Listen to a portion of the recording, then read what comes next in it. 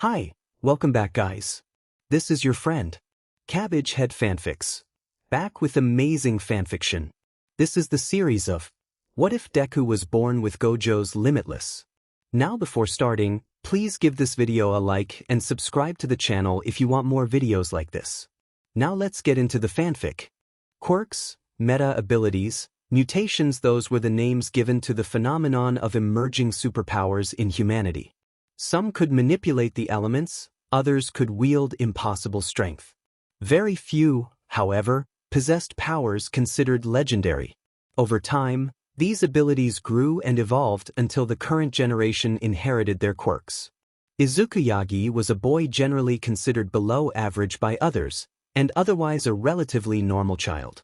He enjoyed the outdoors, drawing, and hanging out with friends from preschool. Still, with all might as a father, life was never quite ordinary. Despite being the son of Toshinori Yagi, a man whose hair was as blonde as the sun, Izuku's looks were drastically different.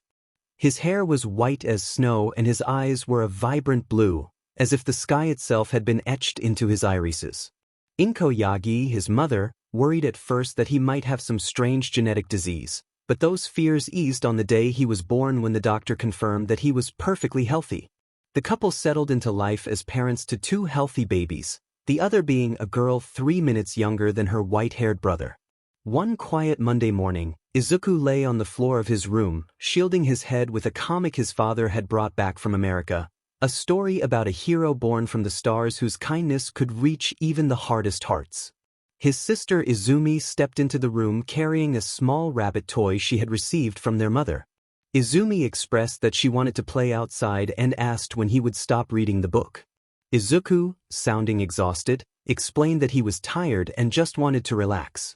Izumi was surprised that he could be tired in the morning, and he admitted that he had not slept well because his mind had been sore and he had a headache all night.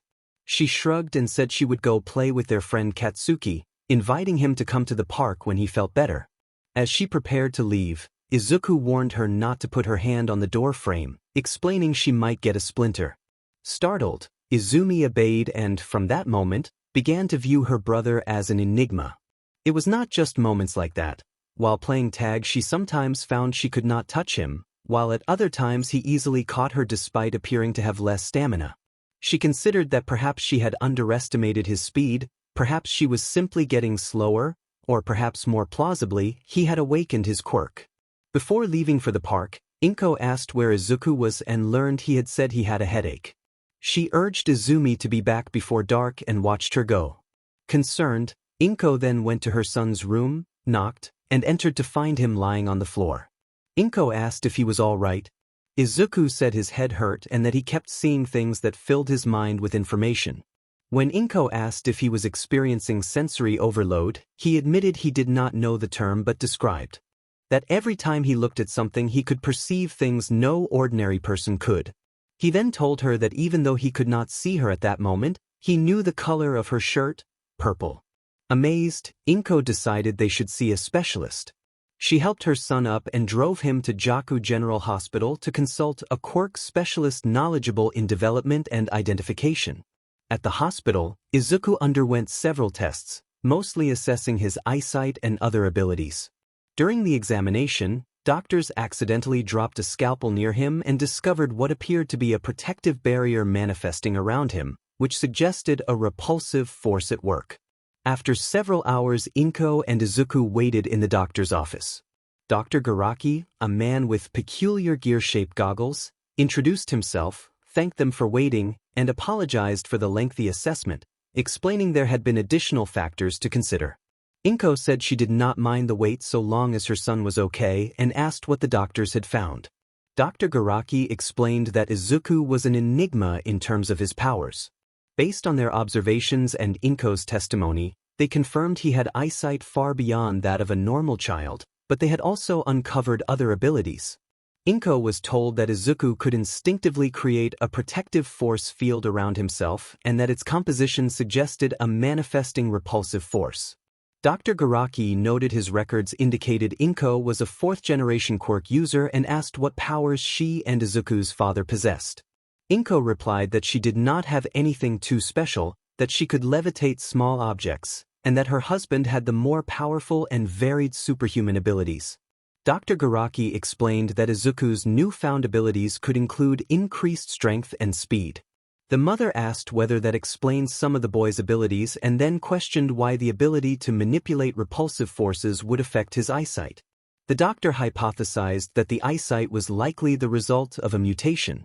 He explained that the human eye normally cannot perceive repulsive forces, so his hypothesis was that Izuku's vision had been augmented to allow him to perceive such forces. The mother said she understood and then asked about Izuku's complaint of headaches from eye strain and whether anything could be done. The doctor thought for a moment and recommended reducing Izuku's visual input since he could not turn down the enhanced perception. He suggested that something as simple as a cloth covering or darkened glasses would obstruct his vision enough to relieve strain. The mother asked if it would affect him negatively, and the doctor reassured her that with a covering he would likely have normal levels of sight and not suffer harm. As they prepared to leave, Dr. Garaki added that Izuku's powers would probably evolve over time and that they should find someone to train him to control his abilities safely. He warned that a quirk like that could be dangerous in a child's hands and advised them to get rest before departing. Before they went, the doctor noted 2 more points. He observed that they had 2 children listed and asked whether the other child had shown signs of awakening a quirk. The mother replied that Izumi had not. She was still a normal child for now. He also explained that since it was their child's quirk, the child had the right to name it and asked whether Izuku had any ideas. Izuku did not answer, unsure what to call it. Dr. Garaki suggested they could choose a name later, acknowledging that everything had been sudden and that Izuku would need time to process. Mrs. Yagi agreed and thanked him. Back at home, Inko prepared food while Izuku sat at the table drawing, wearing a sleep mask his mother had given him to block his sight. Toshinori arrived home early from work and greeted his wife with a kiss. He apologized for being late and explained that he had needed to calm a situation at the store where a villain was causing trouble. Inko smiled and reminded him that heroes must do what they must to help others. As he moved toward his son, Toshinori noticed the sleep mask and asked about it. Inko explained that Izuku had complained of headaches earlier and that after taking him to a quirk specialist, they had discovered he had awakened his quirk. She described how Izuku could manipulate repulsive forces and create a barrier around himself, and that the doctor had said the abilities would likely grow over time. Toshinori felt proud. He reflected that it was better for his son to have been born with a quirk in this era than none at all. He suggested they prepare a celebration. Over the next few hours, Inko and Toshinori baked a modest milk chocolate cake with a chocolate center for Izuku. Izuku helped occasionally, though most of his involvement was sneaking tastes of the chocolate mix. When Izumi arrived home, the family's joy was obvious. She asked what was happening and Inko explained that her brother had manifested his quirk. Izumi reacted with excitement and asked whether it was true. Toshinori confirmed and told her that was why they were making a cake. Izumi asked what flavor they had chosen. Toshinori said chocolate. She pouted that it should have been strawberry, then brightened at the thought of cake and said she could not wait. After dinner, the family finally enjoyed the cake. Izumi reiterated that she still thought strawberry would have been better, and Izuku smiled in response. Toshinori teased that when Izumi awakened her own quirk, she could choose the next cake flavor. Izumi eagerly promised that when her quirk emerged she would have the family make the greatest strawberry cake ever.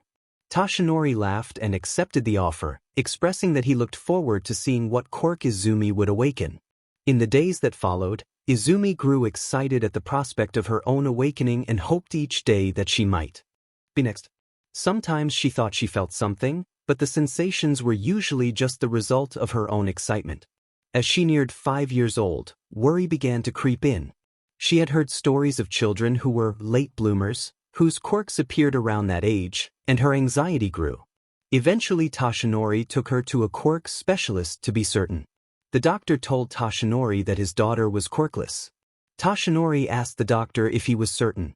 Toshinori wondered whether their daughter should have shown signs of a quirk by now and asked if something might be wrong. The doctor reviewed the parents' medical records and Izumi's x-rays, then explained that, based on what was known from early quirk research, there appeared to be a correlation between the structure of the bones in the foot and the likelihood of developing a quirk. He pointed to the X-ray and described that many people with quirks tend to have a single joint in the pinky toe as part of subtle developmental differences. Izumi's X-rays showed 2 joints in the pinky toe, a trait found in roughly 20% of the population, and the doctor concluded that, according to available research, she was unlikely to develop a quirk. Toshinori remained stoic as he took the news, thanked the doctor, and left the clinic with Izumi. After the appointment, Izumi retreated into silence, ignoring the comfort offered by others, including Izuku, who still saw no reason to think any less of her. A small, bitter jealousy lived in her, but she did not blame Izuku. There was no evidence to justify that he had taken anything from her.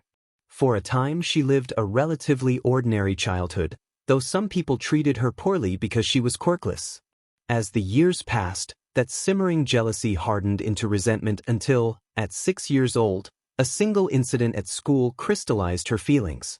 When a group of children tried to intimidate Izumi with sticks, Izuku stepped between them and defended her while the others mocked.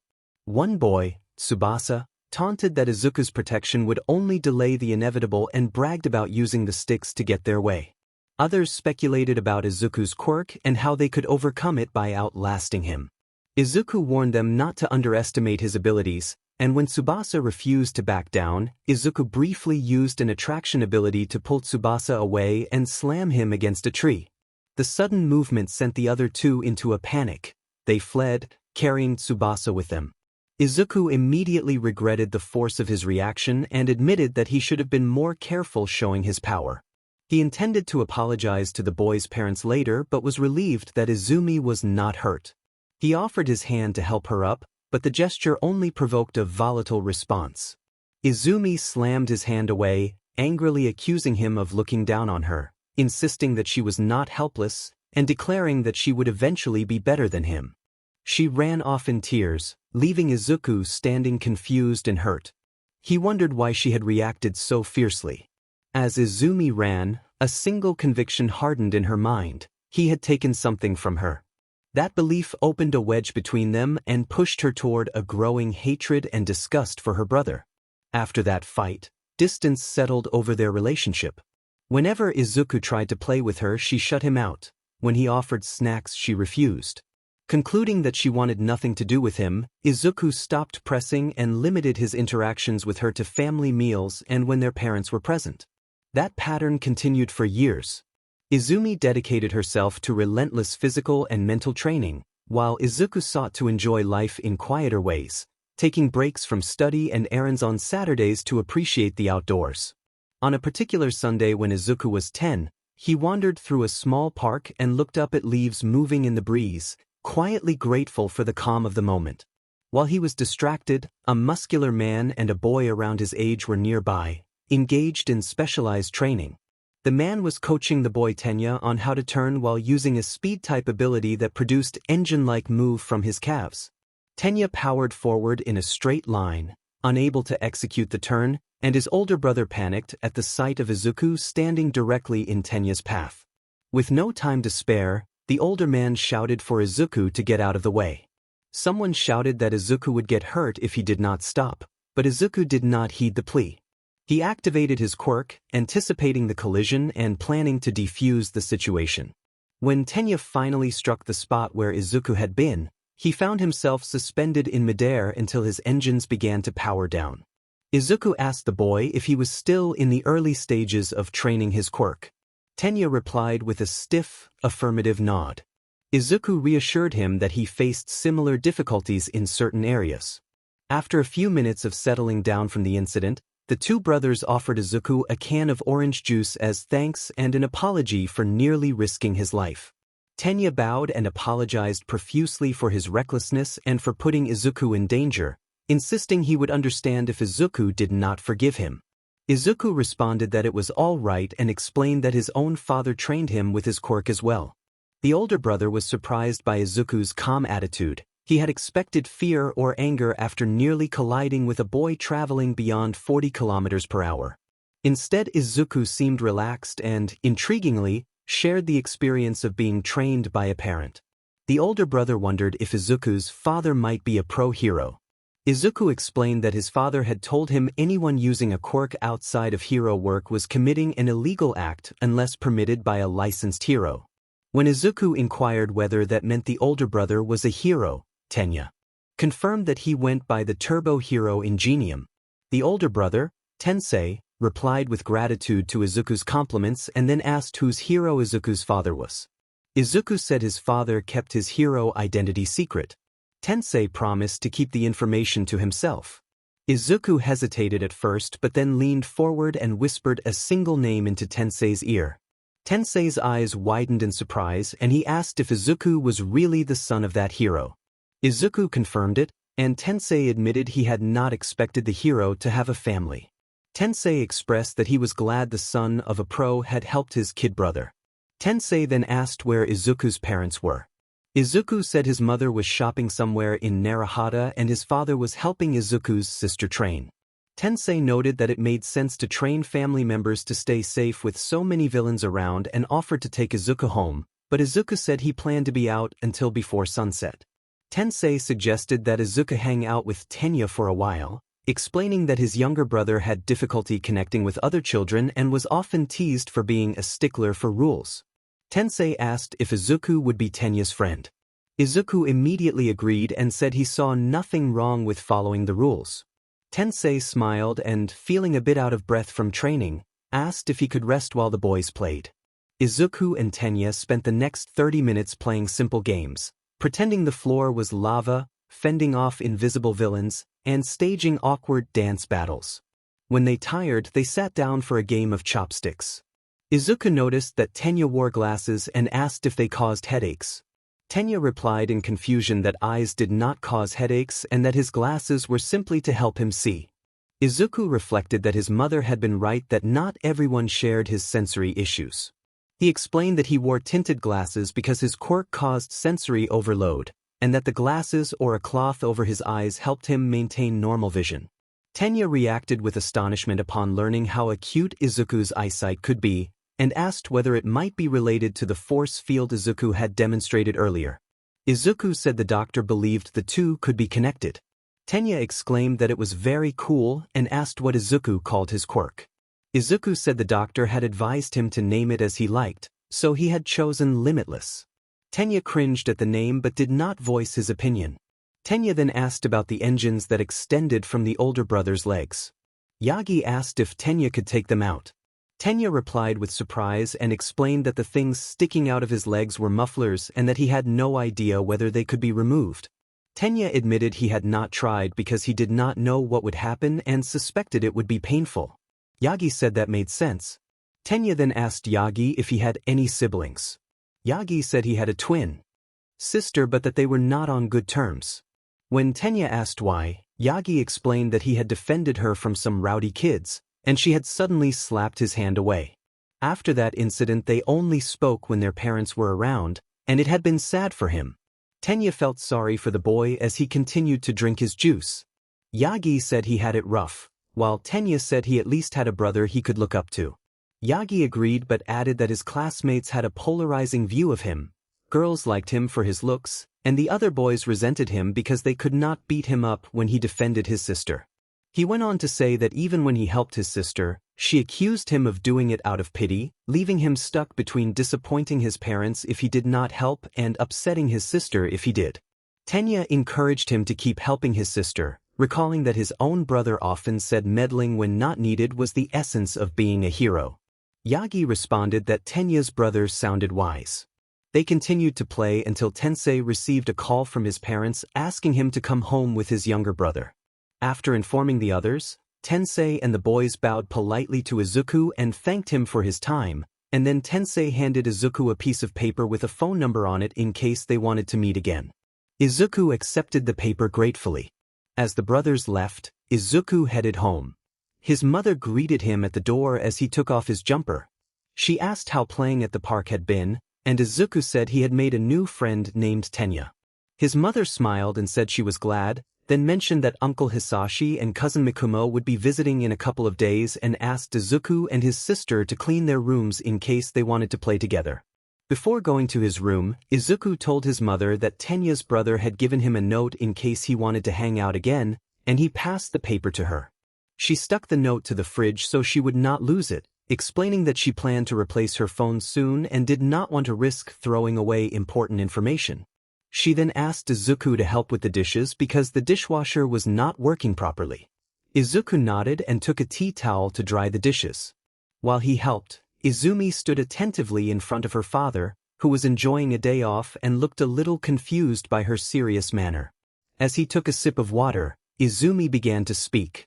Izumi thanked her father for the training he had given her over the past 4 years to improve her physical strength and for his help.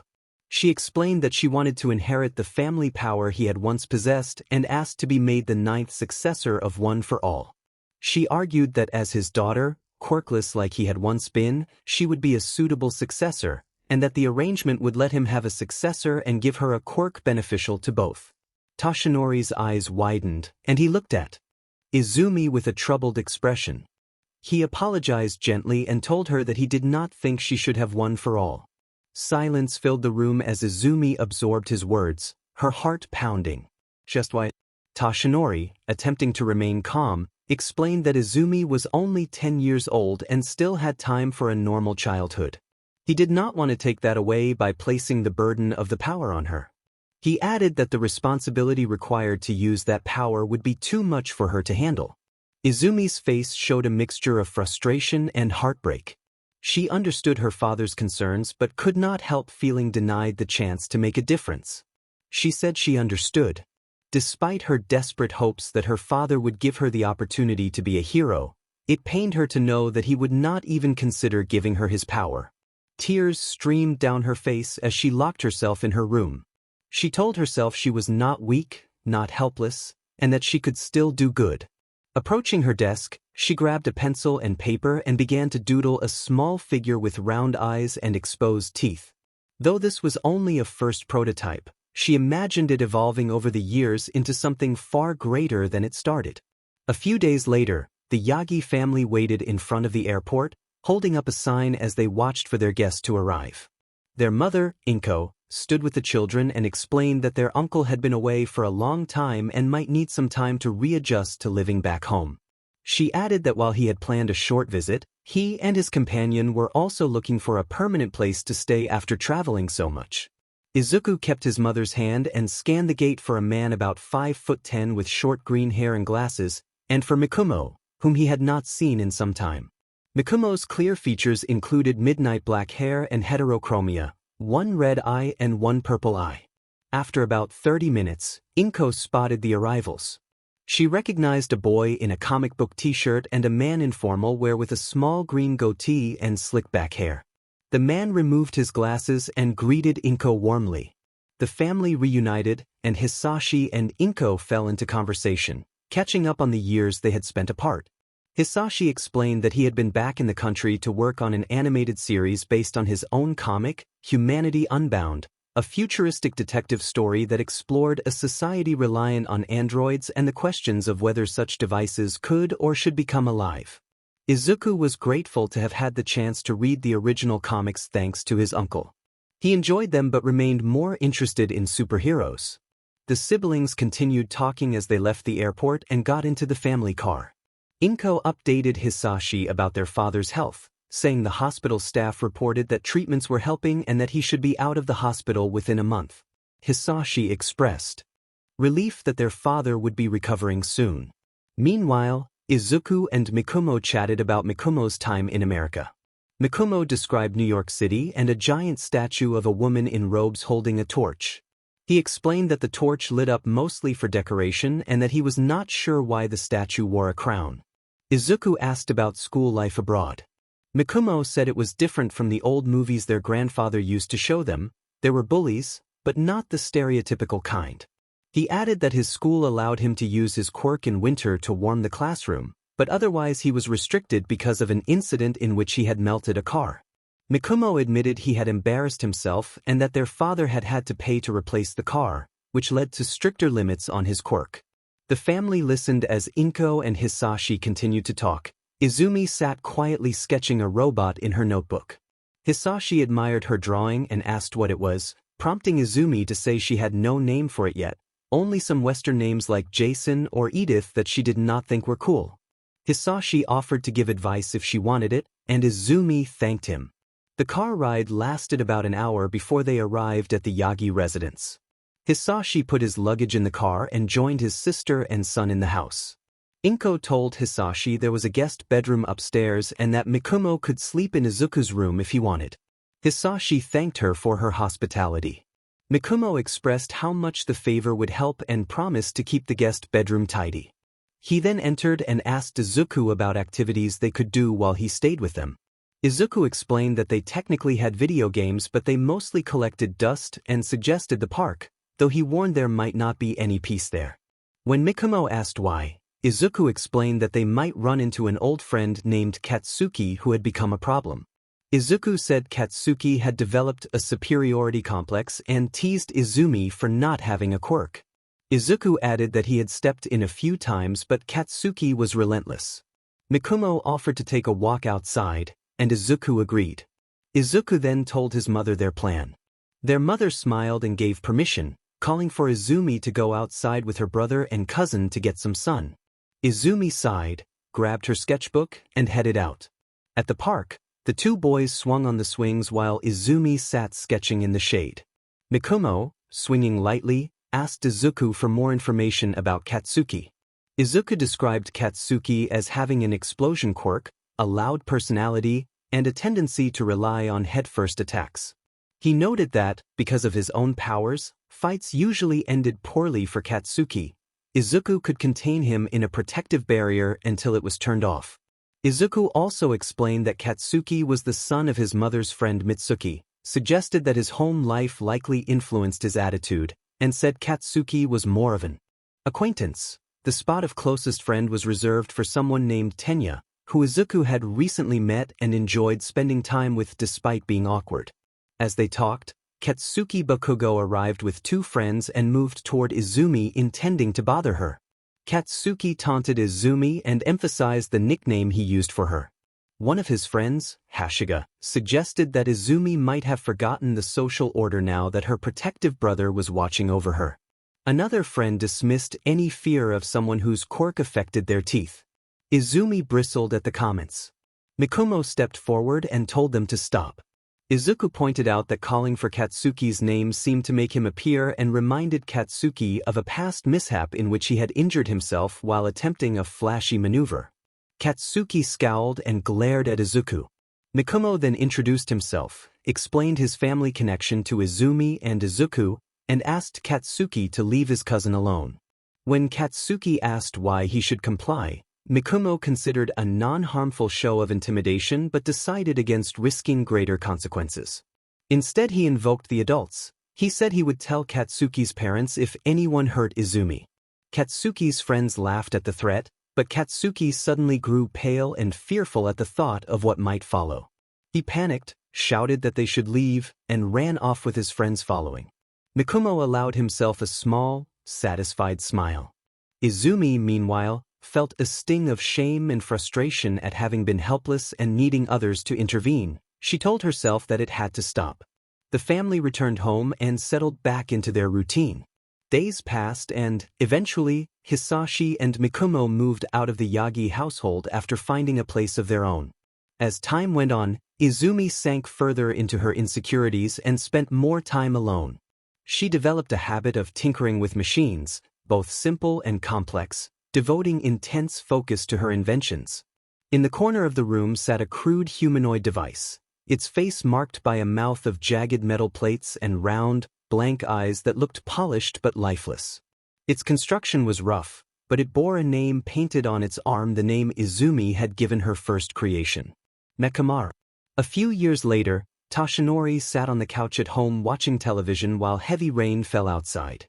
His phone rang with an international number showing an American origin. Curious, he accepted the call, suspecting a potential scam. The caller identified himself as David Shield and told Toshinori that it had been a while since they last spoke. Toshinori replied that family life had been eventful and remarked that his children's progress made time feel as if it had flown by. David observed that Izuku and Izumi were around 12 and asked how they were doing. Toshinori explained that Izuku was doing well in school but had become very popular among his classmates, while Izumi tended to isolate herself because she was quirkless and spent her time tinkering with machines. Toshinori mentioned a robot in her room called Mekamaru that he had not yet seen operate and suggested she might have it running soon. David noted that Izumi's behavior reminded him of his own daughter and asked what Toshinori thought about her inventing things. Toshinori admitted his initial worry that she might be creating something dangerous but said that if Izumi wanted to pursue invention, his role was to ensure she used her talents for good. David then offered an opportunity. He oversaw a series of classes on an artificial island called I-Island, focused on constructing equipment useful to heroes and related fields, and he proposed that Izumi come there to study for a few years. David asked to speak with Izumi directly. Toshinori went to Izumi's room and found her lying on the bed reading a book on robotics. He told her that someone on the phone wanted to speak with her about something that might pique her interest, then left the room to give her privacy and handed her the phone. David introduced himself as a friend of her father's and said he had heard she liked tinkering with machines. He explained that I-Island offered classes on building equipment for the hero field and that, if her parents agreed, the island could accommodate her needs and arrange for the National Education Department to provide her middle school curriculum there. He asked what Izumi aspired to be. Izumi considered the question. Once she had imagined being a hero like her father, but without inheriting his power she had begun to wonder whether she could be a hero at all. She decided she wanted to be a hero who did not need a quirk to save others.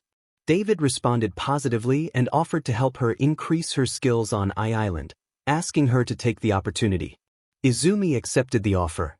David then asked to speak with Toshinori again to explain the details, and Izumi passed the phone back to her father. After the call, David went over the arrangements with Toshinori. When Inko returned home, Toshinori repeated the proposal. Inko reacted with concern about sending Izumi to an island in the middle of the ocean for 3 years. Toshinori acknowledged her worries but argued that the chance to learn from someone like David could benefit Izumi in the long run and that David could help with more than just robotics. Inko worried about how other children on the island might treat Izumi. Toshinori reassured Inko that if any bullying occurred he would remove Izumi from the program. He pointed out that David's own daughter was quirkless and remained on the island, which suggested she was being cared for regardless of her status. After weighing the options, Inko agreed to the plan. Izumi packed her things, and a few days later David arrived in Japan to pick her up. David greeted Izumi upon arrival and said that Melissa had been waiting patiently to meet her. Izumi paused for a moment before answering. Izumi told the attendant that she had a few more things to do before she left. She then turned back to her parents and embraced them warmly for a few moments before waving goodbye. Inko called out for her to stay safe, and Toshinori reminded her not to forget to call every once in a while. After boarding the plane, Izumi watched the coastline of Japan recede and thought about her future, especially about her brother. She vowed to herself that she would not allow Izuku to see her as weak any longer. When the time came she would prove she was far stronger than he realized, and she would surpass him. 3 years passed. Both children were about 15 and in the final year of middle school. Izuku, who had been admitted to semi-private academy, sat in his homeroom reading his English textbook. He sighed under his breath, and Tenya looked at him with concern. Tenya asked what was wrong, and Izuku explained that he was just annoyed by the homework. Tenya noted that he had needed help from his older brother with some of the words. Izuku commented that at least they were not reading something in archaic language, and Tenya agreed that some classmates would find those plays difficult. Izuku admitted that if he wanted a tragic romance he would watch an adaptation instead of reading the original, and Tenya replied that an adaptation could not fully replace the original, even if it was more interesting. Izuku said the adaptation made things more engaging anyway, and Tenya confessed he worried even more about Izuku for that reason. When the bell rang, the students left for their next class. Tenya and Izuku walked together, Tenya slightly taller. Tenya asked where Izuku hoped to go for his hero training. Tenya himself hoped to enter UA's hero program. Izuku said he had heard rumors that UA might change its selection process to admit fewer students. Tenya explained that those were only rumors and suggested the goal might be to focus on creating quality heroes rather than increasing numbers. Izuku said he had been thinking about Shiketsu for its hero program. Tenya asked why Shiketsu, since a student like Izuku might benefit more from UA. Izuku answered that style mattered to him and that Shiketsu's uniform colors complemented his lighter hair. Tenya blinked in surprise and asked for clarification. Izuku emphasized that darker uniforms looked better with his hair, and that UA's gray uniform did not suit him. Tenya stumbled over a response but mentioned that his brother had once told him about a former classmate now teaching at UA who had mentioned a new uniform customization policy the principal wanted to encourage. Upon hearing that, Izuku brightened and decided that UA would be the choice after all. Tenya expressed surprise that Izuku had changed his mind so easily. They went about their school day together, completing classes and discussing the weather, any recent villain incidents, and homework. After school they walked home and separated when Izuku reached the train station. Izuku could not stop thinking about Izumi. They had not had a proper conversation in years and he worried for her. He wondered whether she still bore resentment toward him. Walking through the long tunnel on his way home, Izuku heard clanging metal behind him. A manhole cover flew upward and struck the tunnel ceiling, leaving a dent. He turned and saw a mound of dark, viscous material rising from the manhole, a pair of eyes and a toothy grin emerging from it. He realized this was a villain looking for trouble. The figure chuckled and announced that Izuku would make the perfect vessel for it to hide inside. Izuku answered that he would not allow the villain to take control of him and asked the creature to leave him alone. The villain lunged to engulf him, but its attack passed through nothing and failed to touch him. The attacker looked confused and realized it could not reach him because an invisible barrier surrounded Izuku. It exclaimed in confusion as Izuku explained that his quirk allowed him to create extraordinary defenses. Izuku's barrier expanded, pressing the dark figure back against the tunnel wall. The villain strained to keep its form under the pressure. After a short time, the figure's features dulled and its shape lost cohesion, sliding into a weakened puddle on the ground. Izuku remarked that it had been a very bad day for the villain. Izuku told the fallen villain that it had tried to take over his body and that it had gone unconscious. He added an apology for going a bit overboard but insisted he had to defend himself. He watched the defeated foe for a moment and then heard someone sob loudly as a man leaped out of the sewers. Tashinori, in his all-might persona, announced that there was no need to fear and that everyone was safe now that he was there. Izuku greeted his father, relieved to see him. Tashinori asked if Izuku was all right, and Izuku explained that he was fine and that the villain had only been causing trouble. Tashinori said that Izuku had made his job much easier and confirmed that he had been chasing the villain after a robbery at a small convenience store. Izuku noted that the villain was made of sludge, and Tashinori replied that they would improvise. Tashinori collected 2 plastic bottles and, with Izuku helping politely, began to gather the blobs of sludge. They worked together efficiently, and the villain was contained in those makeshift containers. Tashinori thanked his son for the assistance, and Izuku told him not to stay out too late. Tashinori leapt back into the air with a practiced motion, creating a gust that ruffled Izuku's hair as he watched his father fly off and fade into the night. Later, Izuku returned home, removed his shoes, and announced his arrival. Inko welcomed him and asked about school. Izuku said it had been fine and mentioned that Tenya had asked him which school he planned to attend to begin his path as a hero. When Inko asked whether he had decided, Izuku said he had settled on UA because it was where his father had gone. Tashinori warned him not to let confidence replace hard work and reminded him that he and Izumi would need to earn their places by skill alone. Izuku promised not to disappoint him. When Tashinori arrived home after a day of hero work, he depowered and admitted that it had been a trying day. Izuku asked if the sludge villain had been handed to the police, and Tashinori confirmed that the villain had been taken to a specialized facility because regular cells could not contain someone with that quirk. Izuku expressed sympathy for the villain despite his crimes. Inko approached Tashinori and kissed him on the cheek, welcoming him home and asking him to change and wait at the table for dinner.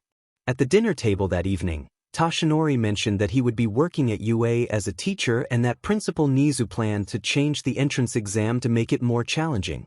Izuku reacted with interest, and Tashinori said he had a special assignment he could not discuss yet. Izuku teased that he would pester his father until he learned more. Toshinori then shared that Izumi would be returning to Japan in 10 months and that she planned to take the support course entrance exam at UA. Inko expressed confidence that Izumi's training on Island would help her pass.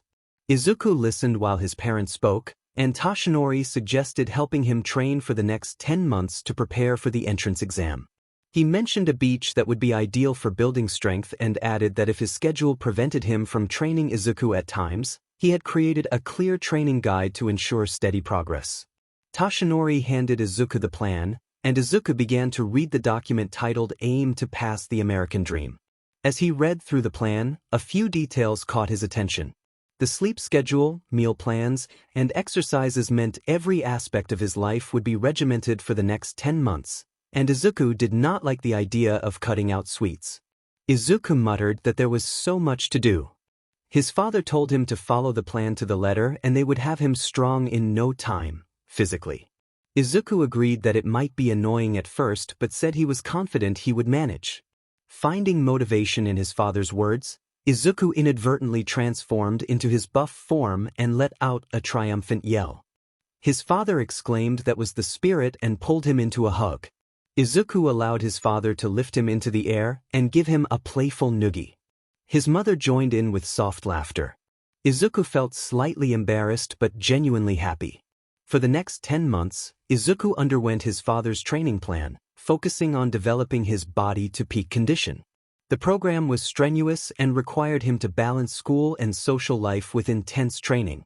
On some days he exhausted himself, but over time he felt unstoppable. With a damaged quirk and a newly impressive physique, brushed off the rust and revealed much untapped strength. After that PRD, on a Monday morning Izuku woke around 7, dressed in his semi-private academy uniform, and walked downstairs. He found his father in a black suit with a white shirt and bright red tie, drinking a cup of water. His father told him that today was the day, that 10 months of progress led up to this moment, and complimented his broad shoulders and muscular build, remarking that Izuku looked like he could replace him. Izuku protested modestly that the compliment was kind but unrealistic. He still had many years ahead before such a possibility. His father said he was proud of the man Izuku was becoming and added that his grandmother Tashi would be proud as well. The mention of Tashi surprised Izuku. His father did not often speak of his mother, who had died when his father was young. Hearing the name filled Izuku with quiet confidence. His father finished his drink, shifted into a more imposing form, and left through the front door. He asked Izuku to pick up a few things from the store, since his sister would be coming home that day. Izuku agreed. Before leaving, his father reminded him cryptically that hero work was not just about defeating villains. Leaping into the air, Izuku made his way to the train station and met up with Tenya. Tenya asked if Izuku was excited about the day. Izuku said he was curious about what kinds of trials they would face. Tenya explained that he had tried to get clues from his brother but expected that knowledge from past years would be of little use. Izuku agreed that repeating the same exams each year would make preparation trivial and ruin the point of testing. Tenya expressed hope that an academy like UA would make the exams interesting. A large young man, roughly 6'3" with short hair, approached them enthusiastically and asked if they were applying to UA as well. Izuku and Tenya were surprised by the sudden interruption. The newcomer apologized for barging in and explained he had been excited to meet others taking the entrance exam. Tenya reassured him that being surprised was understandable and no apology was necessary.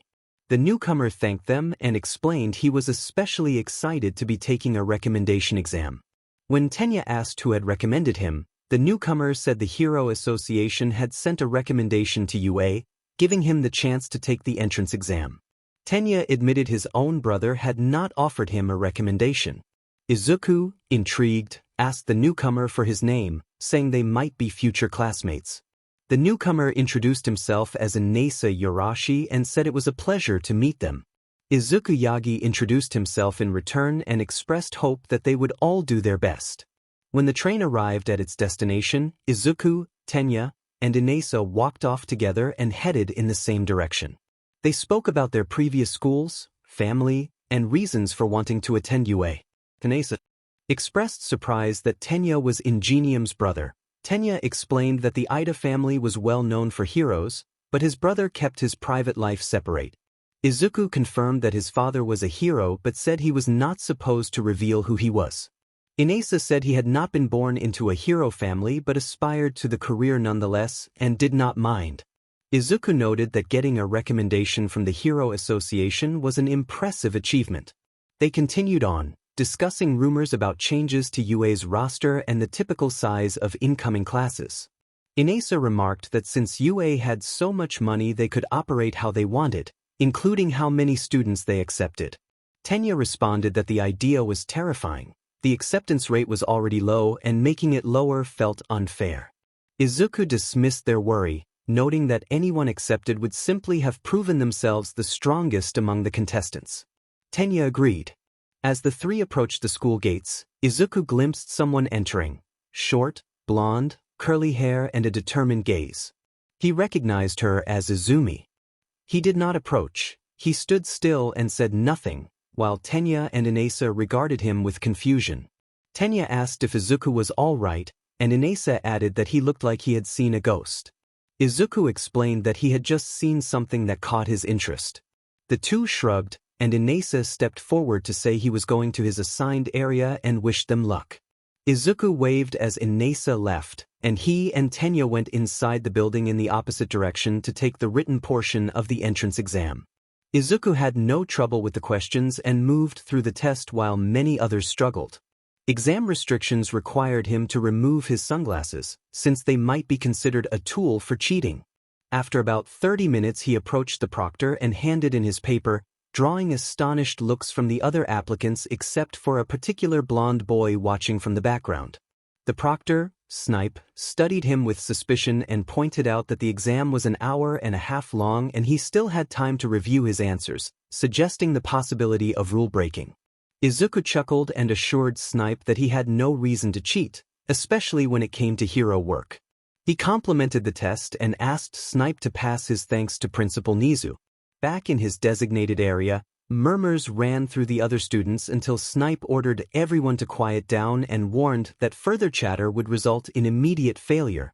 An hour later, after all test papers were collected, Snipe left and Present Mike took the stage to deliver the orientation for the practical portion. Present Mike greeted the candidates energetically and tried to get them excited, but the room remained quiet. He explained the practical exam format, 10-minute mock battles in urban-style settings, after which students would be sent to their assigned battle stations. He outlined 3 types of enemies, each worth different points based on difficulty, and emphasized that points were earned by defeating villains in combat with the goal of accumulating as many points as possible.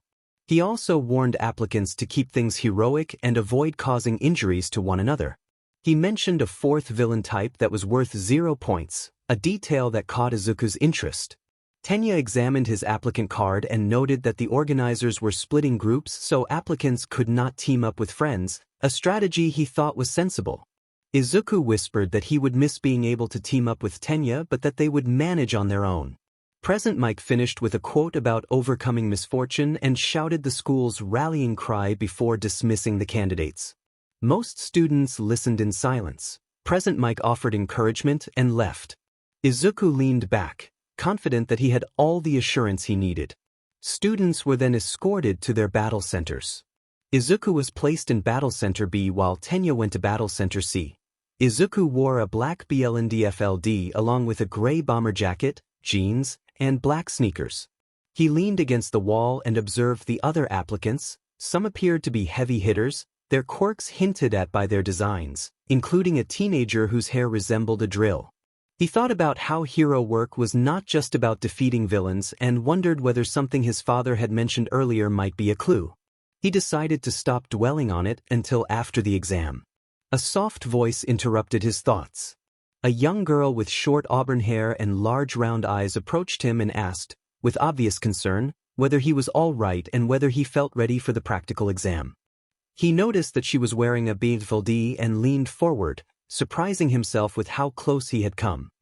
He teased that her face was round, comparing it to a marshmallow. The remark both weirded and surprised her. She managed to tell him she had thought he was hurt or blind, and he explained that, Despite the blndfld, he could still see. He said he wore it to reduce the amount of visual information reaching his brain. She apologized for the misunderstanding. He asked why her jacket was so large, and she explained that her father had bought a bigger size, hoping she would grow into it. He remarked that the sleeves were almost longer than her arms, and she insisted she could manage. He admitted that, at first glance, he might have assumed she was older because of her white hair. He added that if his friend were present, the friend would likely assume she was trying to sabotage him. She panicked and hurriedly denied any malicious intent. A sudden loud voice cut through the tension. Present Mike called out from a tall pillar behind them, commanding everyone to start and warning that there were no countdowns in real battles. He urged the contestants to run and stop wasting air. Izuku noticed the entrance to the battle center opened silently and seized the chance, running in while the other students only realized he was far ahead once they spotted him 100 meters away. That sent the crowd into a frantic scramble as they pushed and shoved to get inside. Inside the arena, the contestants were met with piles of disabled training robots, each marked with numbers between 1 and 3. Izuku stood over one of the disabled machines with a smile, reporting that his total was 37 points. Hearing that, the remaining contestants scattered through the center in search of any remaining targets. Some made a solid effort, including the brown-haired girl from earlier.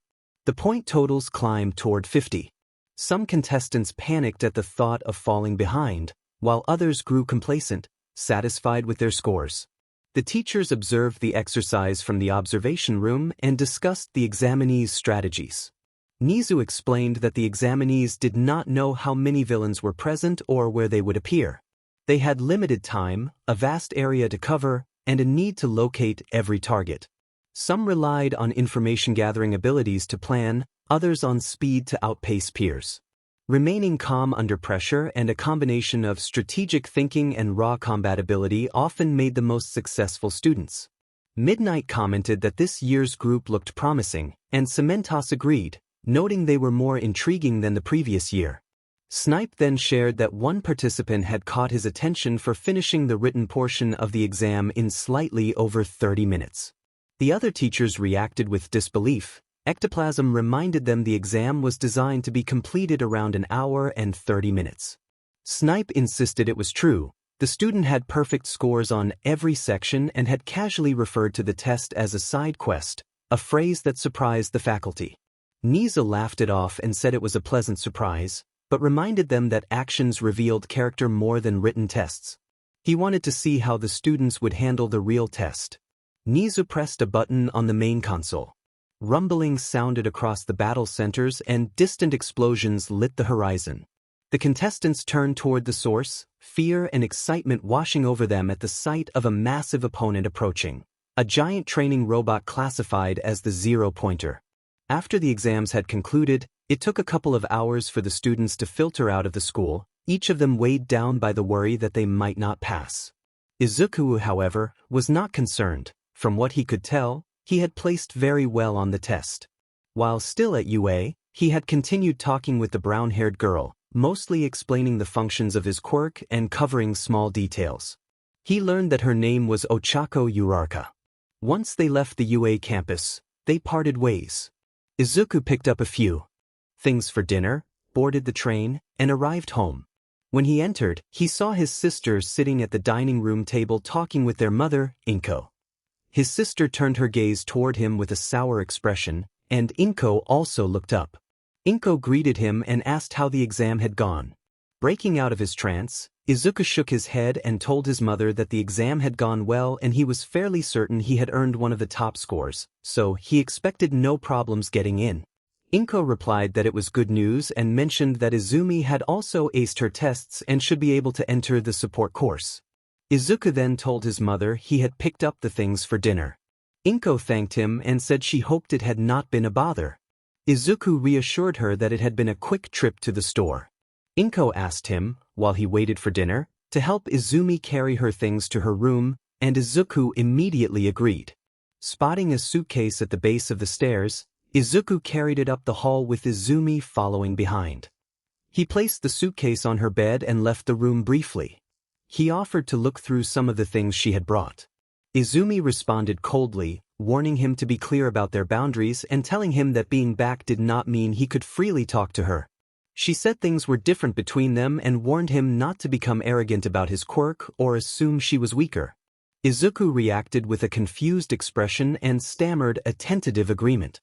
Izumi emphasized that, for their mother's sake, she would speak to him like a normal person but that they were not on friendly terms, and then she told him to leave her alone because she wanted to rest after the long trip. She closed her bedroom door. Izuku said he understood and walked away feeling a little lonely. Back at UA, the teachers gathered to decide admissions to the Hero course, General Studies, and the Support course. Nizu addressed the staff, explaining that with the exams finished they needed to begin selecting students for the Hero course and that the program had been reduced to 20 slots to emphasize quality over quantity. He asked which students should be included. Midnight spoke up with positive remarks about the applicants' combat capabilities and rescue skills, saying she saw no reason to exclude them. Snipe added that Toshinori's son had displayed impressive feats during the physical portion of the test, scoring the highest combat points and earning significant rescue points, and argued that someone with those results was well suited for the heroics program. Toshinori felt embarrassed by the praise, proud yet aware of his son's flaws. Aizawa countered with a gruff objection, arguing that the boy's cockiness and self-centered attitude were not traits befitting a hero and that the school should reject him based on those observations. Nizu responded that the institution existed to help remove such impurities, reminding the group that Izuku was young and had time to grow and change. Vlad, who had overseen the recommendation exams, recommended Shoto and Inesa for their strong practical performances and Momo Yaoyorozu for her solid showing in both practical and written portions. The teachers raised no objections to placing those students in Class 1A, which, combined with previous choices, filled several of the available spots. The meeting continued with suggestions and debate over the remaining openings. Later, Toshinori returned home and found his family gathered at the dining table enjoying a home-cooked meal. Inko welcomed him back warmly. Toshinori apologized for being delayed because he had been occupied with Nizu, and Inko waved off the concern, saying there was no need to worry. Inko told the family to sit and eat, and Toshinori responded that he had developed an appetite. They ate calmly while both parents asked Izumi a steady stream of questions about her stay on Island. Izumi explained in detail the work she had done, mostly inventing various devices, including one that walked down the stairs to make its first formal appearance. Inko asked what the thing was, and Izumi answered that it was the latest iteration of her invention, which she called Mechamaru. Inko reminded Izumi to make sure she did not leave it out, and Izumi promised to keep Mechamaru from roaming around. The four continued their dinner together, sharing a warm moment as the night hours passed. Despite the family atmosphere and conversation between him and his sister, Izuku still felt a quiet loneliness. He sensed that his sister was keeping her distance, and over time that began to sting. Weeks later, 2 letters arrived at their home, each sealed with the UA insignia pressed into red candle wax. Inko announced that the test results from UA had arrived. Izumi took her letter to her room to open it, while Izuku stared at his until his mother handed it to him. He sat at his desk and carefully opened the envelope, finding a hologram projector inside. After he removed the device from the envelope, it displayed a holographic image of Nizu seated at his desk, projecting authority despite his small stature. Nizu introduced himself as the principal and explained that, although All Might normally addressed recipients, Izuku had drawn his interest after much discussion. Nizu noted that much of the staff, himself included, had observed Izuku's power and strength and suspected his father had helped develop those skills. He also cautioned that signs of arrogance had been detected and that, while confidence was acceptable, the staff would take action if Izuku could not tone it down. Nizu then delivered the central news. Despite some skepticism, Izuku had aced the written test and performed spectacularly on the practical, and he was qualified to join UA's heroics program. Nizu congratulated him and welcomed him to UA High. Izuku smiled at the announcement. After exiting his room, he met his mother and gave her a thumbs. Inko hugged him in excitement, telling him how proud she was and marveling that he had been accepted. Izuku reassured his mother that he would always be her son, no matter how old he got. In his sister's room, Izumi watched with a small smile as a congratulatory message hovered before her. She had been accepted into the support course. The exact thoughts running through her mind were uncertain even to her, but she resolved to prepare, to hone her skills, and to build something that could defeat her brother and prove to him that she was not weak. Weeks passed. Izuku stood in front of the mirror, posing in his new UA uniform. With UA's revised uniform policy, students could customize their uniforms with only minor changes. Izuku's primary color was obsidian black with forest green accents. As he continued to check his appearance, his phone rang. Tenya was calling from the train and asked where Izuku was, noting he had not been seen at the station. Izuku explained that he had been busy with some things and assured Tenya he would make it to school. Tenya warned that school started in 45 minutes and that Izuku might not get there on time, adding that the principal might be displeased if he were late on his first day. Izuku replied with confidence and then ended the call, leaving Tenya exclaiming in surprise that he had been hung up on. Izuku grabbed his bag and headed for the front door, where his mother was waiting. Before he left, Inko expressed her happiness at his chosen career path and voiced a quiet worry. She admitted that when his father first told her about his job, she was terrified of receiving a phone call with bad news. She said she was grateful to have had many years with her husband and wanted Izuku to live long enough to build a life of his own. She asked him to stay safe. Izuku understood and, instead of arguing, gave her a confident smile and lifted his sunglasses, promising to be careful and stating his determination to become the strongest, as his father had been. Finishing the conversation, Izuku used his quirk to manipulate attraction and travel long distances with little effort, arriving at UA's gates with plenty of time. He waited at the front until Tenya arrived, running toward him. Tenya waved to his friend and remained naturally puzzled by the situation. Izuku explained that his quirk had made it easy to get there. A brief silence followed as Tenya accepted that Izuku could do such a thing, then the two walked into the main campus building. Izuku began a conversation with his longtime friend. Izuku wondered aloud whether Inesa would be in their class. Tenya replied that a recommendation did not automatically guarantee entrance to the hero course. Izuku said he hoped Inesa would be. He liked the young man and felt his energy would be motivating. Tenya agreed that Inesa's attitude was inspiring and that he always put effort into things. Izuku then asked what their other classmates might be like and whether some would be stronger than them. Tenya acknowledged that it was certainly possible for some people to have better abilities. Izuku insisted that, at least in his case, he doubted many would surpass him. Tenya admitted concern that Izuku's ego might be somewhat inflated. Izuku defended himself by explaining that his life had often put him in situations where those who looked down on him were surprised to find he was stronger, and he said he tried to keep his ego in check. Tenya conceded the point and reminded him that the teachers at UA would be different from those at Sumai. Izuku promised to behave and called Tenya his best buddy. The two walked through the halls of UA, checking classrooms until they found the door to their assigned room. They were amazed at its size. Izuku commented on how Principal Nizu did not play around when accommodating students. Tenya urged them to go inside instead of lingering at the door. Izuku agreed that they should ready themselves for the next 3 years. When they entered, only a handful of students were present. Near the back sat a rather prestigious girl. Beside her a gloomy two-toned-haired boy, and a short boy with hair that looked like a cluster of grapes. Izuku noticed Katsuki sitting apart and grinned, then approached to get under his skin. Izuku greeted Katsuki by calling him Kaken and asked how he was. Katsuki did not respond and turned away. Izuku teased that he was stronger now and wondered if Katsuki was still upset. Katsuki muttered for him to go away and then repeated the demand more loudly when Izuku pressed. Katsuki eventually shouted for Izuku to leave. A few other students watched while Izuku backed off. Izuku apologized and explained that it had been a while since they had seen each other and he wanted to relive some memories. He asked about Tsubasa, wondering if he was still upset as well.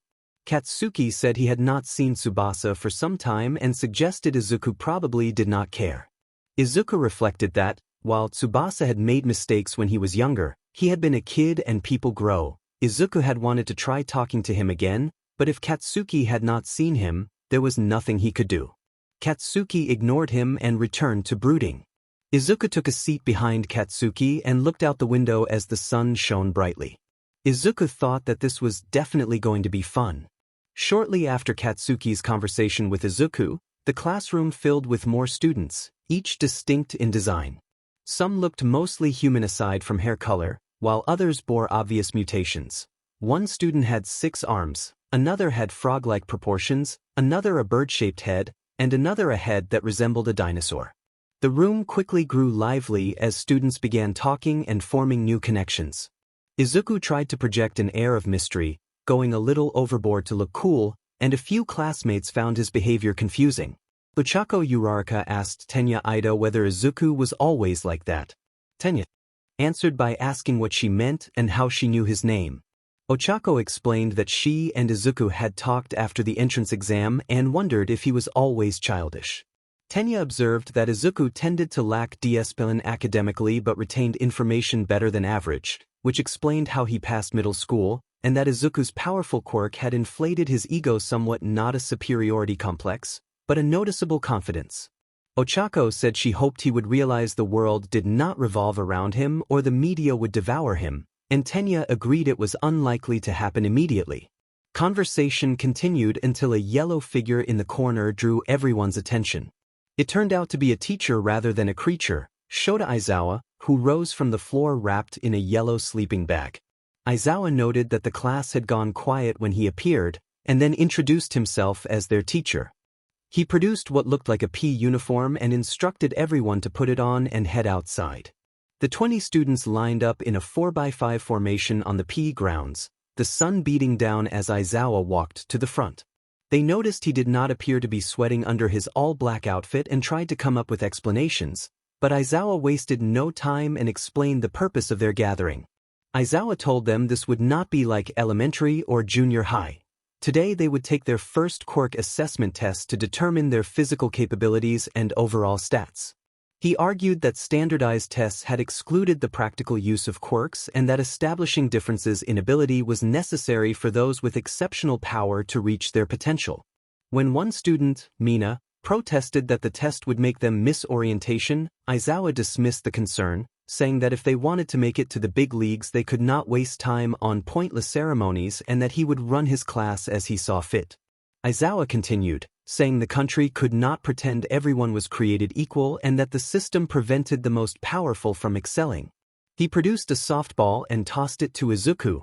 The ball hovered briefly before dropping into Izuku's hand, a demonstration of his infinity quirk holding it steady. Aizawa asked Izuku, addressed by his family name Yagi, what his farthest softball throw had been in junior high. Izuku estimated about 56 meters. Katsuki interjected loudly that he had managed 67 meters. Aizawa teasingly asked Bakugo whether that was his best or if he could do better, which flustered and annoyed the blonde student. Aizawa then instructed them to perform their throws using their quirks, with the only constraint being to stay within the circle. After Izuku took a throwing stance, he fired a small repulsive blast at the ball, sending it soaring. When it landed, the device Aizawa held registered a distance of 1,200 meters. Aizawa announced the measurement and emphasized that everyone needed to know their maximum capabilities to assess potential as pro heroes. The class reacted with shocked gasps at the enormous distance Izuku achieved. Izuku downplayed the feat with modesty, while Bakugo loudly insisted he could do better. Given the challenge, Katsuki took another softball, got into position, and activated his quirk before throwing the ball into the air. Bakugo unleashed a large explosion that sent the ball skyward. It landed a distance that Aizawa measured at 705 meters, which he called impressive for Bakugo. Katsuki reacted with surprise. Izuku reassured him that Katsuki would reach his distance soon. Katsuki grew noticeably upset while Aizawa clapped to capture everyone's attention. Aizawa informed the class that each of them had 3 years to become heroes and warned them not to waste their time with games. He stated that, at least in today's test, whoever finished last would be expelled immediately. Several students reacted with complaints, but Aizawa reminded them that he controlled how the class ran and that anyone with a problem could leave. Mina objected that it was only their first day and asked about refunds for their uniforms. Mineta echoed that it was unfair. Aizawa responded by asking whether disasters, villains, or catastrophic accidents were fair, and argued that the world was full of unfairness. He told them that heroes had to combat that unfairness and push them to go beyond their limits, invoking the school motto, Plus Ultra. Some students hesitated, trying to stay calm, while others were unfazed. Tenya took a sip of water. Aizawa then announced the start of the exercises. Over the next hour, the students of Class 1A took part in the trials Aizawa had prepared: a 50-meter dash, repeated side steps, grip strength tests, and a long jump. Izuku handled most challenges well, quickly establishing himself as an all-rounder. When the test concluded, the results chart assigned placements to each student. Toru Hagakure was last. Despite her usefulness in stealth, she still had the capabilities of an average person. Expecting to be sent home, Toru prepared to leave, but Aizawa admitted he had lied and clarified that no one was going home. He explained that the deception had been intended to make them give their all. Many students were displeased by the trick, especially the weaker ones who had been shaken during the ordeal. Izuku, however, laughed at the panicked reactions. Aizawa acknowledged that his tactic had been cruel and apologized, then dismissed them for the day and told them to pick up a syllabus in the classroom and read it before the next morning. He reminded them that getting off easy that day was not an excuse to slack off and that UA would subject them to tougher challenges in the coming days. The class acknowledged the teacher and dispersed. Izuku and Ida walked together, speaking in their usual orderly fashion about the tests. Izuku commented that the new teacher had gone easy on them, and Ida asked in what sense. Izuku explained that the tests could have been harder if the purpose was to probe limits. Ida admitted concern about Aizawa's approach but expressed trust in the school's judgment and noted that lying undermined trust. Izuku wondered whether Aizawa's monotone demeanor was part of his work persona to intimidate students. Ida acknowledged the possibility. Ochako ran up to them, announcing that she would join them to the station. She introduced herself as Ochako Uraraka and identified Ida by name. Izuku greeted her playfully, calling her a nickname he had used earlier, and Ida asked what the nickname meant. Ochako brushed it off as something unnecessary to explain. The three walked together, talking and forming a new friendship as they discussed the challenges of the hero program. Ochako worried about her lack of physical strength and tactics, and Izuku tried to learn her favorite snack, comparing it with his own preference. They disagreed briefly but parted ways without hard feelings. The next school day started with ordinary high school routines, improved by the finer classrooms, better cafeteria food, and competent staff that showcased the school's superiority. An additional subject tailored to the hero program was part of the curriculum. In the halls, Toshinori appeared in his powered form, bursting into the 1A classroom and announcing his arrival loudly. All Might burst through the door like a hero. Several students' faces lit up as the sight of the symbol of peace fully sank in. Denki could hardly believe it was really All Might, and Eijiro declared that having him as a teacher would make the year fantastic.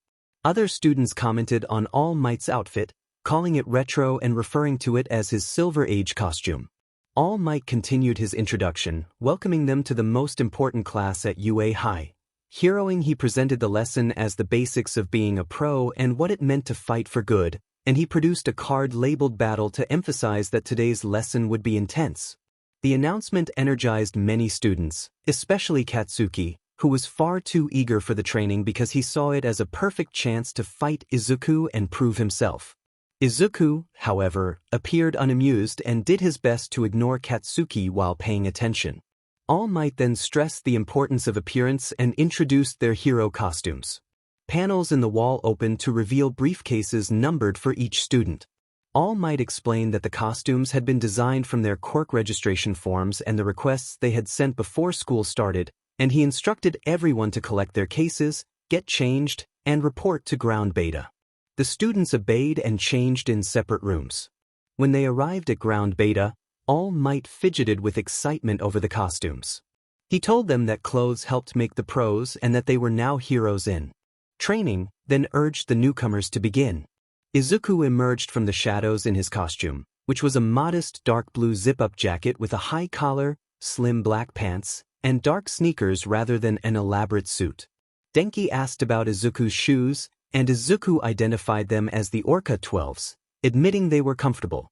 Denki reacted with surprise that the shoes would be available so early, and Izuku replied with a teasing remark that he could tell but that it would not be fair. Denki admitted his envy of cool-looking people, and Izuku reassured him that he would get a chance to change his costume and that given what many costumes looked like, his was not bad. Denki thanked him earnestly.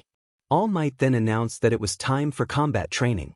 Tenya raised his hand and asked whether they would be using the fake city from the entrance exam and whether they would be doing urban battles again. All Might explained that they were moving the students ahead. While many villain incidents occur outdoors, statistically more run-ins happen indoors: backroom deals, home invasions, and hidden lairs. For this exercise, the class would be split into teams of heroes and villains and would fight 2-on-2 in indoor scenarios. Tsuyu voiced concern that the exercise sounded advanced for them. All Might responded that the best training came from realistic experience and reminded them that they would be facing actual people this time, not just punching robots. He invited questions, but many responses ranged from worrying to nonsensical, which left him visibly frustrated. He then produced a script and outlined the scenario. Villains had hidden a nuclear missile in their hideout, and the heroes must either catch the evildoers or recover the weapon. The villains would win by protecting their payload or capturing the heroes. Time would be limited, and teams would be chosen by drawing lots. Tenya asked if there was a better way to form teams. Izuku moved closer and reminded Tenya of his brother's advice that pro-heroes often have to team up with unfamiliar partners on the fly and sometimes cannot work with the teammates they prefer. Random pairings would therefore train them for unexpected alliances, and Tenya apologized for his earlier question. The students drew letters to determine teams. The resulting pairings had some awkward quirk combinations, but the exercise proceeded.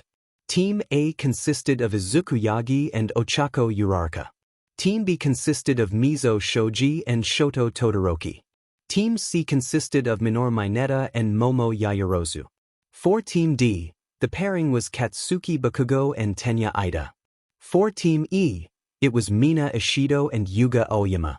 For Team F, it was Rikido Sato and Koji Koda. For Team G, it was Denki Kaminari and Kyokajar. For Team H, it was Fumikage Tokoyami and Tsuyu Azui. For Team I, it was Toru Hagikure and Mashireo Ojiro.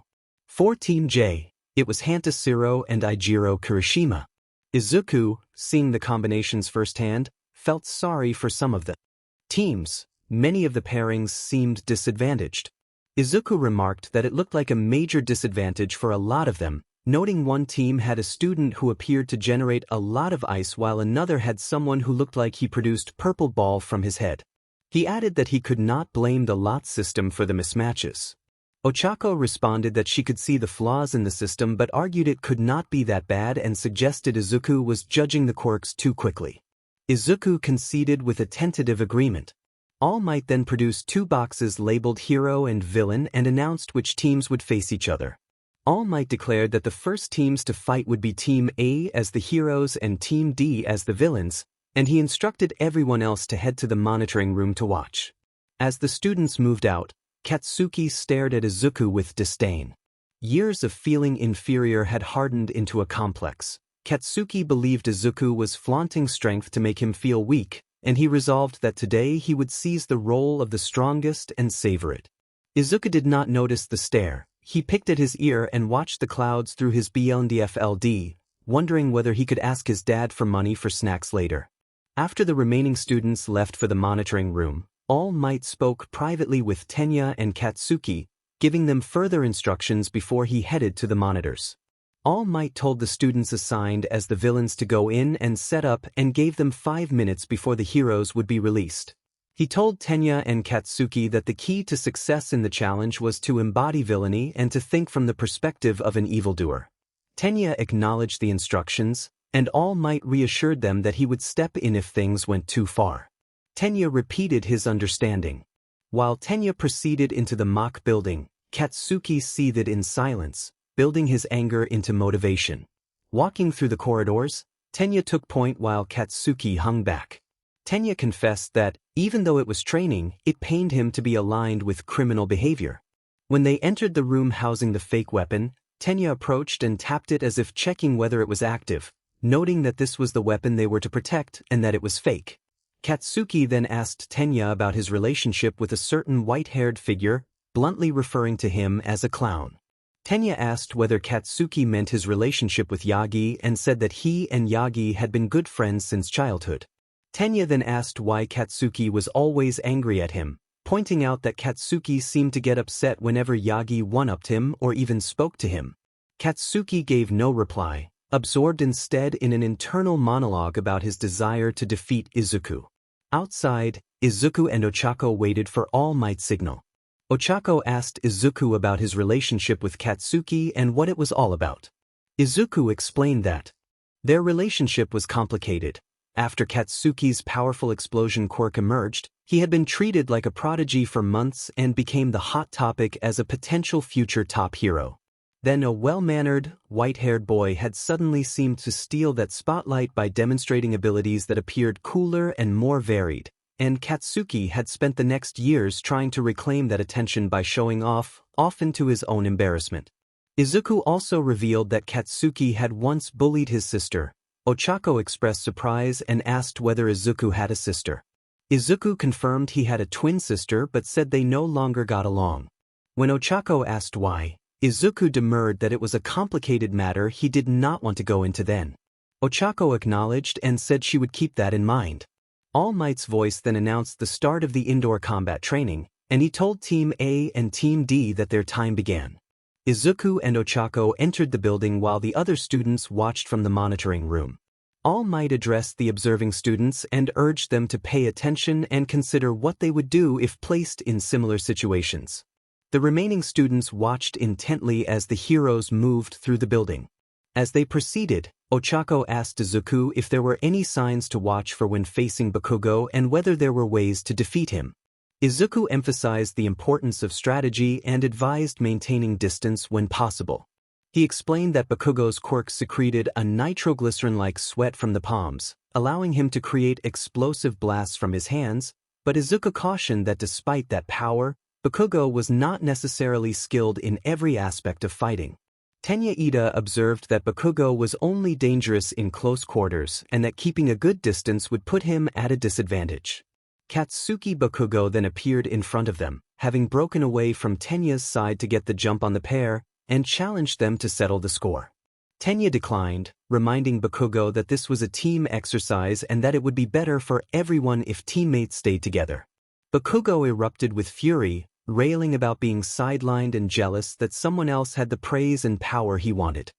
He declared that he would prove he was stronger and that he intended to make the other person suffer until the fight had to be stopped.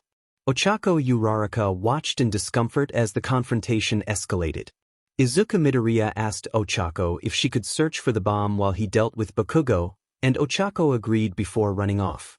Izuku then squared off against Bakugo, narrowing his eyes through his BFLD and offering a small, confident smile as he prepared to face him. Izuku suggested that Bakugo truly wanted this fight and pointed out that they were no longer on the same level, calling Bakugo a small fish in a large pond. Bakugo vowed to wipe the smile from Izuku's face and demonstrated his resolve by igniting his gauntlets and launching a barrage of explosive attacks, intending to catch Izuku off guard. Rather than rely on a barrier, Izuku dodged and countered with a quick kick that sent Bakugo stumbling, then backed away with a swagger. Bakugo pressed the attack relentlessly, and the two engaged in fierce, fast-paced combat. Izuku, confident in his abilities, treated the exchange almost playfully, dodging each attack and using precise physical moves to defend himself. The interior of the training building suffered heavy damage from the explosions and impacts, with walls crumbling and debris flying as the two traded blows and movement. Their fight continued, Izuku moving with an almost dancing lightness and striking poses that only served to further infuriate Bakugo. The anger on Bakugo's face deepened as he felt toyed with and refused to be treated like anyone's plaything. He shouted that he would not allow Izuku to surpass him. Izuku told him bluntly that if Bakugo kept acting as he had been, he would never reach Izuku's level, and that a desire to beat someone else had limits compared to a desire to save people. Bakugo's rage boiled over. He noticed a glow from his gauntlets, grinned crazily, and began preparing a dangerous attack. All Might, watching the exercise and aware of each student's support items, recognized the risk and urged Bakugo not to fire, warning that it could seriously hurt someone. Bakugo bristled, insisting that the target would be able to dodge. Bakugo pulled the pin and unleashed a powerful explosion aimed straight at Izuku. Calmly, Izuku raised his finger and formed a small blue orb of attractive force at the tip, then fired it. The orb executed the blast inward, absorbing and neutralizing the explosion without anyone being harmed. Bakugo stood shocked and began trembling, unable to understand how his attack had been stopped. Izuku explained that even if he had not used the orb, Bakugo still would not have hit him, and lectured about motivation and priorities, telling Bakugo that wanting to beat someone is not the same as wanting to protect others and that such thinking would limit his growth. Bakugo, flustered and angry, tried a sneak attack, but Izuku's defensive technique kept him safe. Bakugo refused to accept the criticism and shouted that without power the other person would be nothing, questioning whether they would be brave without it. Izuku responded coolly that the thought experiment was pointless and that his focus was on winning the exercise. Meanwhile, Tenya had been trying to contact Bakugo after hearing the explosion. He called for a status report and where Bakugo was, but could not reach him. Izuku then used the villain's earpiece he had taken earlier to speak to Tenya, telling him that Bakugo had been taken care of and that he had the other student tied up after their sparring session. A man in a villain's role told Tenya that, unlike his partner, he believed Tenya was reasonable and asked what it would take to make him hand over the weapon. Tenya, hearing that his partner had been apprehended, felt annoyed at being put at a disadvantage, but he was not willing to lose the exercise. He reminded himself that playing a villainous role could be advantageous for learning how to become a hero. Katsuki called Tenya foolish, and Tenya responded with a confused reaction. Tenya then declared that he would never give up the weapon in his possession and that, even if the villain had captured his associate, he would stop at nothing to ensure the weapon did not fall into the wrong hands. The villain sighed and warned that he was not the only one capable of defeating Tenya. Tenya tossed an earpiece back to Katsuki and used his own to contact Ochako. Tenya asked Uraraka whether she had found the bomb. Ochako reported that she had and noted that Ida was present as well. Tenya asked what Ida was doing. Ochako observed that Ida was pretending to be a villain in a corny way and that she was on about the middle of the 5th floor. Tenya said he could get there immediately if she wanted help, but Ochako assured him she could handle Ida and asked him to leave it to her. Revealing herself to Tenya, Ochako allowed Tenya to play out his villainous monologue, and Tenya performed his over-the-top lines for effect. Before Tenya could finish, he suddenly felt himself pulled to the ground as if gravity had increased significantly. He collapsed and could not move while Ochako walked past and touched the weapon. She apologized to Tenya and explained that, although she would have liked to prolong the fight, they had limited time in the exercise and she wanted to end things quickly. In the monitoring room, the students watched in astonishment at the abilities on display. All Might congratulated the two and announced into the microphone that the indoor combat training was over and that the hero team had won. Katsuki reacted with irritation at the result and complained that it was the worst outcome. All Might addressed Katsuki with a comment that seeing him like this did not bring joy. It was mildly amusing but not enough to excuse his past actions, especially in how Katsuki had treated All Might's sister. Katsuki scoffed and insisted that nothing annoyed him more than someone weaker looking down on him. All Might suggested that Katsuki's issues stemmed from his ego being unable to accept help from someone weaker, and he advised Katsuki that being the strongest did not prevent defeat if he could not work with others. He urged Katsuki to reflect on his actions and noted that he would have far more support if he changed for the better. All Might released Katsuki from his binds, and the 4 students stood while All Might announced the results. Despite the hero's victory, All Might named young Ida as the MVP of the exercise. Tenya gasped at the announcement, and Izuku also felt he had performed well enough to deserve consideration. Tsuyu raised a question about why a villain had been chosen when the heroes had won. All Might invited guesses, and Momo Yaoyorozu offered an explanation. She argued that although the heroes had won, Ida earned MVP because he fully embraced his role. She observed that Bakugo's judgment had been clouded by a personal grudge, leading him to abandon Ida and become captured. Yagi had been in his element as a hero but failed when he attempted to negotiate with Ida. Taunting a villain through communications is unwise when they may be endangering lives. Regarding Uraraka, Yaoyorozu noted that while she performed her role seriously and provided clear communications to Yagi, she had used her gravity quirk recklessly without considering potential consequences. Losing control could have caused the weapon to explode before experts could disarm it. Yaoyorozu concluded that while the others treated the scenario as merely an exercise, Ida was fully prepared, maintained a strategy, and never lost sight of his mission to protect the dummy weapon. All Might praised Yaoyorozu for her answer and encouraged everyone to start with the basics and devote themselves wholeheartedly to learning. The woman declared that was the only real way to become a top hero. While the other heroes admired her confidence, Izuku felt uneasy, thinking he and that classmate were unlikely to be on good terms. A nearby student observed that she carried the posture of a rich girl, but conceded she had a point about the exercise and couldn't be faulted for it. The teacher then announced it was time to move on to the next match and urged everyone to think about what they had seen and discussed as they approached their own training. The students complied, and those who had completed the trial sighed with satisfaction, everyone except Katsuki, who brooded over his loss to Izuku. After the battle training, things calmed down for Class 1A. Although everyone had taken part, the students quickly learned the pecking order of quirks. By most assessments, Izuku was considered the strongest among the 20. Beyond his power, his manner when interacting with classmates and other students made him popular, though a few refused to follow the crowd. The attention inflated Izuku's ego a little, despite his attempts to play it off. It didn't help that the media circled him after the training because his father worked at UA. Reporters pressed him about working closely with All Might and what the symbol of peace was like in person. Izuku replied that if he had to summarize, working with All Might had been magnificent. He described All Might as a big teddy bear, strong and muscular, and cooler than most heroes seen on TV. When asked how All Might fared as a teacher and what he was learning, Izuku began to answer but was abruptly grabbed by the back of his jacket and pulled away from the reporters. He initially protested in an arrogant tone, but calmed when he realized Aizawa was the one guiding him away. Izuku addressed Aizawa with a joking complaint about being taken off the spotlight. Aizawa told him, with the frankness of someone who had dealt with the media before, to quit while he was ahead because the press was good at twisting words. He warned that incredible power didn't make someone invincible. One counter quirk could expose a mistake.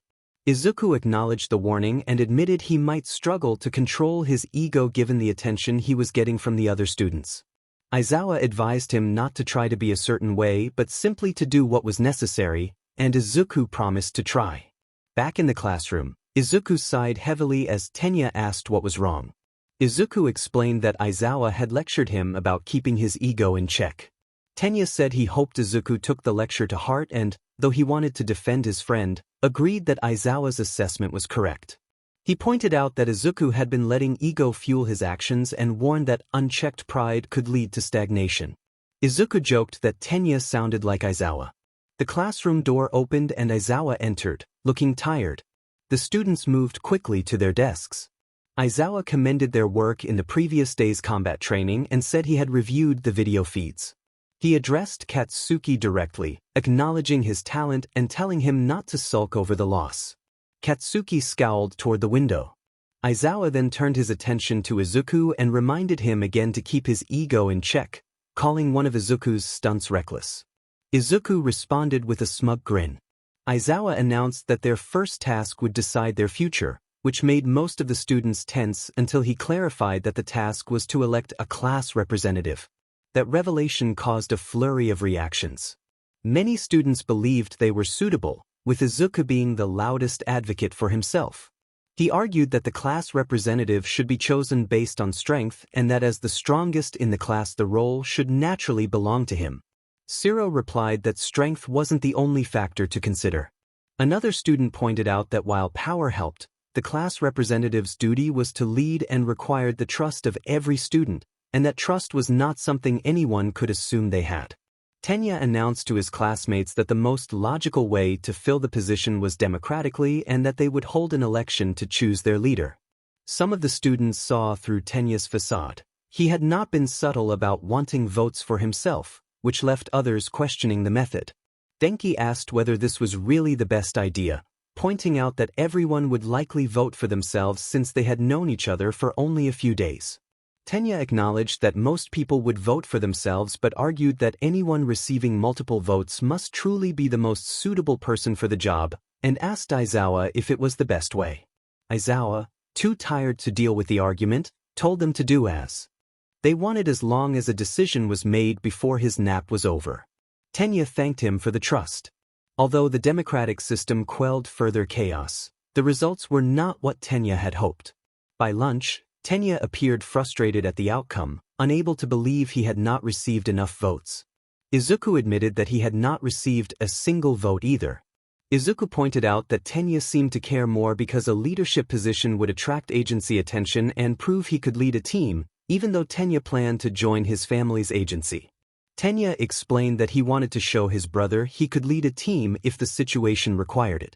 Ochako encouraged Tenya to cheer up and promised there would be other opportunities to demonstrate his skills. Another classmate reminded Tenya that, despite not winning the main position, he had been chosen as deputy, which Tenya acknowledged as a benefit. They agreed to eat before the food got cold. Life for the students of Class 1A continued relatively normally, with lessons going as expected. Izuku found things simpler than usual. Around 12:50 p.m., the students returned to their homeroom to await Aizawa's next lesson. Aizawa announced that today's training would be different. Instead of battle-oriented scenarios, they would practice rescue training situations they would encounter as heroes, such as natural disasters and shipwrecks. Some students reacted with interest. Denki commented that it sounded like a big workout. Mina agreed. Ijiro declared that this was real hero work and that he was excited. Tsuyu said she would get to show how good she was in water, adding a frog-like aside. Aizawa warned them not to get distracted by costumes and reminded them that unfamiliar outfits might limit their abilities. He explained that the training would take place at an off-campus facility and that they would take a bus there. With that, he told them to start getting ready. Aizawa pressed a button on his remote, and panels in the wall slid aside to reveal briefcases containing their costumes. Each student retrieved their assigned briefcase and headed out of the classroom. After some time on the bus, with Izuku snacking and looking out the window, the group arrived at the facility. Aizawa announced that they had arrived. They were introduced to the hero known as the Space Hero 13, whose voice was feminine even though her costume did not emphasize that. She explained the facility and escorted them inside, revealing a vast complex that left the students wide-eyed. Ijiro exclaimed that it looked like an amusement park. 13 outlined the facility's simulations: a shipwreck, a landslide, a fire, a windstorm, and other scenarios. She explained that she had created the training ground to prepare them for different types of disasters and called it the Unforeseen Simulation Joint, abbreviated as USJ. Aizawa asked if All Might should have been there. 13 explained that All Might had overexerted himself on the way to school that morning and had used up all his power, so he was resting in the teacher's lounge. She raised 3 fingers to indicate that he would be delayed by 3 hours. Aizawa muttered that All Might's behavior was irresponsible but agreed that the class should be fine with the 2 instructors and that they should begin. 13 took the lead and explained the responsibilities of a rescue hero, emphasizing the dangers of misusing individual powers. She reminded them that in a superhuman society quirks were certified and regulated, but that did not make them safe by default. Losing focus or making the wrong move during a rescue could have deadly consequences, even when intentions were good. She told them to carry over lessons from fitness and combat training to this class. They would learn how to use their quirks to save lives, not to attack enemies or each other. Ensuring the safety of others, she said, was what being a hero was all about. A student concluded the presentation by thanking everyone for listening. After the brief talk, many students praised the effort and felt motivated to try their best at the rescue exercise. Aizawa approached the group, turned off his phone, and told them that they could finally start the exercise. He pointed toward the wreckage and was ready to lead them down the stairs, but the lights suddenly dimmed. Izuku, though unsettled by the change in lighting, noticed a small wormhole near the fountain. Izuku pointed toward the fountain and asked Aizawa what it was. When Aizawa looked, he saw the wormhole as well. It grew larger and shifted shape rapidly. A pair of eyes emerged, and oddly shaped figures began stepping out of the rift. Aizawa ordered everyone to stay together and not move, and he told 13 to protect the students. As Aizawa took his position, the number of strange figures multiplied. Each of them bore features that did not match normal human anatomy. Two of them drew Aizawa's attention in particular. One was a large, muscular creature with a beak-like mouth, and the other was a young man wearing a black t-shirt, his body covered by many hands. Ijiro asked whether the training had already started and said he thought they had been supposed to be rescuing people. The boy tried to move closer, but Aizawa intervened and stopped him, ordering him to stay back and warning that this was a real threat and that those were villains. Izuku reacted with excitement at the sight of real villains, but another student, Katsuki, told Izuku that this was not the time for enthusiasm.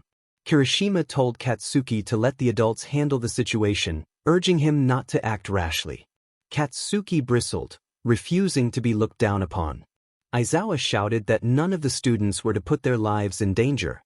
The teacher's voice cut through the tension, but he remained distracted by the absence of a particular ally, All Might. The villain who had stepped out of the portal spoke in a calm, taunting manner, mentioning a schedule they had obtained from UA and noting that All Might should have been present as well. Aizawa was caught off guard by the reference to the schedule and wondered when the villains had gained access to such sensitive information. He pushed those thoughts aside. His priority as a teacher was the safety of his students. The villain continued, questioning All Might's absence and complaining that he had brought followers eager to see him. He threatened to draw All Might out by creating a disturbance, implying he might harm the students to succeed in that goal. The students were confused and frightened by how such an attack could have happened on a heavily secured campus. Something must have been disrupting the alarms. Momo asked 13 why the alarms were not going off.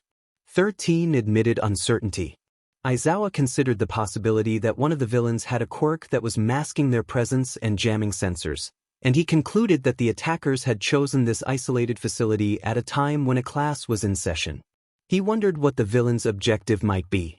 Each student processed the danger in their own way, asking themselves whether they would survive or be able to escape. Aizawa stretched his limbs and began toward the stairs.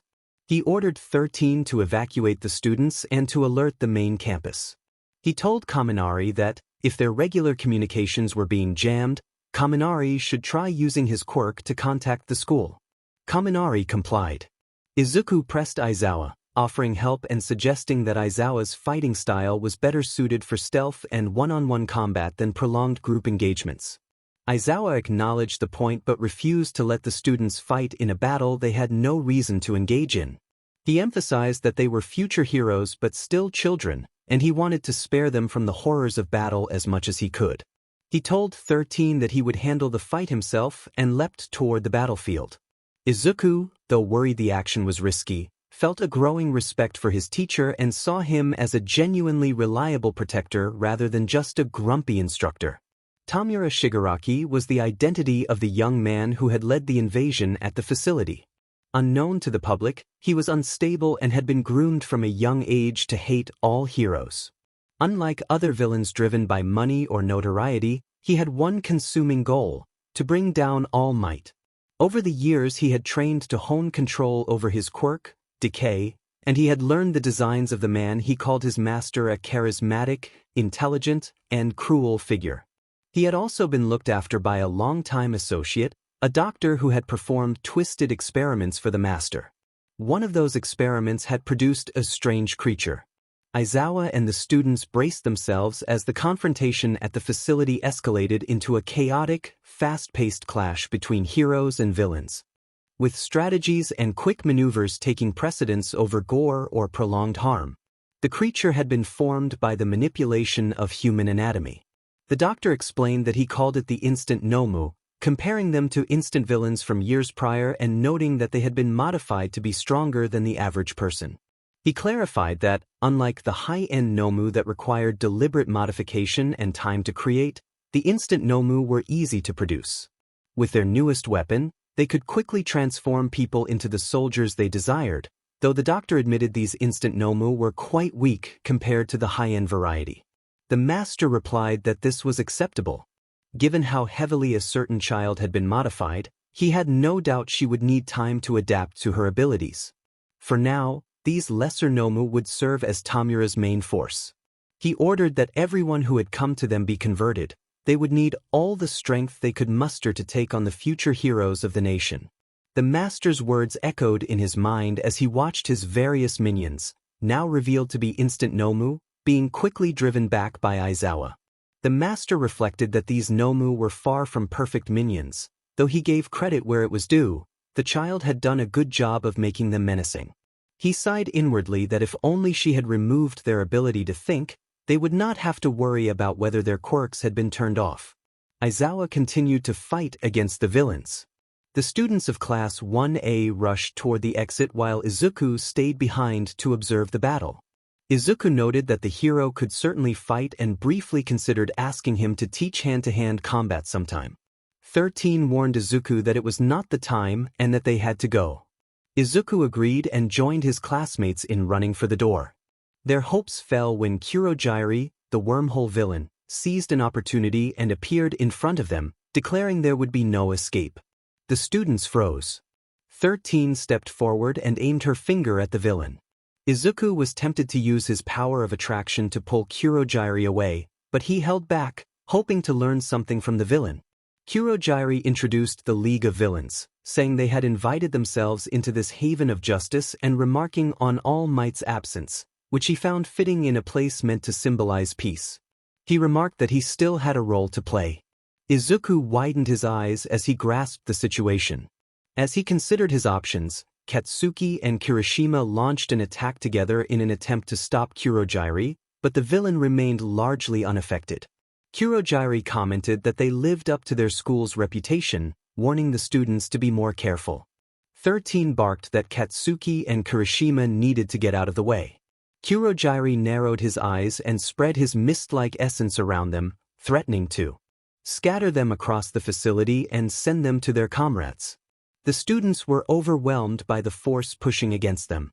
Some escaped, others struggled to anchor themselves to the ground. Izuku created 2 small red orbs and launched them toward his classmates, using repulsion to push them clear of Kurogiri's attack, saving Tsuyu and Mineta in the process.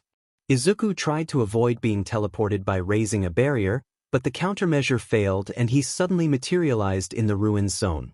He thought the outcome had been unexpected but felt relieved that he had saved his classmates. He could only wonder where they would have ended up otherwise. Surveying his surroundings, he charted a route of escape and noted that, despite landing in the ruins, he was not far from the entrance. He wondered how the villains planned to defeat his father. He reasoned that if Aizawa could handle the lesser Nomu, then All Might would be safe, so there must be another trump card, perhaps a weapon or someone with a power capable of overcoming him. He set those questions aside for later. Leaping from the building, Izuku moved through the ruins without hesitation, brushing off small attackers that charged him. He overpowered them with ease. He observed a common detail among the villains he encountered. Each bore a hand-shaped mark embedded in their skin. He wondered if it was the result of a quirk. Continuing his journey, he escaped the ruins and headed toward the stairs. Before proceeding, he glanced back at Aizawa, who was in a dire situation. Aizawa's arm showed unnatural cracking and flaking, as if it were deteriorating. Despite his determination, Aizawa's struggle mattered little when the apparent final adversary intervened. The creature seized Aizawa by the hair and slammed him into the concrete, leaving him dazed and struggling. Kurogiri asked Eraserhead what he thought of the bioengineered anti-symbol of peace and identified the creature as a Nomu. Aizawa fought back desperately, striking at the creature, but his blows had little effect. The creature effortlessly seized his arm and forcefully twisted it, injuring him and leaving him incapacitated. He screamed in pain as something in his shoulder gave way and he staggered. The creature mocked him, claiming that erasing people's powers was irritating but unimpressive, and that in the face of true devastating strength one might as well be a quirkless child.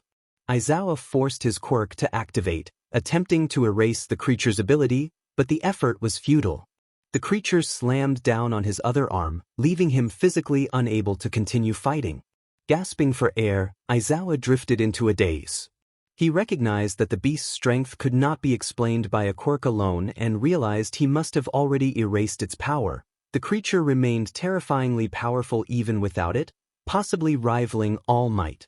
As a result, many began to run away from the villain, desperately scrambling through the crowds of applicants while scanning for more threats in a last-ditch effort to earn points. Everyone moved except for Izuku, who remained still as others passed by. Izuku noted that this was the obstacle Present Mike had been talking about and found it intriguing as he walked toward it.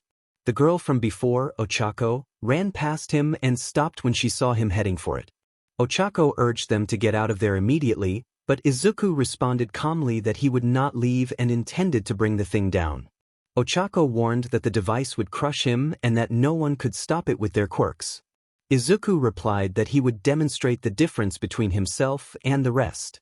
He raised his hand and began to form a large, blue sphere of energy, increasing its size little by little. Ochako watched in surprise. Izuku explained that he normally did not have to enlarge the attack, but for this obstacle he would show a bit of flair. Ochako asked what it was. Izuku said his quirk could do many things and that this attack was a way of manipulating the force of attraction into a physical strike. When Ochako expressed disbelief, Izuku admitted he was not creative with attack names and kept this one simple.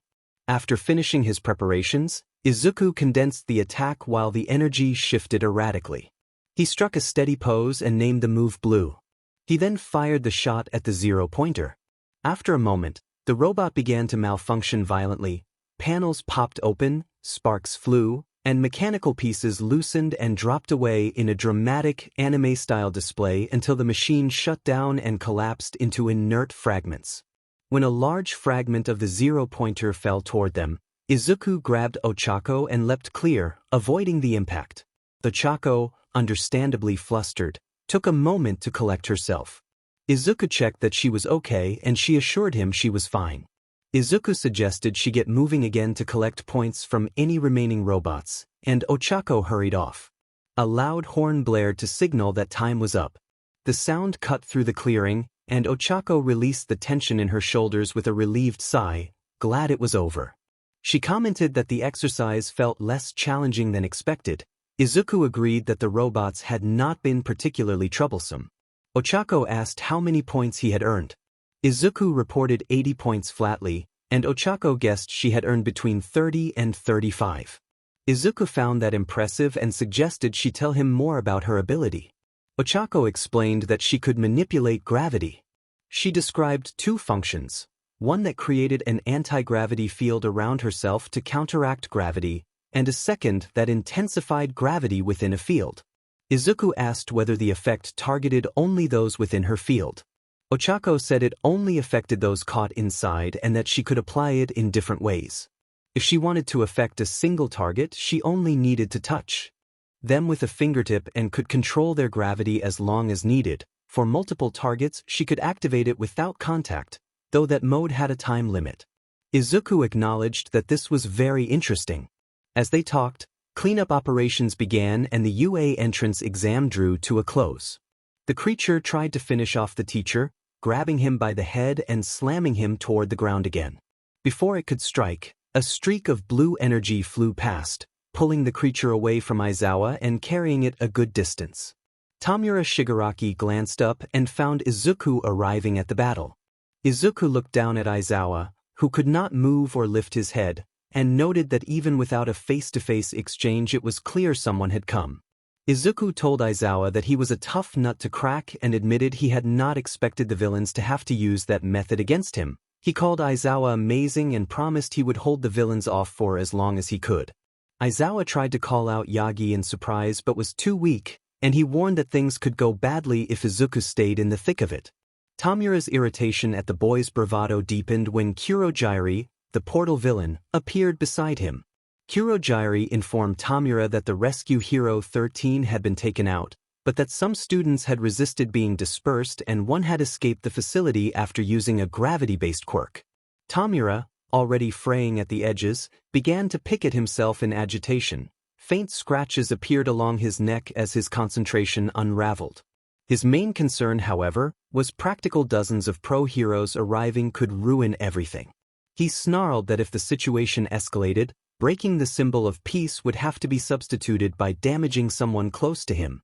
Izuku, sensing Tamura's focus, added that if it made him feel any better, All Might was his father, a revelation that Tamura dismissed as a lie. The tense exchange cut off when the Nomu appeared at Tamura's side, aiming for a finishing blow. Its fist slammed forward but was stopped as blue energy coalesced on Izuku's command. Izuku launched the concentrated attack at the creature.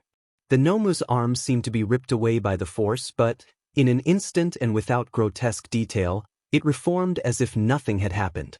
Izuku whistled in surprise at the Nomu's rapid recovery and noted that a regeneration quirk made the fight a stalemate. He declared he could keep fighting all day. He then engaged the Nomu physically, trading blows in a fast, anime-style brawl that produced sparks and momentum rather than gore. He moved unpredictably, grabbed limbs, and landed powerful kicks to its head. When brute force proved insufficient, he used blue energy to pry the creature apart repeatedly. Each time an arm or segment separated, it quickly knit back together, leaving them locked in a tiring back and forth. Tamura observed the struggle and explained that the Nomu also had shock absorption, which meant blunt attacks barely dented it. The only way to defeat it, he said, would be to wear it down slowly if it allowed that to happen. Izuku reflected on how abnormal the creature was, how it seemed to possess multiple quirks, and then smiled, preparing to press on and give everything he had. The air grew thin when All Might appeared at the allies of justice cheered at his arrival, while the enemies of justice shivered at the sight of his eyes. No one was more frightened than Tamura Shigaraki, who was spiraling with frustration and worry. He screamed that he could not believe All Might had shown up now, lamenting that if the brat had not destroyed Nomu, he might already have had All Might taken care of. Kurogiri, standing beside Tamura, urged him not to falter and reminded him that without Nomu they could not continue the assault and would have to retreat. Izuku protested that All Might had only just arrived and that Tamura had wanted to fight him. He also teased that if Tamura's confidence could be shattered by Izuku defeating Nomu, he might consider a different career. Izuku grew angry at Tamura's taunt. Kurogiri warned again that they had to flee. As Kurogiri activated his quirk, Izuku attempted to prevent their escape by producing a blue orb to pull them apart, but the plan failed when Kurogiri teleported Tamura away and then fled himself. Izuku felt annoyed and disappointed that he had failed to apprehend either of them. Izuku muttered in frustration at letting them get away and rubbed his hands through his hair before putting his BLNDFLD back on to reduce visual stimuli. He then heard large footsteps and was suddenly lifted into the air. All Might expressed relief at finding him alive. Izuku returned the greeting with a flustered acknowledgement. All Might explained that when Tenya Ida had informed him of the situation he had feared the worst, but was grateful that Izuku was not seriously hurt. All Might told him to return upstairs to meet the others while he went to deal with remaining threats. All Might dashed from the center of the USJ and quickly subdued the villains in the other zones, his overwhelming power leaving the trapped students in awe. Those at the top of the stairs were stunned as intimidating villains were swiftly defeated. Izuku's victory against the Nomu further highlighted the power gap between him and most foes. Sato told his classmates that while he was glad Izuku had beaten that powerful foe, he was convinced Izuku was something like a monster in strength. Siro asked what he meant, and Sato clarified that Izuku was so strong that, as a villain, he would prefer to surrender rather than face him. Their classmates objected that it was a bit much to call him a monster since he was their friend. Izuku arrived at the top of the stairs and learned that his classmates had been talking about him. Ochako relayed that Sato had called him a monster. The others panicked briefly, but Izuku took the remark in stride, acknowledging it made sense and reminding them that he was trying to become a hero. Sato gave a relieved thumbs up. Tenya arrived and announced his return, proud to have fulfilled his duty and brought reinforcements. Izuku and the others brought him up to speed. The situation had been frightening at first when the villain had injured Aizawa, but Izuku had managed to take down the Nomu, a creature said to be as strong as All Might. Tenya was astonished to learn that Izuku, who often seemed scatterbrained, had stood against such a threat. Izuku promised to explain later and said he wanted to savor the fact that he had helped stop the villain's invasion. When the police arrived, many of the subdued villains were arrested and loaded into buses to be taken to the proper facilities. The authorities counted 72 minor-level villains, most bearing only a few bruises from the confrontations. Detective Naomasa Tsukachi conducted a head count of the class and confirmed that everyone was present and unharmed.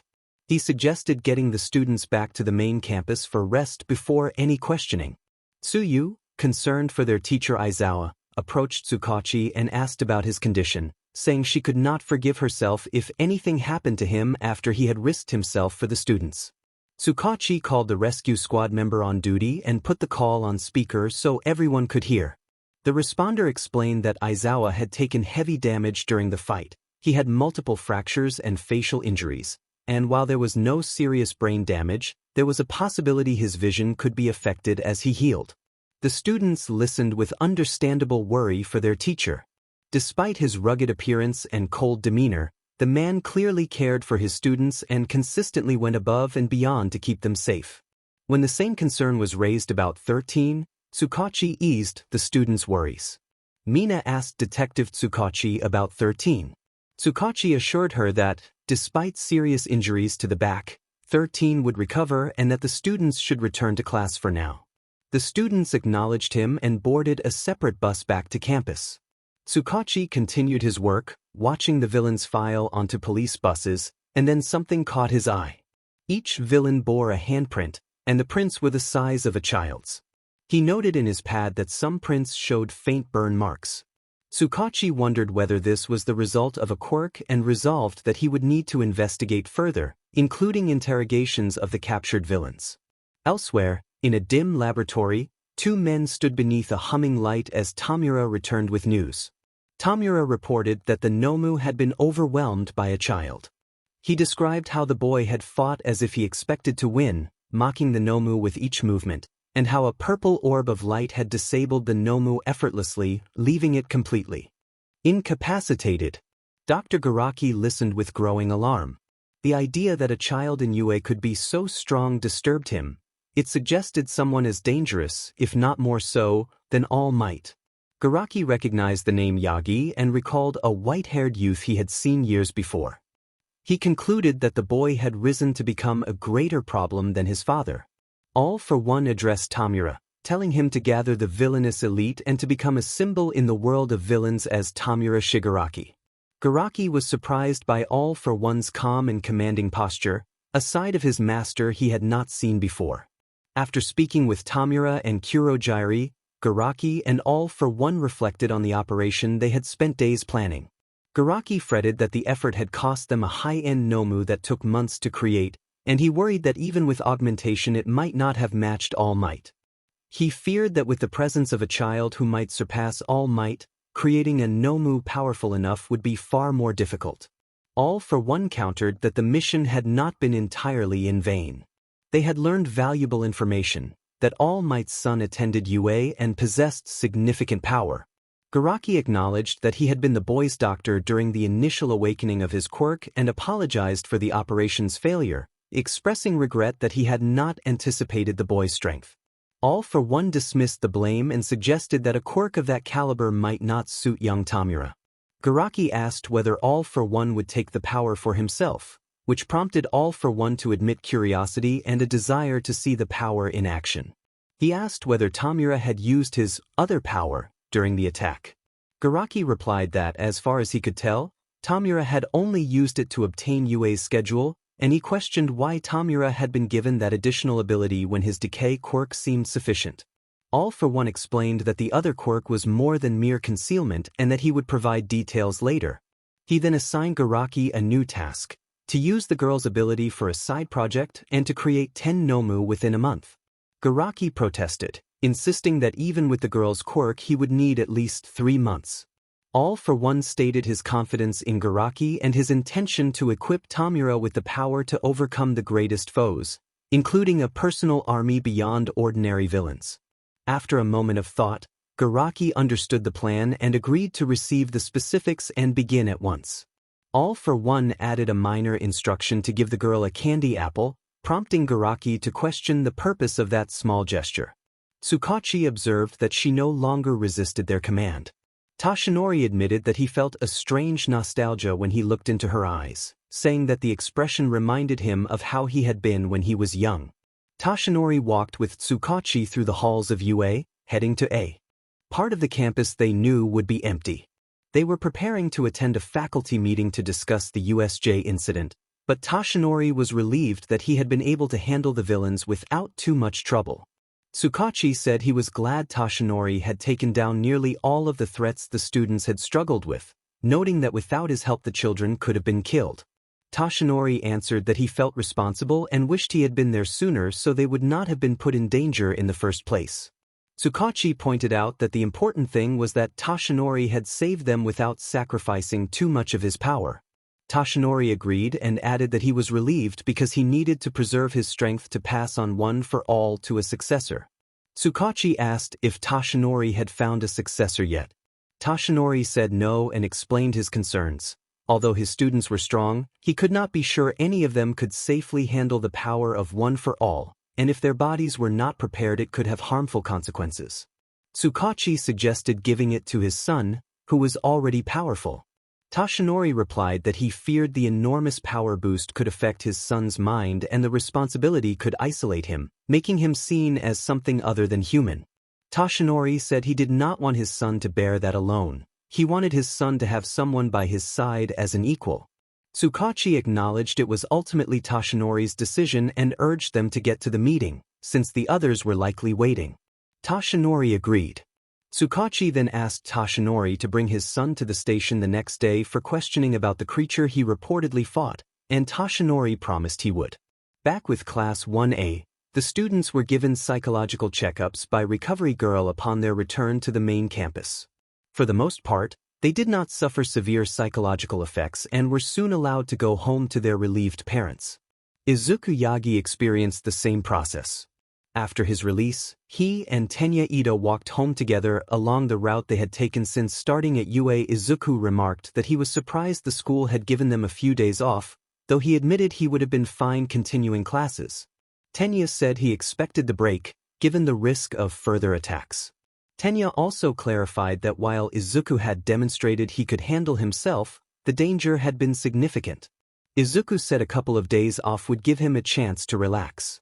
As they reached the train station, Denki Kaminari called out to Izuku. Tenya looked surprised since Izuku usually walked home alone or only with classmates. Denki ran up and stopped a few feet away, apologizing for interrupting and saying he had something important to ask Izuku. The three consulted quietly and decided they had time before their train arrived, so they agreed to hear him out. Izuku smiled his usual grin and told Denki he was fine with stopping. Denki admitted he was starving and asked if they could go somewhere to eat. Izuku brightened and suggested sweets. Tenya scolded him lightly, reminding him there were other foods besides sweets, and Izuku conceded but remained enthusiastic. Denki suggested a bakery that sold good cookies, and Izuku eagerly agreed. The three followed Denki to a small bakery near the market district. They sat down while Izuku eagerly worked through most of the cookies they had bought. Denki commented on how quickly Izuku was eating, and the friends shared a quiet moment as the sun began to set on the horizon. A classmate suggested that Denki should ask Sato to bake some pastries for him. Denki reacted with surprise, asking when Sato had mentioned baking. Another student reminded him that Sato had said something about it on the first day. Denki considered asking for sweets, and the same student praised Sato's pastry as the best thing they had ever tasted, which convinced Denki to try asking. While Izuku continued eating the remaining cookies, Tenya Ida steered the conversation back to the main topic and asked Kaminari what he wanted to ask Izuku. Kaminari thanked Ida and explained that he wanted Izuku Yagi's opinion about something he had been thinking about since the USJ incident. Kaminari wondered if it was possible for someone to gain strength similar to Izuku's with enough training and whether he himself could reach that level. Izuku found the question odd and asked where Kaminari was going with it. Kaminari confessed he had felt useless at the USJ. Yaoyorozu and Jiru had fought fiercely to protect him while he had managed only a few weak shocks and had been unable to take down a villain. He worried about calling himself a member of the hero course when he had felt so helpless.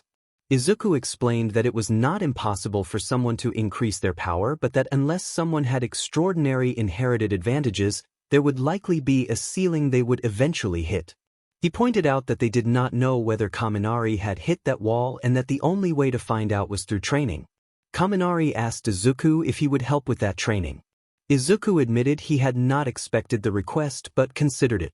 Tenya offered that an outside perspective could be useful for learning more about one's powers.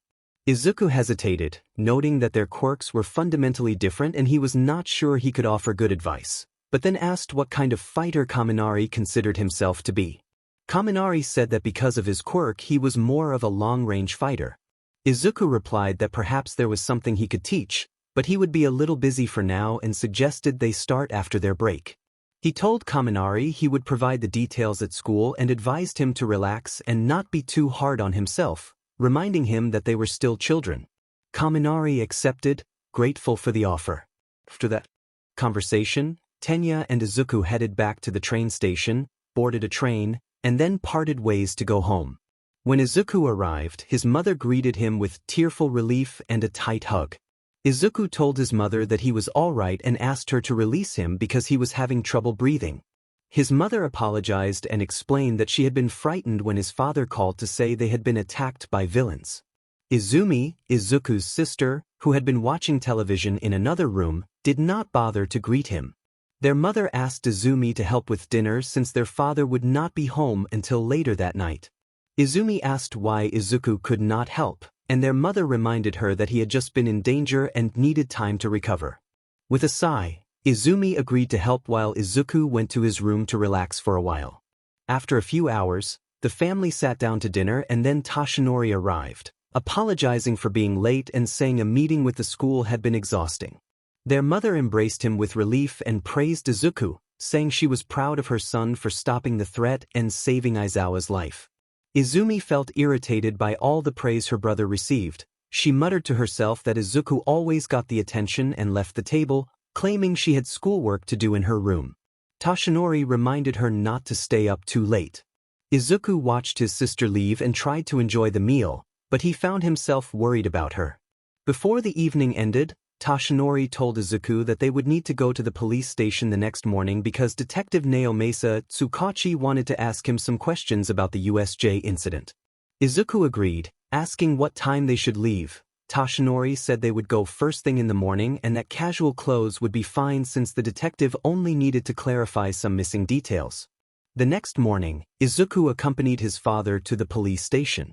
He passed many officers at work and noted the size of the force as they walked. After a short while, Toshinori and Izuku entered an office where Detective Tsukachi was sitting at his desk, speaking on the phone and reassuring his sister that he was fine and asking her to stay with Skycrawler in America because he would need her help. He then put the call aside and prepared to speak with the visitors. Tsukachi ended the call with his sister, who had said she would call back as soon as she could. He then turned his attention to the guests entering his office and greeted Toshinori with obvious relief, thanking him for coming. Toshinori apologized for his late arrival and mentioned that his back had been hurting. Toshinori added that he had been busy that morning and introduced his son, Izuku Yagi. Tsukachi ushered them into an interrogation room. Izuku sat on a table opposite Tsukachi while the detective set out a tape recorder. Toshinori watched from the observation room, noticing two additional people, whose presence he found odd. A man with beige hair and a woman with ash-blonde hair. He recognized them as members of the Hero Public Safety Commission but did not understand why they were there. The three observed as Tsukachi began questioning Izuku about the creature he had faced at the USJ. Tsukachi requested Izuku's name, age, and occupation.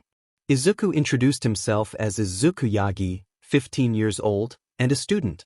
Tsukachi explained that he would ask a series of questions about the USJ incident from the previous day. Izuku described the events from his perspective. He explained that before they arrived at the USJ, Mr. Aizawa had told them they would be conducting rescue exercises at an off-campus facility. They changed into their costumes, boarded a bus, and arrived at the USJ. After a lengthy monologue, a portal suddenly appeared near the center of the park. One of the villains, a mist user, attempted to scatter everyone so other villains could attack. Izuku had been teleported to the ruined zone, where he dealt with villains there before making his way back. When Tsukachi asked what happened afterward, Izuku said that after defeating some villains he attempted to return to the entrance and saw Aizawa engaged in a one-sided fight with a strange bird-like man. Izuku explained that the creature had been called a Nomu, supposedly designed to defeat his father. He described the Nomu as a large, muscular figure with a beak-like mouth and a strange exposed area on its head. Izuku admitted he had defeated the Nomu somewhat by accident. While experimenting with his powers during the fight, he stumbled on a move that unleashed a devastating burst of energy, and the Nomu was destroyed in that blast. Tsukachi thanked Izuku for his cooperation and said he had the information he needed. After the interrogation ended, Izuku returned to his father and encountered the two Public Safety Commission members Toshinori had noticed earlier. The ash-blonde woman introduced herself as the commission's president and the beige-haired man as her associate, Yakumaru. The president greeted Izuku courteously, and Izuku responded politely while scratching his head. The president explained that she and her associate had come to observe the interrogation. She expressed interest in Izuku's having defeated a foe on the same level as his father at his age and commented that talents like his appeared once in a generation.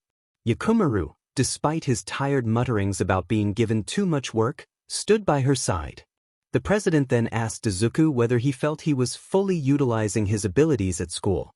She noted the nature of his contributions during the attack and suggested that, given his potential, he could achieve more than the standard path.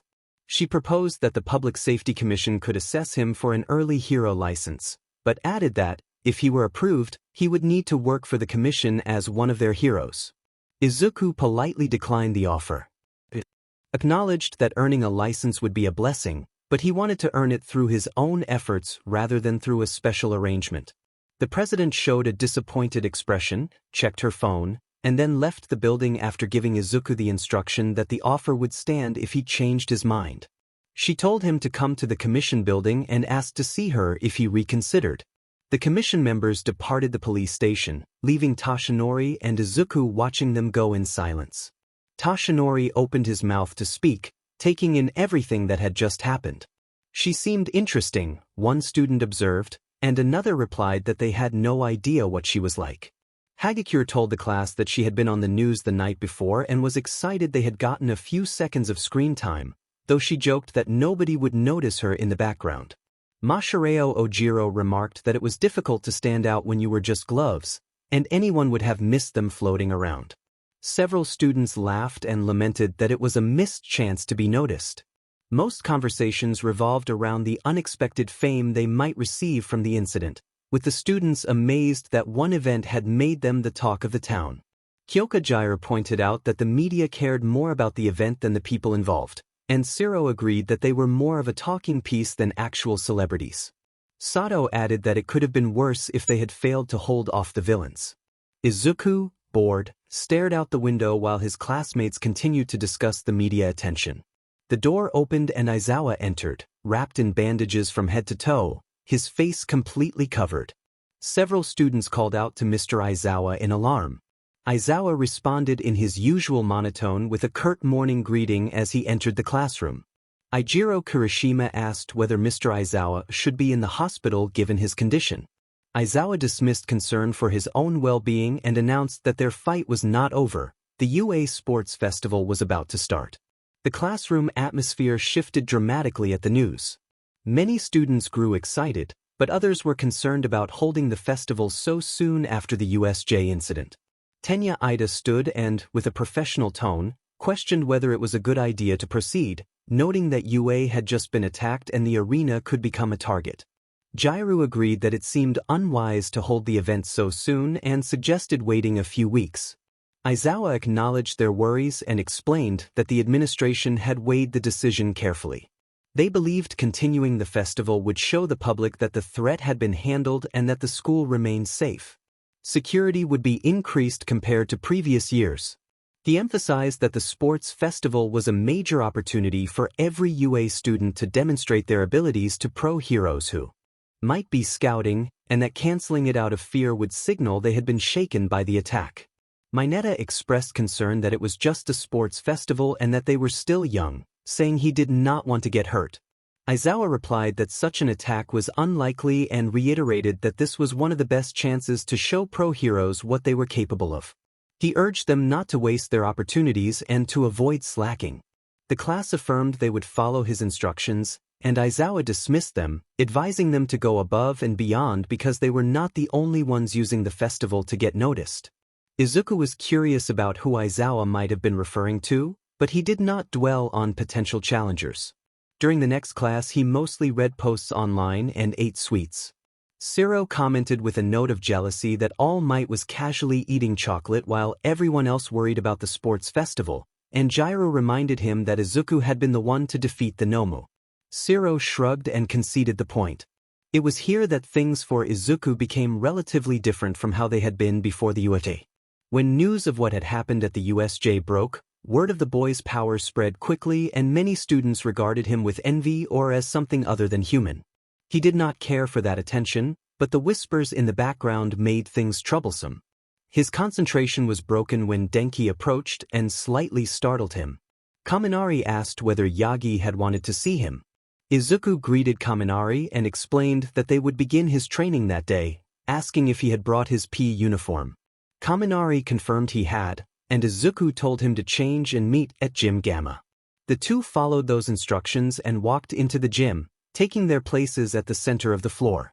Kaminari asked what the training would involve, wondering if it would mean pushing his electricity output to increase capacity or learning to apply his electricity to attack from a distance.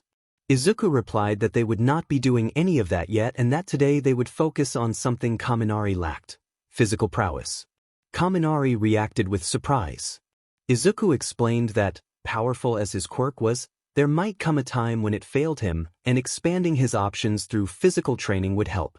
Kaminari asked whether physical prowess would really do that, and Izuku reassured him that everyone had weaknesses regardless of their powers and that they would work on empowering his abilities when the time came.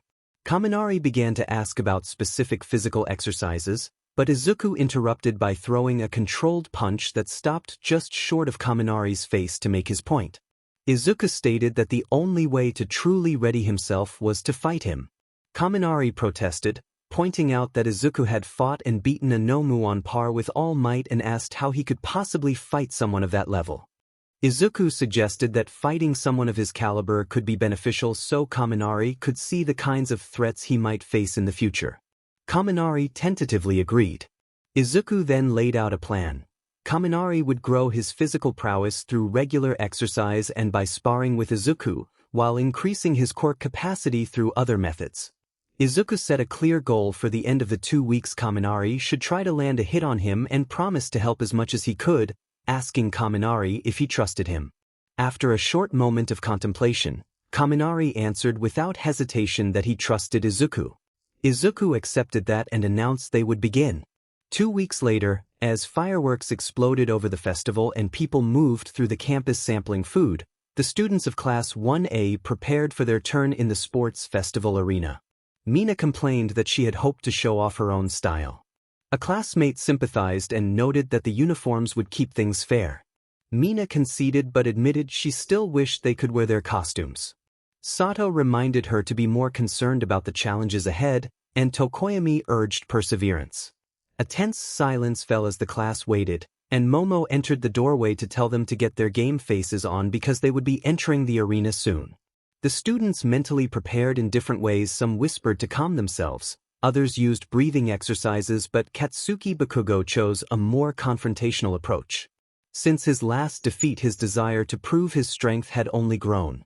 He rose from his chair ready to confront Izuku, but Shoto Todoroki stepped in first.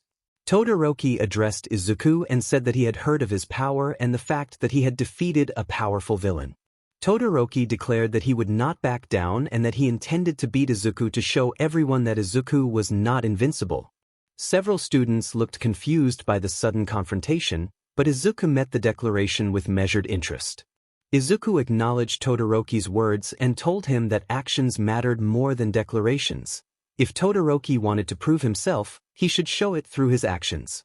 Todoroki said nothing further and walked out of the waiting room. Bakugo, frustrated that Todoroki had taken his moment, strode up to Izuku to provoke a reaction and insisted that if anyone would win, it would be him.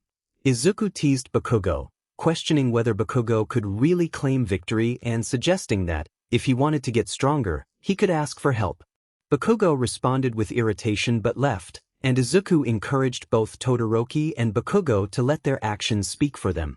The students filed out of the waiting room toward the light and the roar of the crowd. Present Mike announced the arrival of the Hero Corps students and asked the audience to cheer as he welcomed Class 1A to the UA Sports Festival. Some of the students in the class were taken aback by the large number of spectators, with Mineta biting his nails. Azui, eyes wide, observed that she knew Aizawa had warned them many people would watch, but this turnout was still surprising. Ochako tried to keep her composure and reminded everyone that having a big audience did not mean they could slack off. Uraraka acknowledged the point and suggested it was another aspect of being a hero they would have to get used to. The group wondered how Izuku was feeling, though one student shrugged that it was only a passing thought. Present Mike continued the introductions, calling out the General Studies classes B, C, and D, followed by the Support Course classes E, F, and G, and finally the Business Course classes H, I, and J. The General Studies students exchanged resentful murmurs, convinced their role was merely to give Class 1A the spotlight. Their cynicism lingered until Present Mike made another announcement. This year's sports festival would not be limited to UA students. For the first time in UA history, there would be an inter-school rumble between UA High and Shiketsu High.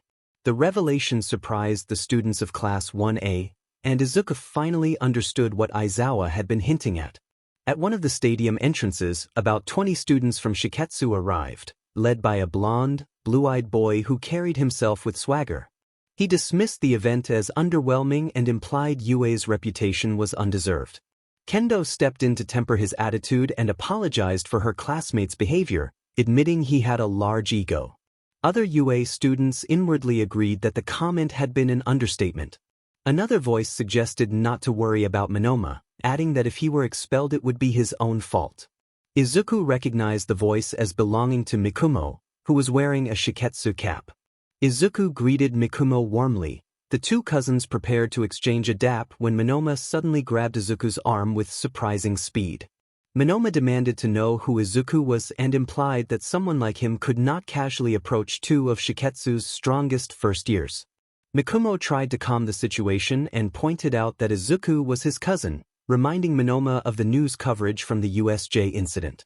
Mikumo identified Izuku as the student who had defeated an all-might level threat there. Monoma's expression shifted as he released Izuku's arm and, recovering his smug composure, introduced himself as Nito Monoma and declared his expectation of making it to the final event and winning. Izuku found the arrogance amusing and confidently stated that he would win. Monoma bristled at the challenge but could not deny the confidence behind it. The exchange ended when Midnight took the stage to begin the festival. Midnight welcomed everyone and announced that the top first-year student would deliver the student pledge. Izuku, called forward, climbed to the microphone and walked to face the crowd, projecting confidence without embellishment. He spoke into the microphone to declare that he was going to win. The General Studies students and some Shiketsu attendees reacted with displeasure, assuming arrogance, but Tenya noticed a different quality in Izuku as he returned to the crowd. There were no jokes or attempts to downplay the moment, only steady resolve. He saw Izuku with a calm expression on his face as Izuku returned to the group without saying anything. Tenya asked Izuku if he was sure he would be fine, noting that Izuku had ruffled some feathers. Izuku explained that people could not grow unless someone confronted their current strength, and that if they wished to win they would have to do everything they could to do so. He had merely made them realize that. Tenya acknowledged this. Several of the screens above them began to light up, indicating that the process for the first game was beginning. Midnight drew the crowd's attention and announced that, now that the student pledge had been completed, it was time to begin the first game. She explained that this event was a qualifier and urged everyone to be prepared, promising excitement as she raised her hand. An electronic screen appeared and a mechanism resembling a slot machine began to spin. When it finished, the event titled Obstacle Race appeared. Midnight presented the obstacle course and declared that all UA and Shiketsu students would complete the 4-kilometer track around the outside of the stadium. She said she would not restrain anyone in this game and that contestants could do as they wished as long as they stayed on the course. Only the top 42 would advance to the next event, and she urged every contestant to try their hardest. Contestants were instructed to take their places. The contestants walked to the start line, many gulping in anticipation and waiting for the race to begin. Though the air was tense, many were ready to cement themselves in the competition and show the world their worth. The race would be determined by pure adrenaline, and each of them wanted that first-place victory. At the start line, competitors waited anxiously for the lights to turn green. Some in the back tried to get a better view by standing on their toes or shifting position. Izuku was not concerned. Tenya and others stood with him. Tenya asked Izuku why he was not at the front of the line, suggesting that a front position would give a better start.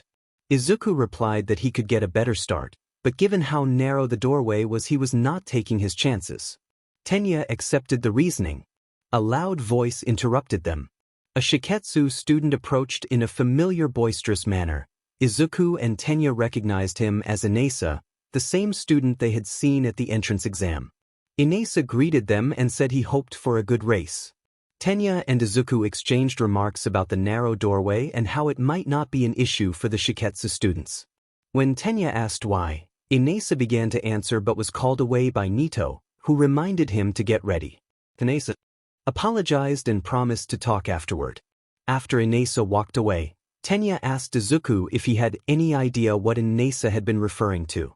Izuku admitted he did not know and speculated that Shiketsu might have some plan exclusive to them.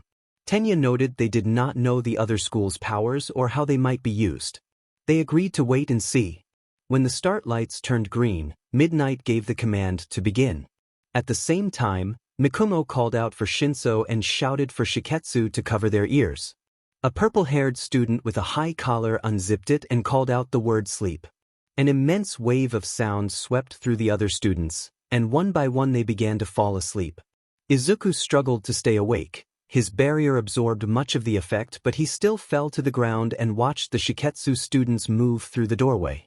Present Mike reacted with disbelief, asking why all the UA students had fallen asleep. Aizawa commented that whatever had been used was a well-thought-out strategy. He explained that one of the biggest problems in the early stages of the obstacle course was the narrow doorway. With so many students cramped in a tight space, progress would be slow. The Shiketsu students had eliminated that issue with the quirk the young man had used, indicating they had clearly planned despite little preparation time. Present Mike noted that it was not completely foolproof, because it looked like Class 1 as Izuku Yagi had managed to block out some of the attack and was still awake. Aizawa agreed that the effects had nonetheless been significant. Izuku struggled to stand, his legs shaking from the impact of Shinso's technique. He observed Tenya and the others asleep on the ground and saw on the screens that the Shiketsu students were gaining a significant lead. Izuku reasoned that Tenya and the others were capable of handling the obstacle course without immediate help, so he could leave them temporarily. He worried about whether Shiketsu had anyone else who could conceal their quirks. If they could win without revealing them, it would be a problem later. Izuku resolved that he had to ensure they did not get the chance to conceal more abilities.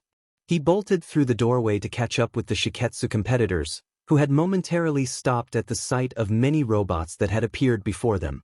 The machines were roughly the size of a zero-pointer. Announcers noted that the Shiketsu students were the first to take on the heavy metal swarm of robo-infernos in a sudden, animated clash. Present Mike began to ask whether they stood a chance or would be crushed, but Mikumo cut him off by using his Disaster Flames quirk to engulf the robots, swiftly destroying them. Nito praised Mikumo, noting that he had won over the crowd. Mikumo thanked him but warned that they should not get comfortable because they did not have much time before the UA students woke up. Izuku then called out that he agreed, sounding surprised but determined. The 20 Shiketsu students watched as Izuku suddenly started running toward them. Nito was stunned and demanded to know how Izuku was awake. Izuku admitted he had been caught off guard by staying awake but dismissed the question as irrelevant, reminding everyone that this was a race. Izuku formed a small blue orb and felt himself pulled by it, propelling past the Shiketsu students.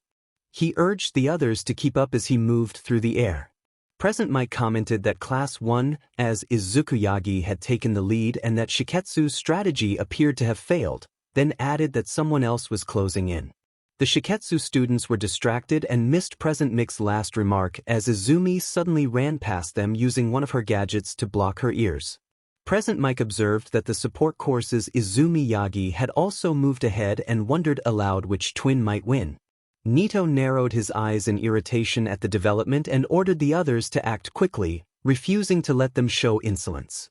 The Shiketsu students dashed past the scorched robots and tried to close the gap on Izuku and Izumi, with Nito using a speed quirk to take the lead. One student compared Nito's speed to Tenya's but noted it felt different. Another challenged Izumi to a speed test, calling her gadgets against his quirk, but Izumi brusquely told him to be quiet. As the group of 22 students reached the next obstacle, the UA students were finally waking up. Each took a moment to process the situation before realizing the race had started. Shoto hid his irritation behind a calm expression, while Katsuki expressed his anger openly, charging through a doorway and blasting with his quirk in fury. The shockwave from his explosion caught the attention of the 22 students ahead, causing Nito to pause and assess what was coming. More UA students began moving through the course, and the competitors soon encountered a large pit with several pillars rising from the darkness. The Shiketsu students stopped, but Izuku, focused on his blue orb, did not notice the pit beneath him. Present Mike announced that the second obstacle, called the fall, could eliminate those who took a spill and that Izuku was already high above the course, then warned that something was heading toward him. Katsuki shot past Izuku, continuing to fire explosions even after crossing the pit, and laughed as if certain he had beaten him. Izuku, however, used careful manipulation of his quirk to send a small blue orb behind Katsuki that created an attractive force. Katsuki tried to blast it away, but it did not explode. It simply slowed him down. Izuku explained that he could not allow Katsuki to win and ran past him while the orb increased its pull. Katsuki lost momentum and fell face-first into the dirt, then responded with a powerful burst from his quirk. Nito, who had used his speed to get past the pit, observed the explosion and shouted for everyone to keep moving. Some of the Shiketsu students protested that not all of them could be as fast as Nito, and they carefully crossed the wired connections between the pillars. Nito's impatience made him speed ahead to secure his position. Izuku countered the threat by firing a small red orb that pushed Nito back and taunted him about settling for second place. Nito stumbled and demanded to know what had happened as he was pushed away. Izuku reached the final obstacle and saw a warning sign that read "Danger Mines," accompanied by a cautionary symbol. Present Mike explained that after about 10 minutes of racing they had arrived at a minefield built for the games. The landmines were loud and flashy rather than lethal, but they could still cause scares. Izuku studied the minefield and noticed small grooves in the ground that suggested tampering had occurred. The students braced themselves and moved cautiously across the minefield, aware that the last stretch would test their creativity and nerve. They had buried mines into the ground and made it look like a normal clearing.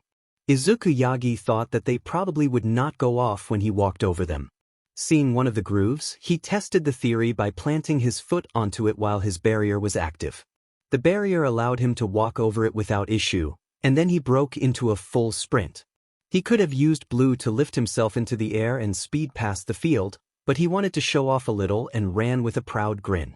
Present Mike exclaimed that, against all odds, Class 1A's Izuku Yagi was effortlessly running across the minefield and wondered why none of the mines were exploding, asking if they were duds. Nito Monoma eventually caught up to Izuku and stopped at the minefield, his annoyance at Izuku's carefree attitude growing. Nito admitted that Izuku was stronger than him, but he refused to be outclassed in the event. Speed was his specialty. As Nito took his runner start, his vision began to overlay translucent versions of himself, each performing a fraction of a movement. These apparitions locked into a repeating pattern as Nito emulated them. This effect stemmed from his quirk, which split a single second of movement into frames like an animation. Nito's quirk was called frame rate or projection. Using his quirk, Nito ran through the minefield, narrowly avoiding the grooves in the ground as he tried to catch up. The race between Nito and Izuku was almost neck and neck. Izuku was genuinely surprised that Nito had closed the gap. Nito noted that the performance had grabbed his attention and compared Izuku's speed unfavorably to Tenya's, while Izuku replied that he did not know who that was but challenged Nito to eat his dust. Their contest remained close because Nito could only sustain a certain top speed due to limited training, allowing Izuku to gain a slight lead as they exited the minefield. Present Mike declared that Class 1A's Izuku Yagi and Shiketsu's Nito Monoma were locked in a tight race and asked which of them would take first place. As they continued, sudden explosions lit the sky and the sound of someone calling out carried across the course. Katsuki Bakugo had appeared, descending on the two like a missile and blasting toward them before propelling himself ahead to the final stretch. Nito reacted quickly. He placed his palm on Bakugo's leg and created a glass-like projection that held Bakugo in place. Nito dismissed Bakugo as uninteresting and let the projection fall to the ground so that he and Izuku could resume their struggle for the lead. The announcer urged the crowd not to dwell on the earlier developments and focused on the finish. The first to return would be crowned champion of the first game. The crowd waited as contestants emerged, some clutching snacks. The first to step out into the sunlight had hair that caught the light, and Present Mike shouted the result to the spectators, announcing Izuku Yagi as the champion. The crowd cheered in celebration. Izuku's father, watching from the teacher's area, gave his son a thumbs up and voiced his pride. Present Mike followed by naming Nito Monoma in second place and asking the audience to applaud the Shiketsu competitor.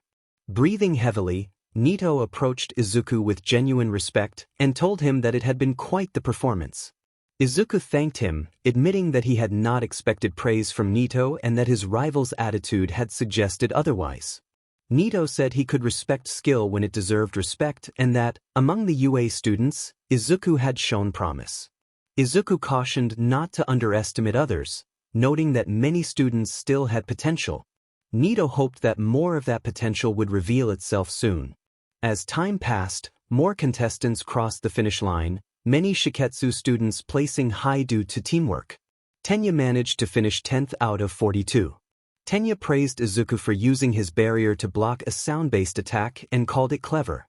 Izuku downplayed it as a gamble and admitted he had not been sure the barrier would work against sound. Tenya pointed out that, regardless, Izuku now had a potential countermeasure. When Tenya asked about Uraraka, Izuku reported that she had placed around 23rd, and they both hoped the next challenge would be interesting.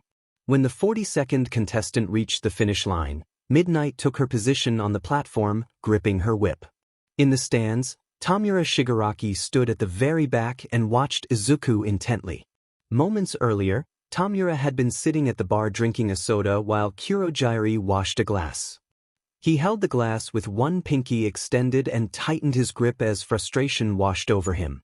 The TV in the upper corner of the bar was showing the opening of the sports festival, and the cheerful news reporter on screen only infuriated the young villain more. When he tried to change the channel and found every single one broadcasting the same thing, he snapped. And threw the remote at the set, destroying the screen and the machine. Tamura Shigaraki raged that it was irritating and demanded to know why the channels only showed the sports festival. Kurojairi set his glass on a coaster and asked Tamura to calm down, pointing out that the television had been expensive. Tamura replied that he did not care, he had only wanted to relax after being humiliated by the son of All Might, and now all he could see was endless coverage of the festival. He muttered that it was his own fault for not watching anything on YouTube. Kurojairi suggested that watching the sports festival could actually be useful. He explained that observing one's enemies and recording their abilities while the media broadcasted their performances would give Tamura an advantage. He could study how they fought and how they operated before making a move. The idea annoyed Tamura at first, but he recognized the logic. After the embarrassing defeat at the USJ, he needed to recalibrate and grow from the failure in order to become a true symbol of evil. Tamura agreed that he should observe, but he preferred to see the action up close rather than on television. Kurojairi warned that the heroes already knew what he looked like, but Tamura corrected him, noting that they only knew his villain outfit. A man in a black hoodie would not attract attention. He also mentioned that the quirk his master had integrated with him made infiltration easier, and a small pool of oily black fluid began to seep from beneath him as he spoke. He promised to return and noted that the others were occupied with their next batch of Nomu. Pulling his black hoodie up and lifting his hand from his face, Tamura left the bar while Kurogiri continued to clean the glass and expressed confidence that the master would ensure Tamura became unstoppable. Meanwhile, at the festival, all the participants crossed the finish line and the horns blared to signal the end of the obstacle course. Midnight announced that the placements would be revealed. Under the watchful eyes of the teachers, especially Snipe, the list for the second round was read out. Izuku Yagi had secured 5th place through rigorous physical training and clever use of gadgets. Katsuki Bakugo, hampered by Nito's quirk allowing others to place higher, had to accept 15th place and grew extremely angry at the result. From UA, only students from Class 1A plus one member of the support course, Mei Hatsum, qualified, her eccentric personality making her stand out. Those who did not qualify left the field and returned to the stands while Midnight approached the microphone to explain the next event. The screen announced the following contest as the Cavalry Battle. Midnight described the format. The 42 remaining participants would form teams of 2 to 4 people, with everyone guaranteed a team. Placement in the obstacle course determined a starting point total, allocated in increments of 5 beginning from the bottom. So being 42nd meant being relatively safe but also the one who needed the most work. The explanation caused Aoyama to panic briefly before Midnight continued outlining the rules. Midnight announced that the person who had come in first place would also be the biggest risk, because unlike everyone else they were worth a total of 10 million points. All eyes, especially those of the Shiketsu students, fixed on Izuku because the points he carried were a winning ticket to the next event. Midnight explained that since Izuku Yagi had placed first in the obstacle course, he was now worth 10 million points and urged the other students to show what it meant to go plus ultra. She added that they hoped Izuku could handle the heat and demonstrate what it meant to be the strongest UA student. Izuku did not pay close attention to the motivational speech, as other matters occupied his thoughts, but he nonetheless appreciated the effort. Midnight then laid out the rules before team formation. The game would last around 15 minutes, and the individual point values would be added together for each team total. Each student would be given a headband to signify their point value. To earn points, students had to swipe as many headbands as possible before the siren sounded, and every stolen headband had to be worn from the neck up. Hiding them in pockets would result in immediate disqualification. If a student's own headband was stolen, they could still continue to play until the siren. Students could use their quirks freely, but deliberately making a team fall would earn a red card and disqualification. With the rules explained, students were given 15 minutes to form teams.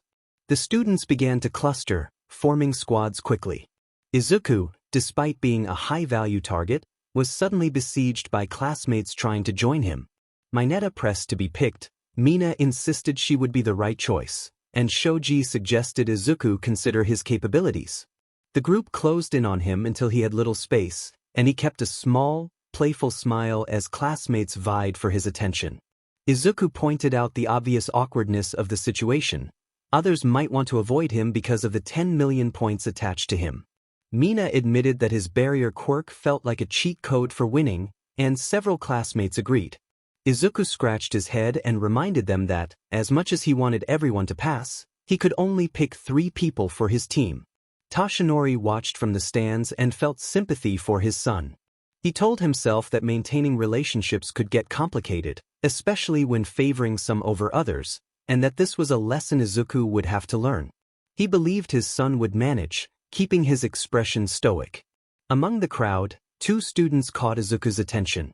He called out to Ochako Uraraka and Tenya Ida, and once he did, the rest dispersed to form their own teams. Ochako greeted him, and Izuku explained his plan. The team of 3 would move like a mounted unit, with Tenya in the front, Izuku as the rider, and Ochako using her quirk to float attackers away or shift opponents into the ground so they could not catch them even if Izuku turned off his barrier. Ochako responded with enthusiasm, approving the idea.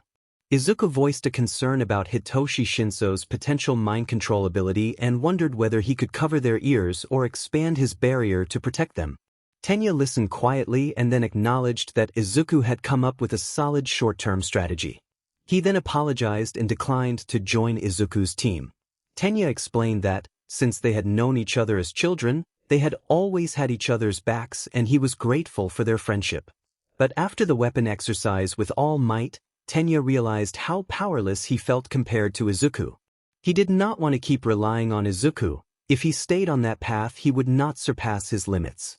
Bakugo and Todoroki had challenged Izuku that day, and Izuku's response had made Tenya determined to become both friend and rival so he could grow stronger and aim to defeat him someday.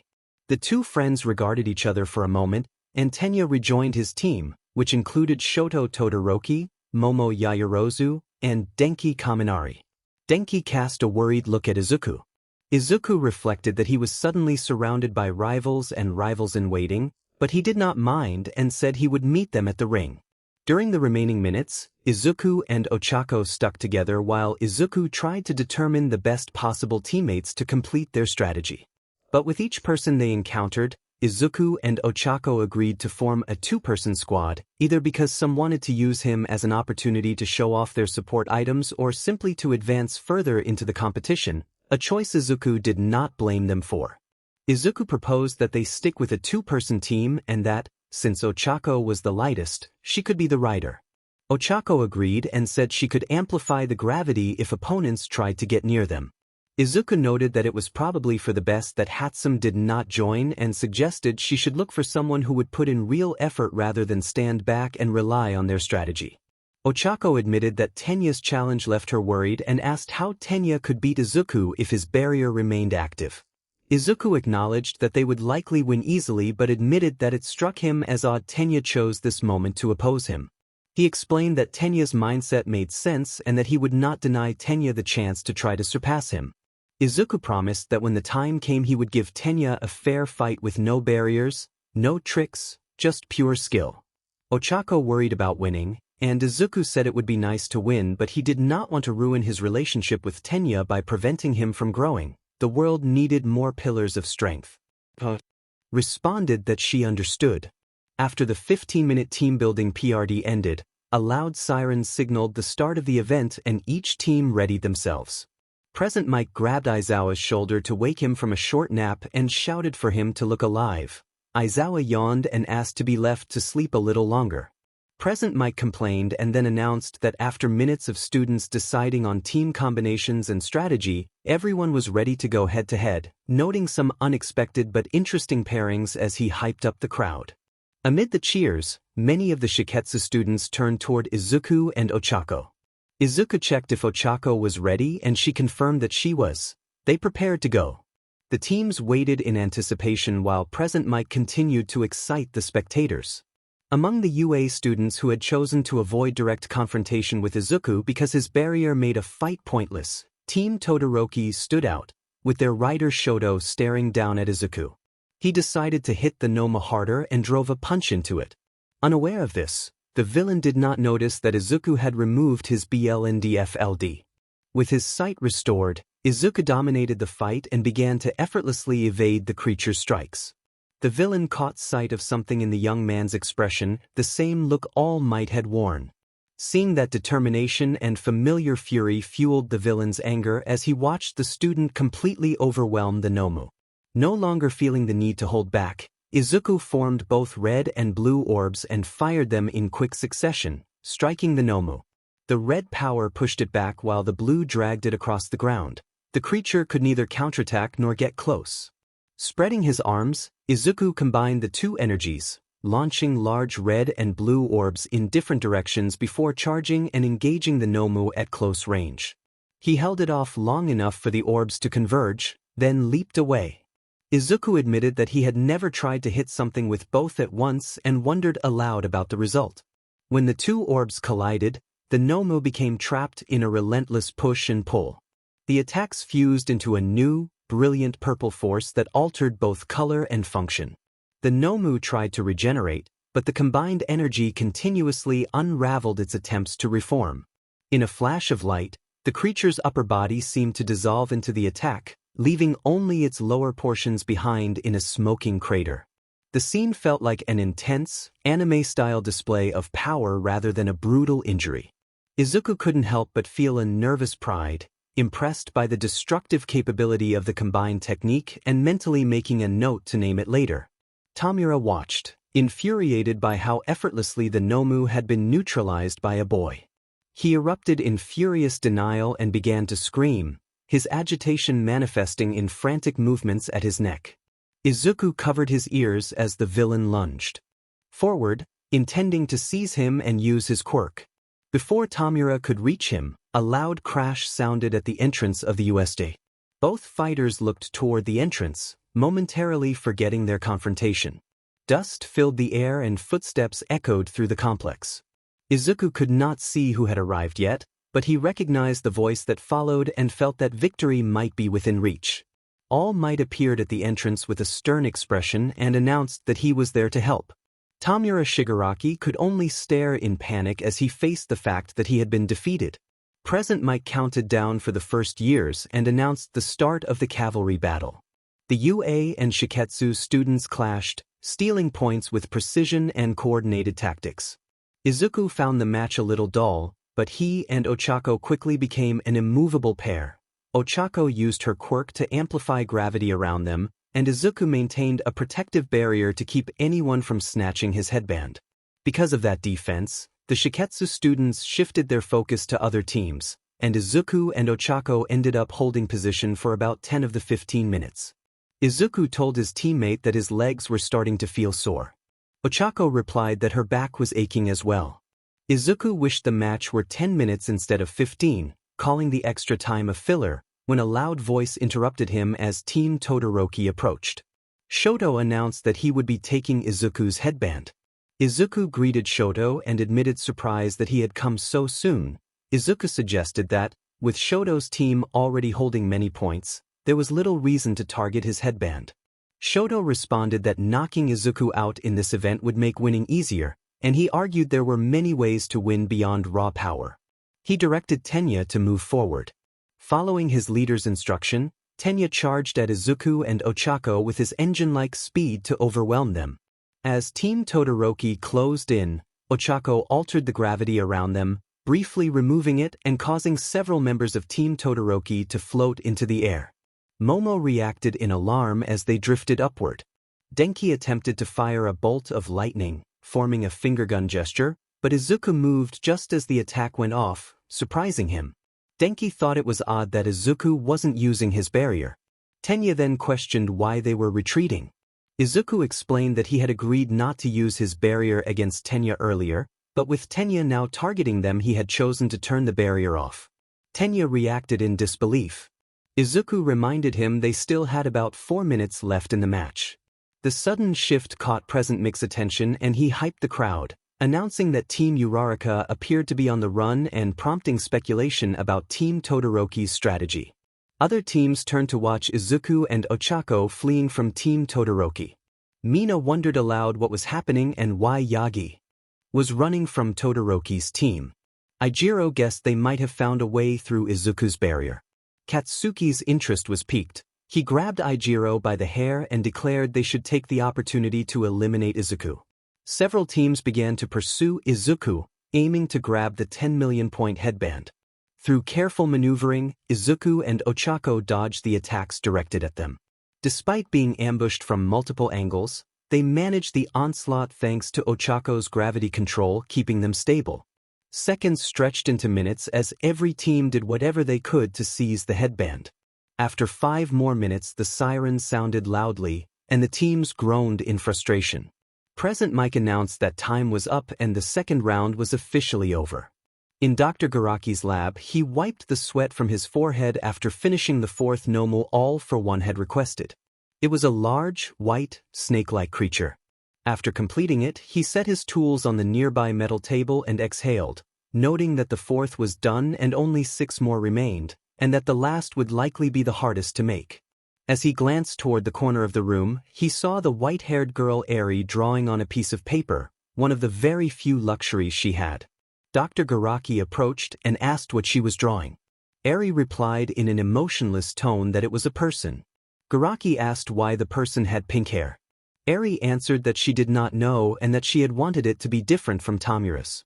Garaki observed that she and Tamura had not had the best relationship and asked if the picture was of her and him. Eri nodded and continued, adding a shining effect to the head of the figure. Garaki asked if the shine meant the figure was bright like the sun. Eri said that Tamura was very angry, and she had made the picture to imagine someone different from him, someone who would still shine despite the darkness, though it was a shame that the figure could never be real. Garaki felt the immense sadness radiating from Eri as she stared at the drawing. Because of how much time he had spent with her, he felt a slight tug at his heartstrings uncharacteristic for a man who rarely paid attention to family. Wanting to motivate the child, he asked how she would feel if he made someone like that for her and brought the drawing to life. Eri stared at him, and for the first time in a long while her eyes showed childlike wonder. She nodded and made it clear that she wanted such a creation, someone she believed could be an ideal older brother. At the UA Stadium, the students stood as President Mike tallied the scores and announced the teams advancing. He declared that in first place was Team Uraraka, consisting of Class 1A's Ochako Uraraka and Izuku Yagi. He announced that in second place was Team Todoroki, consisting of Class 1A's Shoto Todoroki, Tenya Ida, Denki Kaminari, and Momo Yaoyorozu. Tenya expressed sadness that he had not been fast enough to reach them, and Momo reassured him that as long as they had made the top 4 teams, they should be fine. President Mike then announced that in third place was Team Bakugo, consisting of Katsuki Bakugo, Hanta Siro, Eijiro Kirishima, and Mina Ishido, and in fourth place was Team Minoma, consisting of Nito Minoma, Mikumo Midoriya, Hitoshi Shinso, and Inasa Yorashi. At Shiketsu, the students who had reached the final were pleased despite low numbers, which made President Mike worried because only 14 students were present. He asked Aizawa what to do. Aizawa explained that in that situation they would pick 2 students from the 5th highest team. President Mike said the 5th highest team was Team Yagi, consisting of Mei Hatsum and Izumi Yagi from the support course, Class 1A's Mashireo Ojiro, and Shiketsu's Itsuka Kendo, and reminded them that only 2 of them could enter and they needed to decide among themselves. The 4 teammates discussed it, and Ojiro said that although he wanted to be in the final event, he thought Yagi and Hatsum deserved it more because their gadgets had helped get them into position and all Ojiro and Kendo had done was parry attacks. Kendo agreed with Ojiro. Mei responded with a cheeky expression, and Izumi gave a slight smile, happy to advance and ready to show her worth. President Mike confirmed that Team Yagi had agreed on who would advance and announced that those 16 students would move on to the final round. He added that while the competitors rested, the food stalls would be selling snacks. Aizawa groaned and asked President Mike to lower his voice because it was giving him a headache. As the spectators made their way to the food stalls, Tenya approached Izuku and took him by the shoulder before Izuku could get some food. Tenya asked if he could talk for a moment and requested that the conversation be private. Izuku agreed, and the 2 walked to a secluded part of the stadium, with Tenya feeling slightly uneasy about the quiet atmosphere. Tenya began by asking Izuku why he had been summoned, noting that he would not have come without a good reason. He suggested that Izuku had been holding back during the cavalry battle, pointing out that Izuku had retreated when Tenya's team approached and asking why he had not stood his ground. Izuku looked confused at first, then explained that as the horse for the exercise his priority had been to ensure his rider did not fall. Tenya pressed further, reminding him that he could have used his barrier to block Kaminari's attack and accusing him of implying that using his full strength was not worth the effort. Izuku admitted he had not used everything in that competition. Opportunities to surpass one another did not often come in such games. Tenya grew insistent. He said that if Izuku intended to hold back and paint everyone as significantly weaker, it would undermine Tenya's own declaration to surpass his limits. He wanted Izuku to promise, for the final event, not to hold. But Izuku gave Tenya a serious look, not wanting to joke. He explained that he had not raised his barrier during their encounter to make the match fair, but on reflection acknowledged that it might have come off as condescending. He promised to go all out and not hold back. Satisfied, Tenya relaxed his shoulders and began to walk toward an exit to rejoin the others. Heavy footsteps approached. The source was the pro-hero Endeavor. He started, then recovered himself and addressed the pair, apparently mistaking Izuku for someone else at first. Izuku replied that he must be looking for someone else, and Tenya offered a polite hope that the person would be found. Endeavor stopped them and asked if they had a moment. Izuku explained he only had about an hour for lunch and suggested they could talk later, but Endeavor pressed on, identifying Izuku as the student who had taken down the USJ Nomu. Tenya began to walk away at a glance from Izuku, leaving him to speak with the large hero. Izuku confirmed Endeavor's assumption and asked who had given him the information. Endeavor said he had been debriefed after learning UA had been invaded and expressed relief that his son Shoto had not been helpless like others. Izuku recognized Endeavor as Todoroki's father and noted the resemblance in expression. Endeavor told Izuku what he had wanted to say. He expressed being impressed that a high schooler had defeated a Nomu of All Might's level and observed that quirks seemed to be growing stronger with each generation. He explained that it was Shoto's duty to surpass All Might as the #1 hero, and with Izuku and Shoto both in the final event, their match would be a good measure of Shoto's training. Endeavor asked Izuku to give his all in the next event and not to disgrace himself or his son by holding back, then apologized for the interruption and began to leave. Izuku watched Endeavor go with a blank expression, finding it strange that a father would put that kind of pressure on his son. He reminded himself that a pro-hero father pushing his child to grow was not unusual and shrugged it off before heading to eat with his friends. After some time had passed, the atmosphere shifted as the 16 participants of the final event prepared to continue. The host announced that after a break, the competition would resume in a tournament-style format. The host added that, as a special courtesy for their guests, the event would allow them to decide the format rather than the usual one-on-one matches. The crowd reacted loudly, and the Shiketsu students in attendance clustered to discuss the options. Nito, representing their school, stepped forward alongside Midnight and explained that they had chosen a 2-on-2 tournament. Midnight expressed excitement at the choice and outlined the team assignment method. Each participant would draw a number between 1 and 16. Teams would be formed by pairing adjacent numbers in ascending order, so that, for example, numbers 9 and 10 would become a team. Opponents would be assigned based on those numbers. Progression through the tournament would treat teams as linked pairs. If both members of a team were knocked out, the team was eliminated, but if one member remained, the team would continue. Ijiro muttered that even if one of them got knocked out, they would not lose until both teammates were down. Siro added that he hoped they would at least be able to work well with their partners. Several others agreed. The organizer announced that the winning team would pick their lots first. A box was held up for the participants and each team drew their lots, forming the matchups. Some competitors were pleased with their pairings, while others looked concerned or plainly annoyed. Ijiro cheered that he had Tenya Ida on his team. Siro remarked that he felt sorry for the Shiketsu student who ended up with Bakugo as a teammate. Another student suggested they might still develop good chemistry. Mina pointed out that she was more worried about Kaminari and Uraraka having to face two Shiketsu students whose full capabilities were still unknown. Ijiro defended Uraraka, saying he had seen her quirk in action and believed she would win her match. Izuku studied the brackets and noticed his name and his sister's names were grouped together. He felt slightly happy they might be on the same team. Izumi groaned loudly when she saw her name beside his. He stood beside her and told her they were partners in the tournament and suggested they try to win.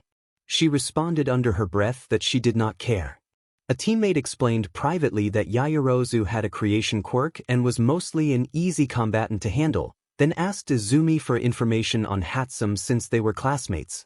Izumi said that Hatsum's quirk gave her exceptional vision reportedly up to 5 kilometers but warned that what made her truly dangerous was an eccentric personality.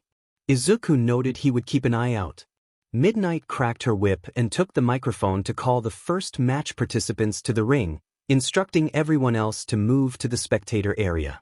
She directed teams 1 and 2 to opposite sides of the ring, an arena area credited to Cementos, who quietly appreciated the compliment. Izuku, Izumi, Momo, and Mei took their places on opposite sides of the ring while Present Mike worked to energize the crowd. He announced that after a lengthy wait, the first round of the tournament was about to begin. He introduced the blue side as Momo Yaoyorozu from Class 1A and Mei Hatsum from the support course, noting the coincidence in their initials, and introduced the opposing team as Izuku Yagi from Class 1A and Izumi Yagi from the support course.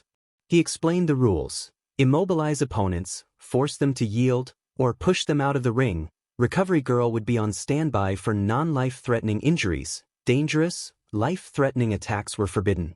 Izuku told himself not to worry about eliminating their opponents and assured Izumi quietly that he would handle them quickly. Izumi sighed in response but agreed outwardly to follow the plan. Momo prepared a shield and weapon while Mei retrieved gadgets from her pockets. Momo encouraged Hatsum to do their best. Hatsum replied that she intended to use the match to its fullest. When the referee signaled the start, Momo and Mei charged toward the Yagi siblings. The encounter was swift. Izuku deployed an attractive force manifested as a blue orb that drew the opponents out of the ring, ending the match in an instant. Present Mike reacted in astonishment, describing the match as unusually brief and declaring that Izuku and Izumi's team had advanced to the quarterfinals. The crowd murmured with mixed reactions. Some were disappointed by how quickly the match had finished, while many competitors felt a weight on their chests, wondering how they could possibly contend with someone who had performed so decisively. They speculated about the boys' power and worried about how to show their worth against such a strong opponent. Izuku and Izumi left the tournament grounds to watch the next match. Spectators whispered among themselves about Izuku's ability, with one noting that the blue orb had pulled the two girls from the arena effortlessly. Another spectator wondered if Izuku might be interested in joining their agency. Izuku thought that powers like that could really help him. Mina, walking beside him, gave an unsavory look, clearly annoyed at the attention Izuku was getting. That irritation did not matter now. She needed to focus on preparing for the next match. Mina noted that the crowd was curious and hoped Izuku would show them something in the upcoming bout. She warned him that if Shoto's team advanced, he should settle with Shiro as his opponent and leave the big guys to her. Izumi muttered to herself that he was looking down on her again as always.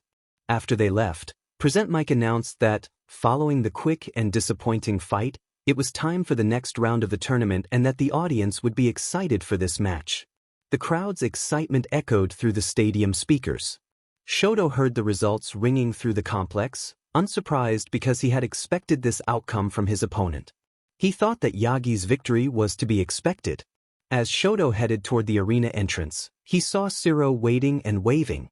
A sudden rise in temperature made Shoto notice his father standing behind him as if attempting to talk, but Shoto did not stop and continued down the hallway to meet Shiro. Shiro remarked that the upcoming battle would be climactic and expressed confidence that with Shoto's quirk they would win. Shoto recalled Midnight's words that as long as one of them remained, they would not lose, and told Shiro to try to carry his weight even if his quirk could carry them. Shiro accepted the challenge.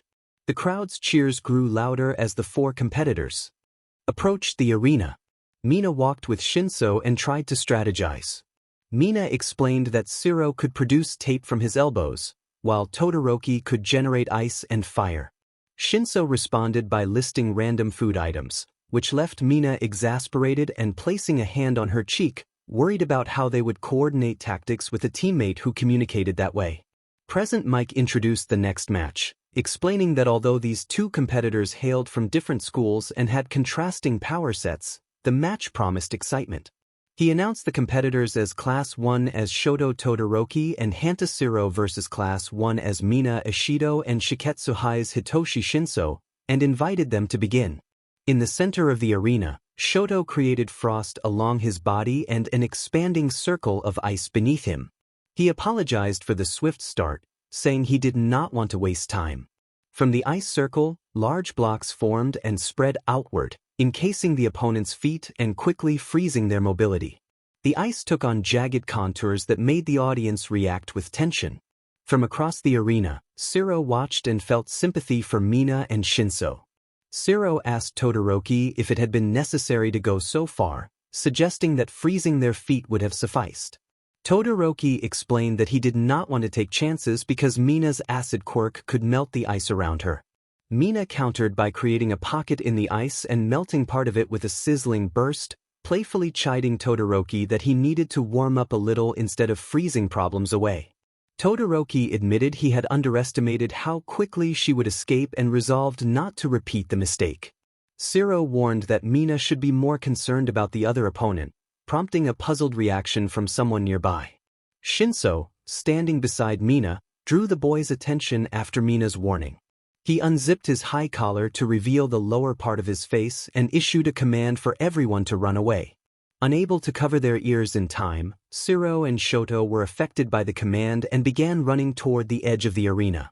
Mike Monologue commented that, despite Todoroki's massive ice attack, Shinso and Ishido had broken free and were heading to the edge. Aizawa explained that Shinso's ability appeared to force people to follow spoken commands, a form of compelled suggestion that seemed limited to specific phrases. Mike remarked on the sinister nature of the quirk and expressed relief that Shinso was on their side while wondering how Shiro and Todoroki would handle the situation. As they neared the edge of the ring, Todoroki decided to stop himself with ice. He created a large wall of ice that halted both himself and Shiro before they crossed the boundary. Shiro rubbed his nose and thanked Todoroki for the save. Todoroki cautioned that Shinso's quirk worked through hearing his words, so they needed to be careful. Shiro reassured him that he could cover their ears with his tape, tearing off strips from his elbows and planning to layer 3 strips to be safe. Todoroki instructed Shiro to take care of Shinso while he focused on defeating Mina. The 2 UA students split up and charged their respective opponents. Shiro shot tape toward Shinso and attempted to throw him out of the ring. Todoroki confronted Mina, coating his body in a thick layer of ice to protect himself as he closed the distance and engaged in hand-to-hand combat. Mina used unpredictable, dance-like movements to stay balanced and avoid Todoroki, spraying acid as she moved. The acid landed on his ice armor and started to eat through it, but Todoroki pushed through the discomfort, grabbed Mina by the arms, and stopped her movements. She continued to secrete acid in an attempt to force him to react, but Todoroki lifted her and threw her out of the ring, apologizing quietly that he was there to win. Turning away, Todoroki noticed that Shiro had been affected by Shinso's quirk despite his ear coverings. Todoroki reasoned that Shinso might have used his ability to force Shiro to sleep. With Mina out of the ring, Todoroki believed their team still had a chance. He generated several blocks of ice to immobilize Shinso, but Shinso dashed through the incoming ice, closing the distance and shouting a command to sleep. Todoroki quickly covered his ears with both hands and attempted to freeze Shinso from the front, but Shinso dodged and closed in, landing a solid blow that began a rapid exchange of strikes. The confrontation turned into an intense, anime-style duel of fast combos and evasive maneuvers. Shinso pressed the attack with coordinated combinations, breaking Todoroki's concentration at times, but Todoroki fought back and managed to push Shinso away long enough to form an ice block that trapped him in place. Shoto breathed heavily as the fight concluded. Midnight stepped in to declare the end of the bout, cracking her whip and announcing that Mina Ishido was out of the ring and Hitoshi Shinso was incapacitated, making Shoto Todoroki and Hanta Shiro the winners. Todoroki melted the ice around his ears with a small burst of flame and listened to the crowd's cheers as his hearing adjusted. Before leaving the arena, he approached Shinso and melted the remaining ice with his left hand, telling Shinso that he had fought well with what he had but had ultimately been outclassed. Shinso, shivering, stammered the word salmon. With the second round concluded, an announcer reported that Team 3 would advance to the quarterfinals and that the next match between Teams 5 and 6 would begin once the ice was cleared. After the match, Shiro was carried away by helper robots to the temporary recovery girl's nursing office to recover from the effects of Shinso's quirk. As Todoroki left the stadium fields, he saw his father watching him while flames glowed along his back. Todoroki met his father's stern gaze and asked what he wanted. Endeavor spoke in a loud, stoic tone, criticizing Todoroki for acting disgracefully and accusing him of wasting the advantage of using his full power. Endeavor insisted that Todoroki had a duty to surpass all might and declared that, unlike his siblings, Todoroki showed the potential to become the greatest hero. The words triggered a sharp, ringing pain in Todoroki's ears and a surge of intense emotion. Todoroki responded that he would never give his father the satisfaction of using his power in that way and walked away as his father's next words further provoked him. Shoto. An older opponent taunted Shoto, insisting that he was wiser and that Shoto's strategy would have limits he could not overcome. Shoto's expression changed dramatically, his eyebrows furrowing and hatred sparking in his eyes. Several minutes passed before the ice was cleared from both the area and the stadium. The weight tested the crowd, but Present Mic announced over the sound system that they had cleared the ice from Shoto Todoroki and would begin the third round of the tournament, noting that the first match had been quick, the second dramatic, and that this next fight would be sure to excite them. As Present Mic continued, the 4 competitors of the third round took their places.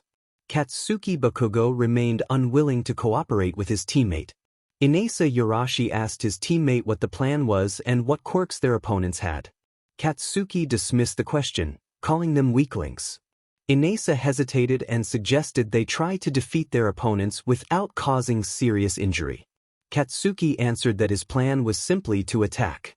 Inasa expressed disappointment at being paired with someone like Katsuki. When the fighters stepped toward the arena, the crowd cheered.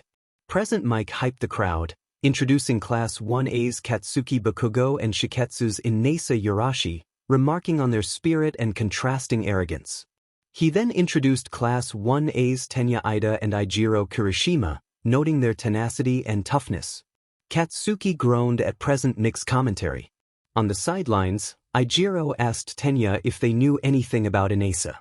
Tenya said he had met Inasa at the UA entrance exams but had not seen his quirk on display during the tournament, suggesting Inasa was likely limiting its use. Eijiro said he would handle Bakugo and encouraged Tenya to take care of Inasa. Tenya questioned whether Eijiro was sure, pointing out the power gap, but Eijiro insisted that his hardening quirk could handle Bakugo as long as he did not prolong the fight. Tenya agreed to trust him. Present Mic began the countdown to start the match, signaling the fighters to begin. Tenya grabbed Eijiro and ran toward Katsuki, tossing Eijiro into him before darting at Inasa. Inasa shouted that he was fired up and challenged them to give their all. The 4 combatants engaged in fast, anime-style exchanges. Tenya tried to overwhelm Inasa with speed while Eijiro charged to unbalance Katsuki.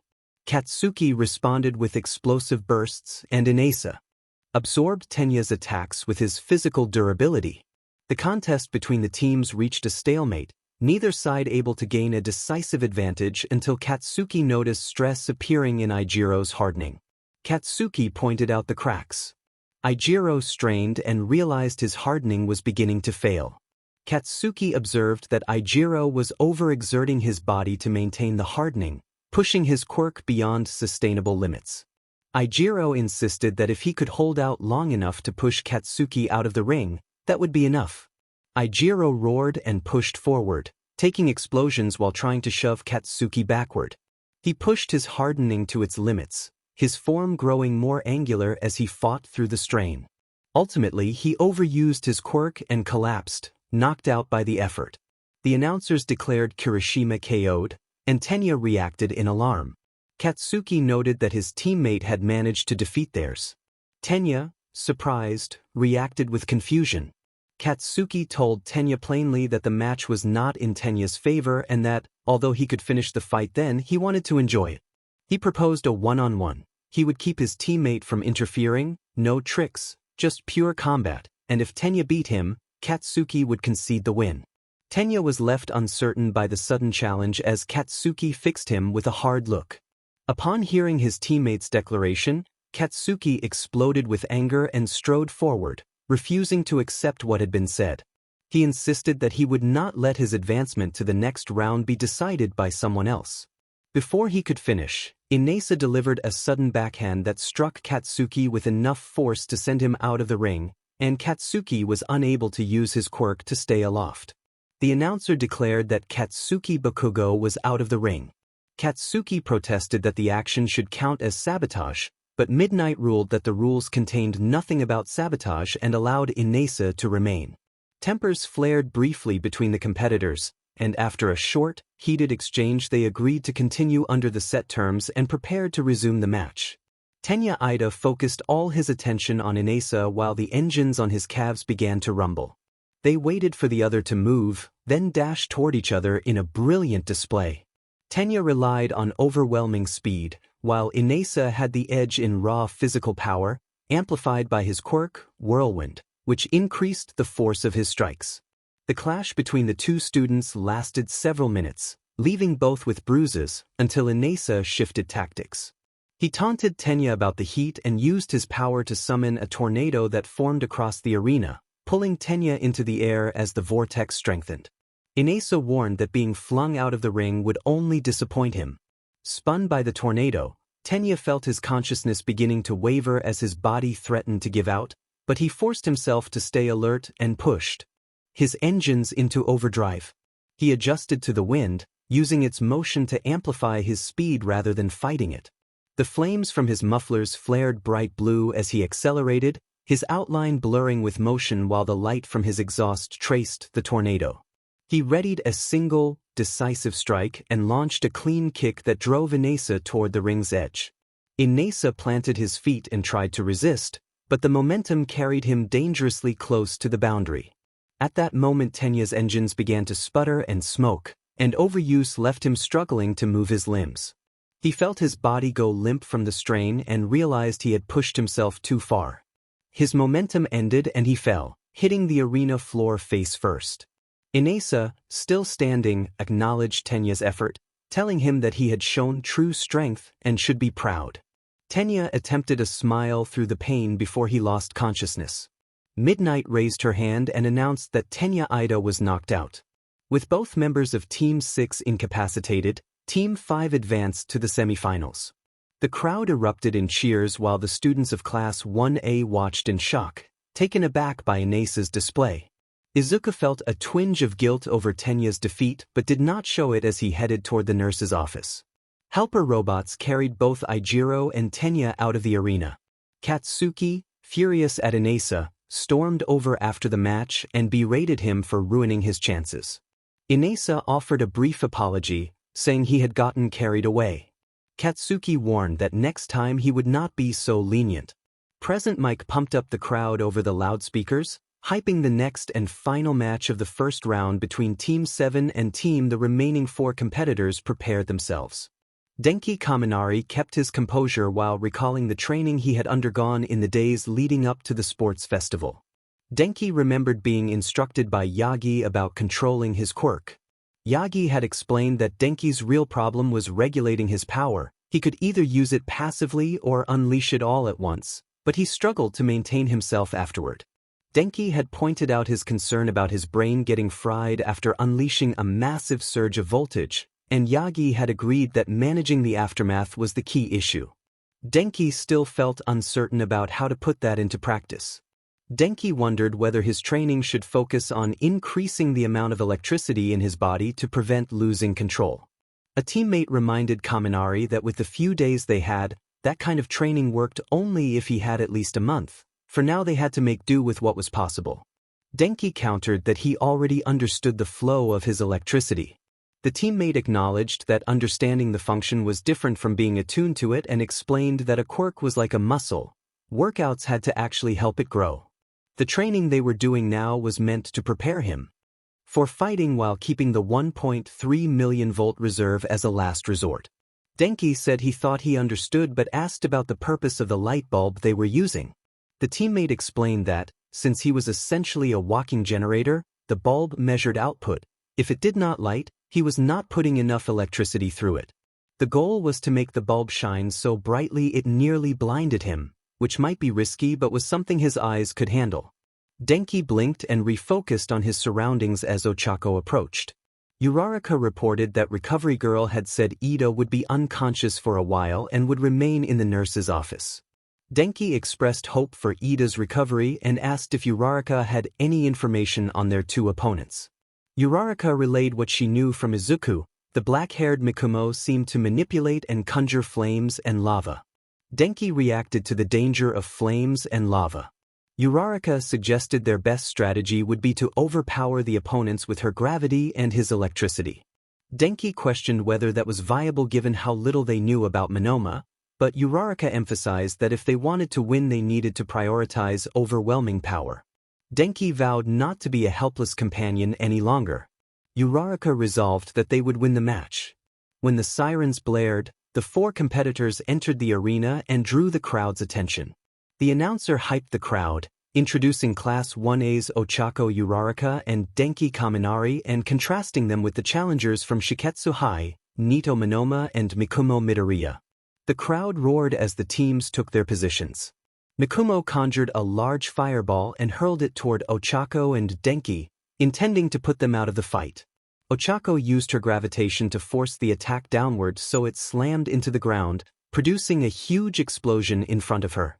She absorbed a rapid series of impacts while Nito suddenly appeared at her side, warning that Monoma would not hesitate to leave a few scars if they did not forfeit.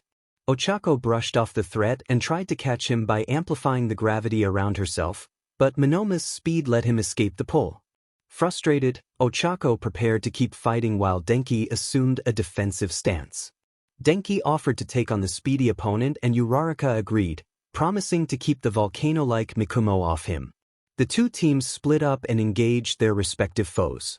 Ochako held a stalemate with Mikumo. Her gravity shielded her from the flames while Mikumo used long-range attacks to prevent her advance. Denki, however, found himself outmatched against Monoma's speed. Despite his training, he struggled to read the rapid movements and could not land effective counters. Monoma grew cocky, choosing to display his advantage rather than finish Denki quickly, showing off effortless strikes and an arrogant demeanor as he toyed with his hair and landed controlled blows. Monoma congratulated Kaminari on his resilience and acknowledged his training, but he declared that Denki was outclassed and suggested forfeiting to avoid embarrassment, insisting that even a lucky win would end with defeat by his teammate. Denki breathed hard as he recovered, his resolve hardening. He refused to give up for the sake of his teammate and the version of himself he wanted to become.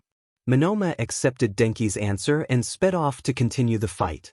While Nito accelerated, Denki held his ground, understanding the vast difference in power between them.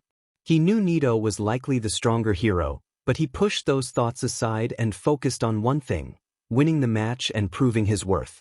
As Nito increased his speed to add power to his attacks, Denki felt a brief shift in the air and slipped past the strike, surprising both himself and Nito. The commentator announced that Kaminari, who moments before had seemed helpless against Monoma, had managed to dodge him for the first time, wondering whether Monoma was slowing down or becoming predictable and noting how intense the match had become. Nito wondered how that was possible and considered whether it had been a fluke. Determined not to let any growth go unchallenged, he resolved to stop it quickly. He surged faster and aimed a powerful blow at Denki's face. The strike connected, but Denki blocked it. Denki met Nito's gaze with fierce concentration as Nito pulled back to recover. Each time Nito renewed his assault, Denki found a way to counter, either by blocking or moving out of range. Some students from Class 1A were puzzled by the sudden reversal and assumed their classmate was weak, but Denki's ingenuity soon reshaped their impression. What Nito did not know was that Denki had been emitting faint, invisible sparks within a 10-foot radius. That field alerted him to movement nearby and let him anticipate and neutralize many of Nito's blows. Denki reminded himself that he only needed to hold Nito off until Uraraka could handle Midoriya, after which she could use her gravity quirk on Nito.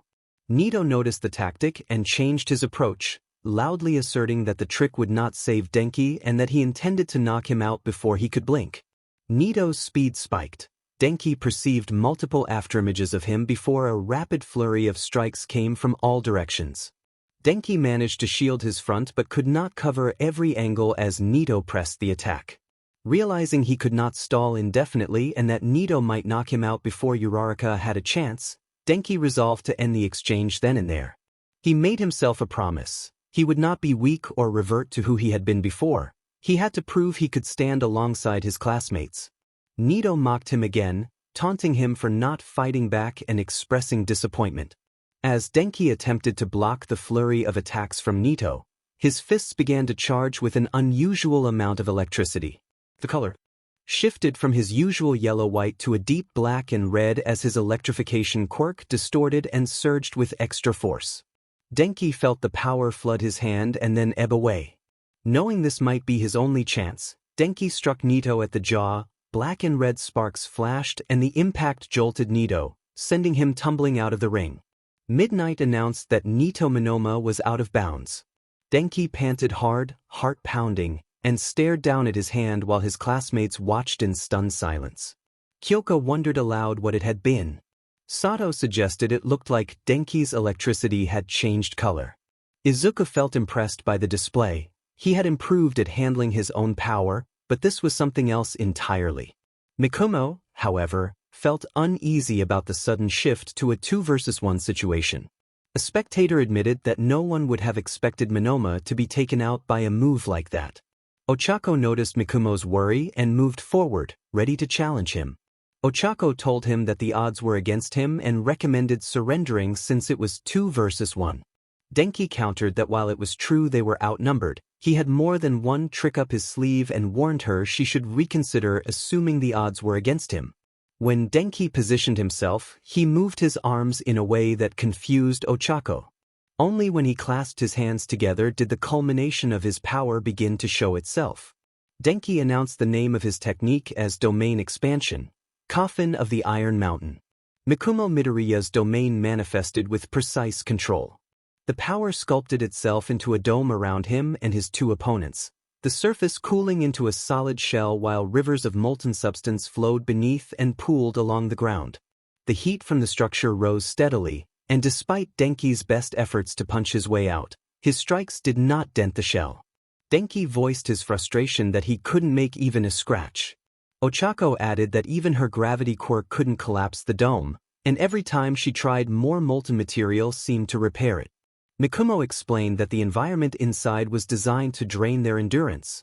They should already be feeling severe dehydration and heat-related exhaustion. He warned that the situation could become dangerous if they did not act, and offered them a choice to surrender and walk away conscious or continue and risk losing consciousness. Sweat trickled down their foreheads and their breathing grew heavy as the heat took hold. Denki told Ochako that he felt like he would pass out any minute. Ochako confessed she felt as if her skin might burn and noted that no matter how hard they tried, the shell only grew more resilient. Denki urged that taking Mikumo down now might be their only option before they lost consciousness. When Ochako asked if there was really any other choice, Denki replied that surrender was the alternative and that they would have to act if they refused to give up. Uraraka instructed Denki that if their opponent could only maintain his technique while conscious, their best bet was to knock him out. She told Denki to get close, make physical contact, and unleash every last volt he had. Denki agreed and gave her a slow thumbs up. Mikumo stared at the 2 of them as they began to separate, tracking their movements and recognizing the ambush. He was not intimidated, he was ready. He invited them to settle things on the field. Denki sprinted toward Mikumo, attempting a punch. Mikumo prepared to dodge, but was surprised when the fist changed into a finger gun and a small spark produced a bolt of electricity aimed at him. Mikumo evaded and struck back with a burst of fire, and the weight of the arena began to shift. Mikumo called out Uraraka's name as the 2 UA students coordinated, trying to overwhelm him with a flurry of attacks. Denki's electrical bursts and Uraraka's amplified gravity intended to pin him down. Mikumo proved more durable and adaptable than they expected. He countered with fireballs and waves of flame. The combination of flame and lava below raised the temperature, forcing Ochako and Denki to breathe heavily. Denki rushed to grab Mikumo, hoping to make contact and discharge his power, but Mikumo's agility kept him out of reach. Denki grew frustrated and short of breath. He realized he had little time left and felt he had to act immediately. His body began to glow brighter than the surrounding lava as he readied a massive release. Mikumo noticed the charge and challenged him to bring it on.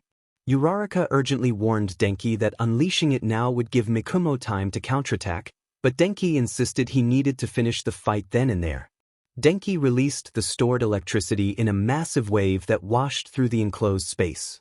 The blast dissipated quickly, but Mikumo remained standing. He observed that Denki's electrical output was comparable in nature but lower in scale than the energy shaping his domain. Rather than being trapped, Denki had attempted to incapacitate him with raw power. Mikumo mused that, if properly shaped, such electricity could have other uses. Denki pushed himself despite the pain, trying to land another blow, but the heat and exertion overcame him. He collapsed from heat exhaustion. Ochako fought to stay upright but was overwhelmed as well and fell beside him. Mikumo looked down at the two fallen students.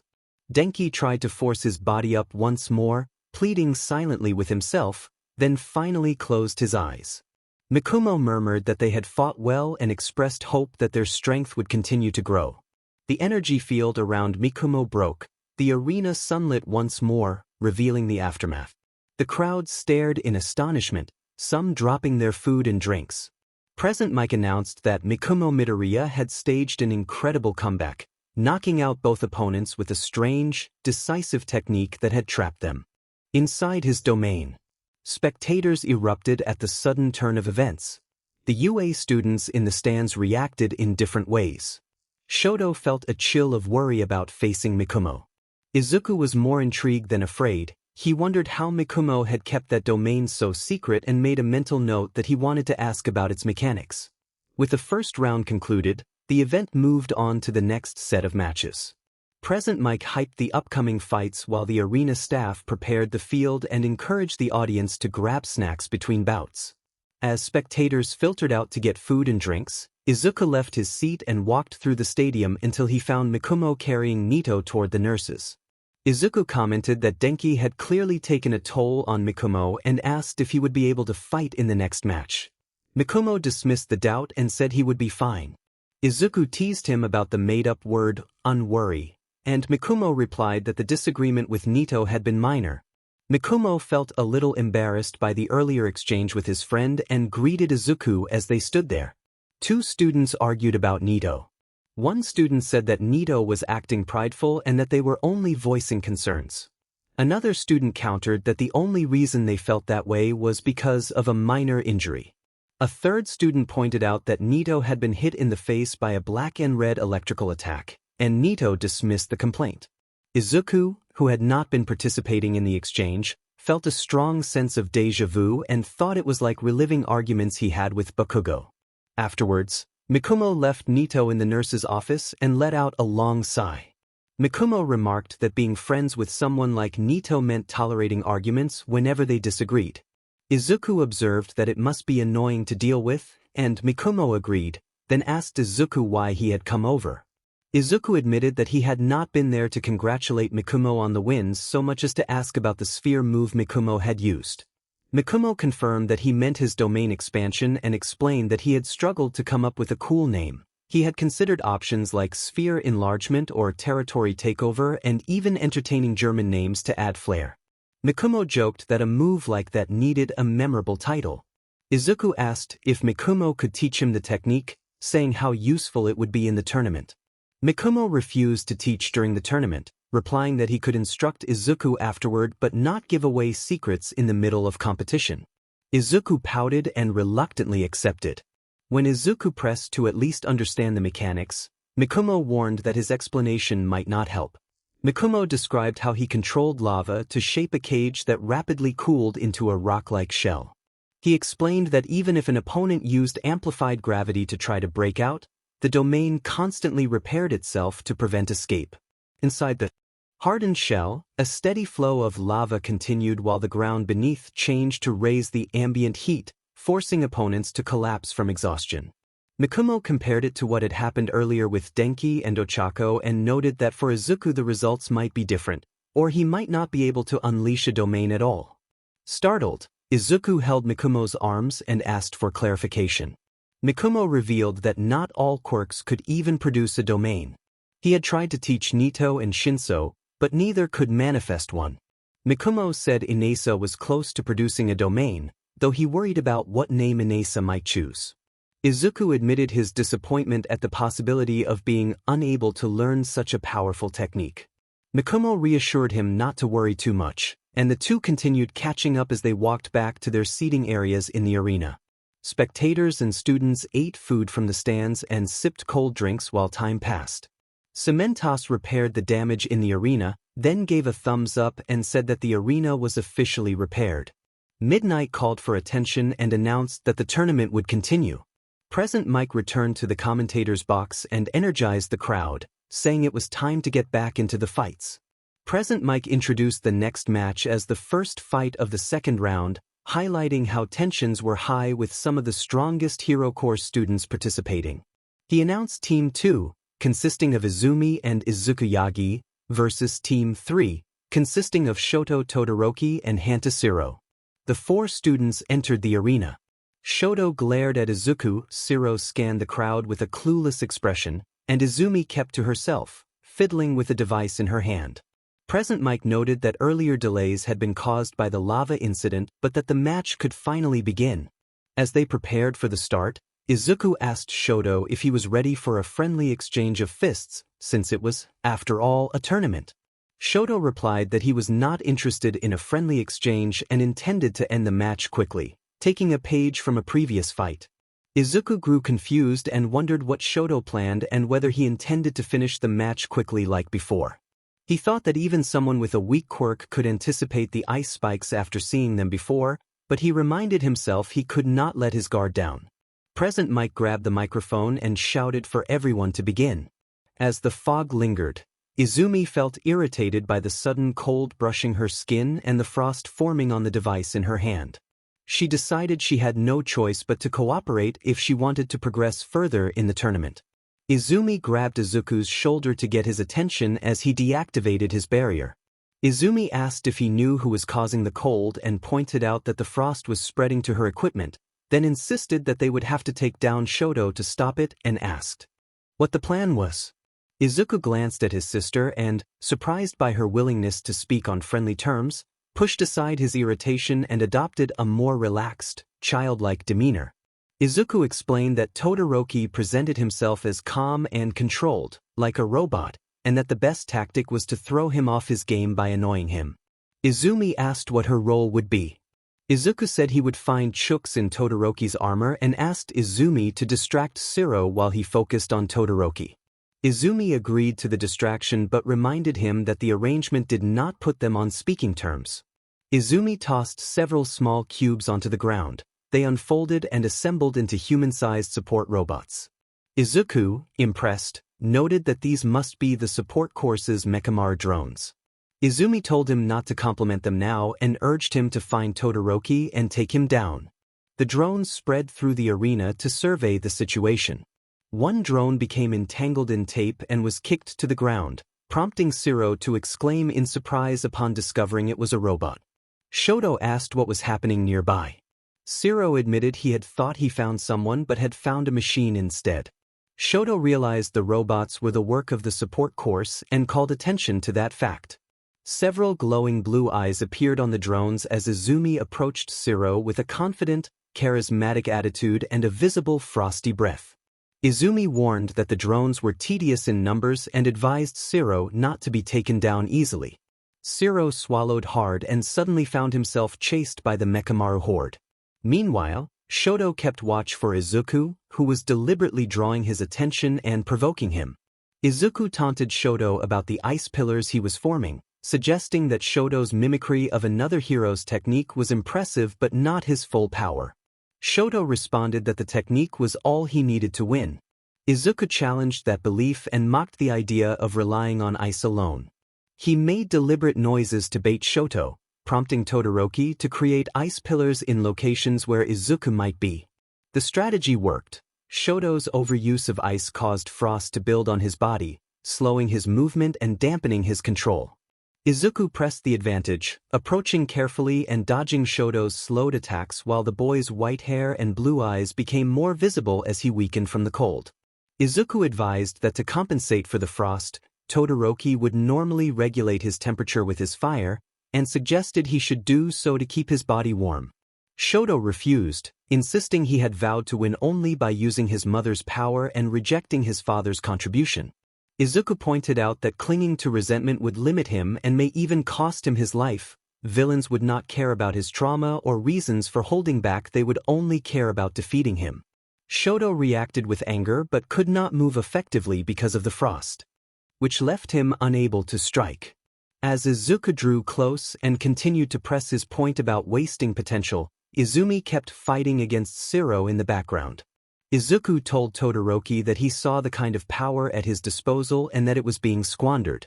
Izuku told Shoto that if Shoto could not imagine a stronger future version of himself, he should forget about defeating Izuku. He would not even compare to any low-level villain. Izuku flicked Shoto's forehead with a finger, and a small trickle of blood appeared.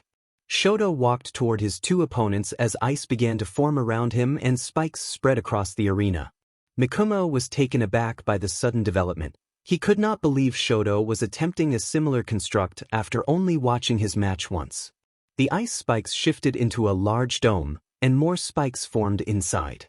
Without warning, a blizzard of ice swirled through the area, catching Izumi and especially Izuku off guard. Izuku found the sight absurd but steadying. Shoto thought that he should thank Mikumo for the idea he had picked up during the other match. Had he not seen it firsthand, he might have tried the same approach as before. Now he felt he could finish the contest and had settled on a name for his ultimate move. He announced the technique as Blizzard of the Pale Garden. As the blizzard strengthened, visibility for Shoto and Shiro faded, leaving Izumi and Izuku unable to see their opponents. Inside the dome, a heavy frosty fog began to obscure most of the arena. Many in the crowd were left speechless at the sight of the enclosed arena, witnessing a construct similar to Mikumo's. Some spectators, however, grew annoyed by the dome hiding the action. One spectator complained that they wanted to see a fight and not have the action concealed. Present Mike grew worried and warned Aizawa that they might be getting into trouble with the crowd. Aizawa dismissed the concern, observing that if people were only there to watch spectacle, their priorities were misplaced. Present Mike countered that a visible fight best demonstrated progress and that continuing to use domes could drive people away. Aizawa only shrugged, while Present Mike urged them to at least give the audience a proper fight before pulling stunts like this. Tamura Shigaraki watched the display with interest and felt inspired by the dome-like creation. He admired the Hero Corps students' ability to impress and wondered what else he could learn from their techniques. Inside the ice dome the air was bright but cold. The frost created a heavy fog that clung to the arena, and Izuku felt annoyance as ice formed around his barrier. He accepted the inconvenience and resolved to adapt and work with the conditions. As Shoto's mind churned from Izuku's words, rage swelled in his chest and his left side flared with hot, bright fire. Izumi and Shiro noticed the flames cutting through the fog. Shiro pointed out that Shoto was using his flames, and he noted that Shoto had never activated them before, not even during class training, wondering what had changed. Izumi looked puzzled. Shoto's hesitation gave Izumi an opening. She ordered several of her Mechamar robots to tackle her opponent, pinning him to the ground while she watched the fight from a distance. While Izuku prepared his next move, Shoto stood frozen not because of the surrounding ice, but because he had broken his own vow. Memories from childhood surfaced. The days his father had hurt his mother, the night his mother's breakdown had left his face scarred. Despite his mother's quiet insistence that his power was not defined by his father, he could not shake the belief that using that power made him weak. His left side burned fiercely while Izuku, his fist charged with a crimson repulsive force, closed in. Shoto did not resist. He allowed Izuku's attack to strike, feeling the force of the shock waves and watching his thoughts go dim. He murmured an apology to his mother and then collapsed, defeated. The ice formations around them began to melt as sunlight pierced through. Izuku looked down at Shoto, bowed respectfully, and apologized for the words he had said. He asked Todoroki to consider his words and hoped that one day he could forgive him, suggesting that taking those words to heart might help him move past what troubled him. The crowd reacted with mixed disappointment and amazement. Many were disappointed the match had ended so abruptly, while others were stunned that Endeavor's son had been defeated so decisively. Endeavor himself was the most frustrated. He stomped away, his flames flaring in anger. Meanwhile, UA support robots carried Shoto toward the nurse's office.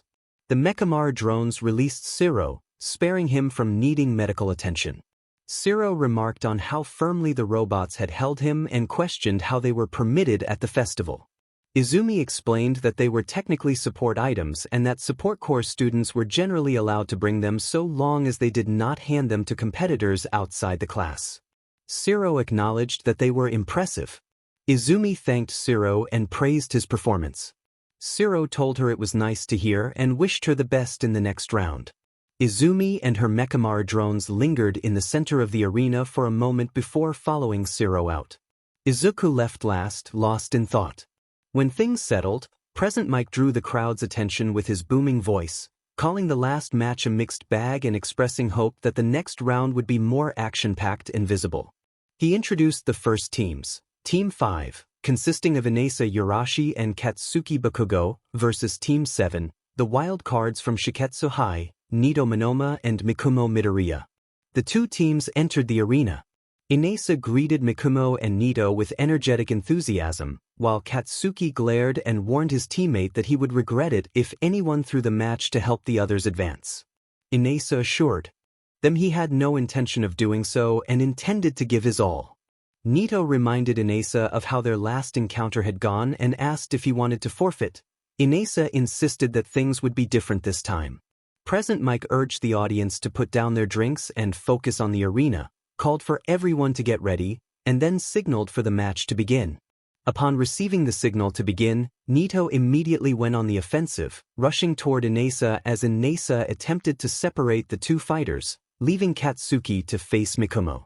The two simultaneous fights energized the crowd, with Nito holding his own against the larger student only through speed and small size. Katsuki noted that Nito's speed had improved, but he also warned that hit-and-run tactics would not be enough to win. He threw a heavy punch that met the spot where Nito had been expected to stop, sending Nito tumbling across the arena and past Mikumo and Katsuki. Mikumo, despite his heavy firepower, struggled to land counters against Katsuki's rapid explosive combos. Katsuki grew cocky and taunted Mikumo for his apparent inability to retaliate. Katsuki insulted Mikumo, mocking the idea that he could only win by using a lava dome quirk. Mikumo fired back, defending the practicality of his quirk for taking down villains without harming bystanders and criticizing Katsuki for relying on destructive explosions and belittling others. Katsuki snapped that this was a tournament and only the strong would prevail, then unleashed a powerful explosion that illuminated the arena. Mikumo leapt back while launching powerful flames toward Katsuki, but he underestimated how much Katsuki could amplify his power when he built up speed. Katsuki blasted skyward, climbing above the stadium as his explosions intensified. He spun his body until his momentum resembled a hurtling missile. Katsuki shouted the name of his attack, Howitzer Impact, as he rocketed forward. Mikumo attempted his own ultimate maneuver, compressing his lava into a rocky meteor. He restrained the attack to limit collateral damage, then declared the move Maximum Meteor. The two attacks collided in a dramatic, anime-style burst of light and energy that engulfed the area. When the smoke cleared, the result favored Katsuki. Mikumo was seen slammed into the wall and sliding down to the ground, knocked out of the ring. Midnight raised her arm and announced that Mikumo Midoriya had been knocked out and that Nito Monoma remained in the match. Nito murmured Mikumo's name under his breath. Shaking off the distraction, Nito continued fighting Inasa, unleashing a flurry of punches. Inasa, having studied Nito's predictable style, grabbed him by the arm and lifted him into the air to prevent him from escaping.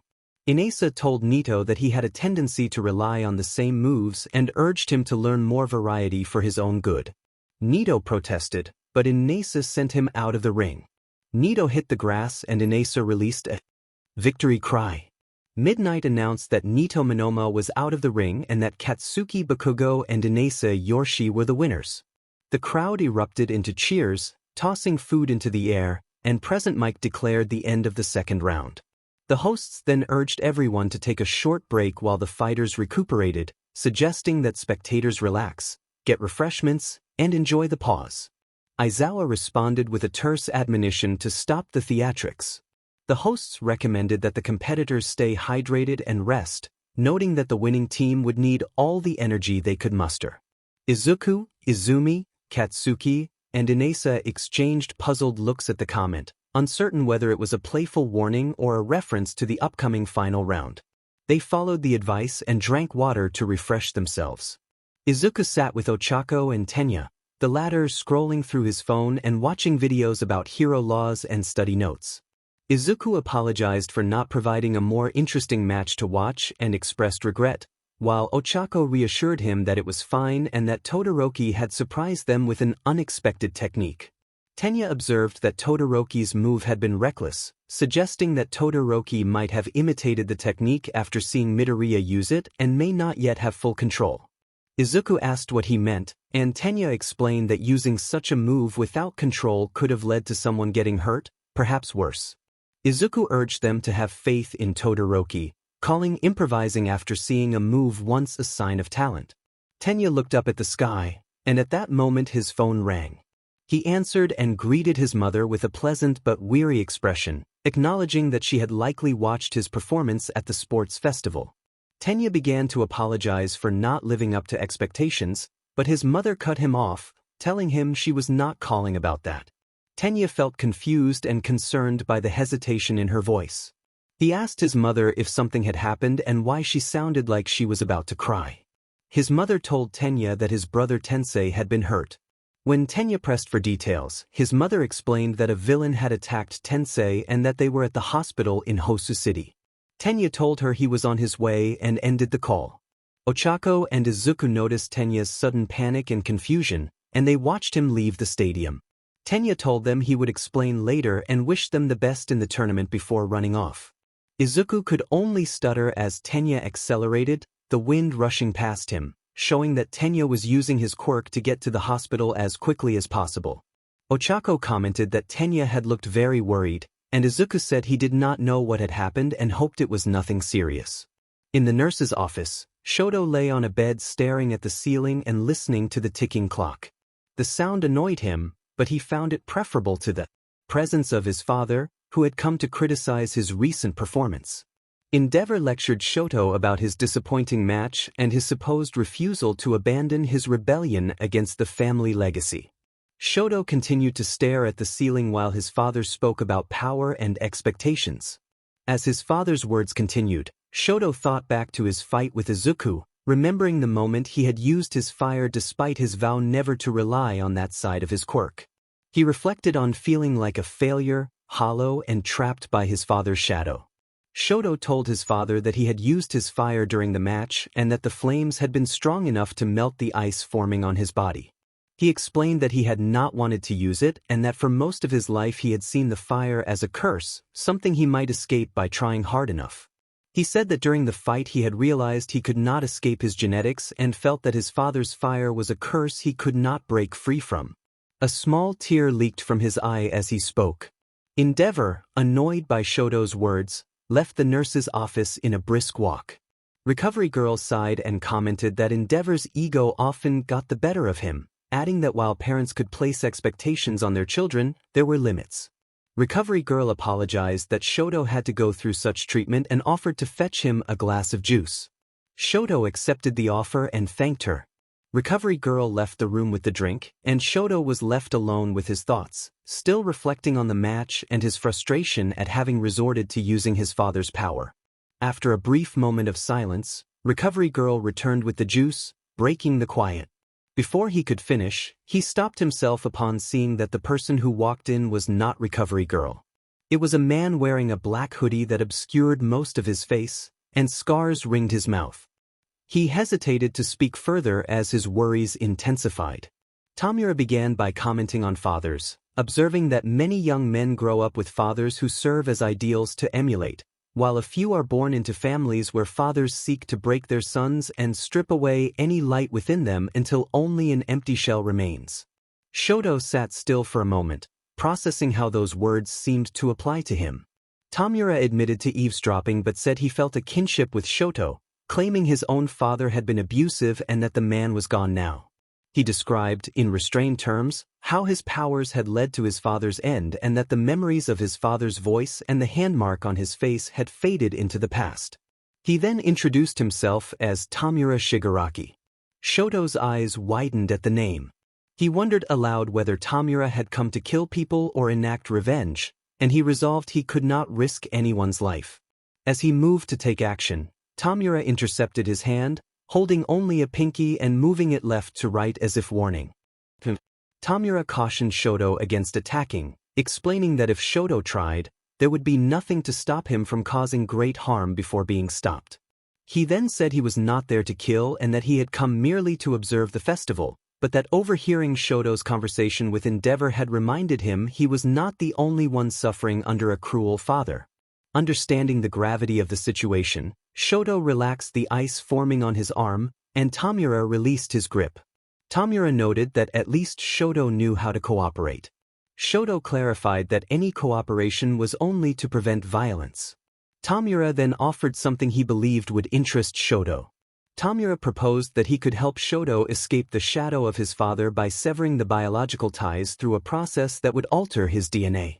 He explained that his master had acquired a child with the ability to reshape the human body and modify DNA, someone who had already altered people at the USJ.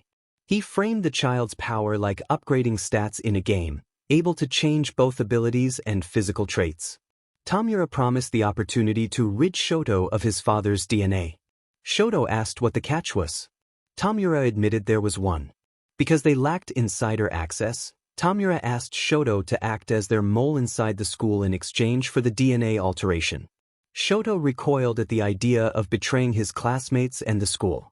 Tamura countered by arguing that refusing would leave Shoto with lifelong regret and the knowledge that his father's blood would continue through his descendants. He suggested that the pain of betrayal might be difficult, but perhaps less unbearable than living forever tied to his father. Those arguments burrowed into Shoto's thoughts, stirring fears and whispers from the darker parts of his mind. Despite his reservations, he felt the temptation of the offer and began to weigh the fallout. As the conversation dwindled, Tamura took a notepad and pen from the nurse's station, wrote an address on it, and passed it to Shoto. He set a deadline of 2 days for Shoto to decide and warned the offer would be rescinded afterward. Tamura left the nurse's office, and Shoto was left holding the piece of paper and the weight of the choice. Outside, the arena flames flared and the crowd's attention returned to the festival and the competition. Some children in the crowd shouted with excitement that the next match was starting. The announcer proclaimed that after 2 hours of fights between the schools, the third round would commence and that the 2 teams remaining would show why they deserved to win the tournament. The 4 contestants entered the arena and took their places on opposite sides of the ring. Inasa offered a simple greeting, raising his arm to wish the opposing team well. Izumi kept a cold focus on Katsuki, her look full of resentment. Katsuki kept his eye on Izuku and let out an annoyed sigh. Izuku returned a wide grin. Katsuki said he was just making sure to get a good look so he could laugh in triumph when he defeated him and wiped that smug expression away. Izuku responded that he was sorry to disappoint, but he intended to be the one to win. Katsuki insisted he would make Izuku eat those words, and Izuku answered that they would see. Izumi scoffed at their petty argument and refocused on the fight. The crowd cheered loudly, and Present Mike energized the audience, announcing that even before the official start, the 4 competitors were ready to battle and promising that this would be a match to remember. He then signaled for the match to begin. Outside the stadium, Tenya rode the train to Hosu City, staring at the blur of greenery as it sped by. His thoughts were fixed on his brother's condition, weighing whether Tensei would be all right. He tried not to think about the worst, but the worry would not leave him. When the train arrived at Hosu City Station, Tenya ran to the hospital, ignoring the risk of a reprimand for using his quirk. At the front desk he signed in and dashed through the halls despite a staff member warning them not to run. He hurried up the stairs, relief and panic colliding when he saw his mother sitting by a large door at the end of the corridor. Tenya called out loudly to get her attention. His mother answered and then began to break down when he demanded news about Tensei. Seeing the door, Tenya pushed it open despite his mother's desperate attempt to stop him. Inside the room, Tensei lay in a hospital bed, connected to monitors and breathing with assistance. He was heavily bandaged and clearly had undergone serious treatment. Tenya's breath caught at the sight. All the images he'd imagined were gone. The medical team, startled by Tenya's sudden entrance, paused their work and then explained to the family that they were providing the best possible care. They apologized for the state in which Tenya had to see his brother and said the anesthesia was wearing off. If the surgery had occurred any later, Tensei might not have survived. As the monitors beeped steadily, Tensei opened his eyes enough to see Tenya's distraught face and asked if it was him. Tenya's mother began to cry while Tenya moved to the bedside and gripped the side of it, trying to steady himself as he reached out to his brother. Tensei spoke weakly, apologizing and expressing that he felt he had let Tenya down. Tenya absorbed those words and the despair in them as Tensei slipped back into unconsciousness. Tenya cried out, and hospital staff gently ushered him out of the room. With the operating room doors closed, Tenya and his mother sat together in the corridor, offering one another quiet comfort to dull the pain of what they had seen. Back at UA Stadium, the crowd's cheers rolled outward like thunder as Izuku, Izumi, Inesa, and Katsuki prepared for the match. The announcer hyped the bout as potentially memorable and called for both teams to begin. The four leapt forward, splitting into two individual fights. Inesa against Izuku, and Izumi facing Katsuki. They let loose battle cries and charged, the air whipping around them as the two-on-two dissolved into one-on-one contests. Katsuki scoffed at Izumi, insulting her for being quirkless and vowing not to hold back. Izumi retorted by reminding him that he had never been easy on her. Katsuki attempted to blast Izumi out of the ring, sending her stumbling backward. He followed with an aggressive combo of explosions that battered her, and she bore the effects with visible bruises. In the midst of the assault, Izumi seized his head and landed a series of headbutts that left his nose bleeding and a slight swelling forming. Staggering back, Katsuki found himself on the defensive as Izumi used her experience to press the attack. The small devices she carried assembled into Mechamara drones and rushed forward to help, grabbing his limbs and pinning him briefly.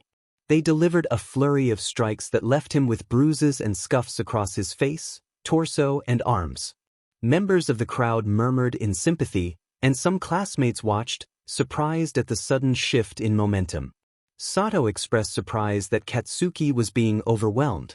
Fumikage observed calmly that, despite coming from the support course, Izumi fought with ferocity. Mina wondered aloud whether the two had a past, and Denki commented that he felt sorry for Katsuki, who was being treated like a punching bag. Meanwhile, Izuku and Inesa engaged in a fluid, skillful duel that looked more like a dance than a brawl. Tornadoes of wind and glowing blue orbs swirled together as each quirk met the others, the winds bending and dissipating around the defensive field. When their fists met, it was with mutual respect rather than hatred, a contest between two competitors who acknowledged one another's strength. The announcer praised the purity of the fight, no malice, just two fighters testing themselves, and urged Izuku to show more of his prowess.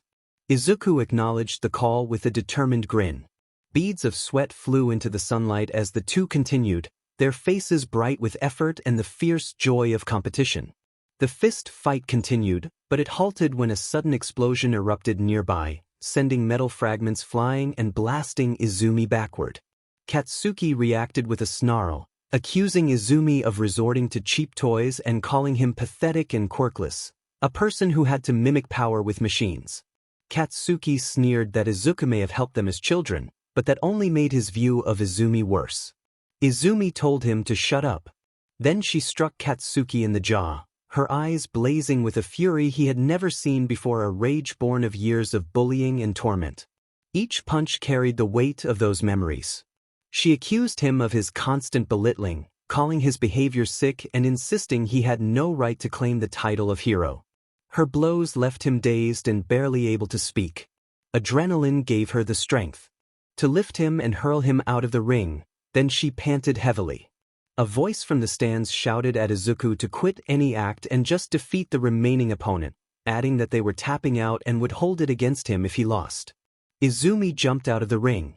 Midnight cracked her whip and announced the eliminations, declaring that Izumi Yagi and Katsuki Bakugo were out while Inesa Yorshi and Izuku Yagi remained. Izuku turned to Inesa, his smile fading into a stoic expression. He apologized and said he did not want to rush things, but his sister wanted to win, so he had to make things quick. Inesa accepted that explanation, saying he understood and was just glad to have made it this far. They readied themselves, and the duel resumed with blows exchanged like the clash of two determined forces. Each fighter's desire to win showed in the way they both countered and absorbed attacks. Izuku used his barrier to slow and deflect Inasa's strikes, focusing on preventing damage while mounting his own offense. The crowd fell quiet as they watched the two fight with relentless resolve. Ijiro admitted that the scene moved him more than he expected, and Tetsu agreed, saying it was enough to make a grown man cry. Azui observed with a neutral tone that it was just a fight. After 10 grueling minutes, Inasa attempted a final gambit and called upon a technique he had been developing, a dome of concentrated winds forming into a cyclone around them. Izuku refused to prolong the duel. He rushed forward, red orbs forming at the tips of his fingers and merging into a single, larger attack. He thanked Inasa for the fight and unleashed repulsive force, Red Shotgun. The blast sent Inasa flying out of the ring and into the far wall, rendering him unconscious. Midnight declared Inasa Yorshi knocked out and announced Izuku and Izumi Yagi as the winning team. The crowd erupted, and fireworks burst into the sky in a dazzling display. The announcer told the assembled crowd that after many exciting contests and displays of power, they had their winning team of the UA Sports Festival. The audience readied themselves for the award ceremony, but the event had one last surprise. The announcer revealed an additional match.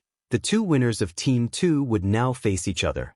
The tournament board lit up and the bracket updated to show the surprise fight.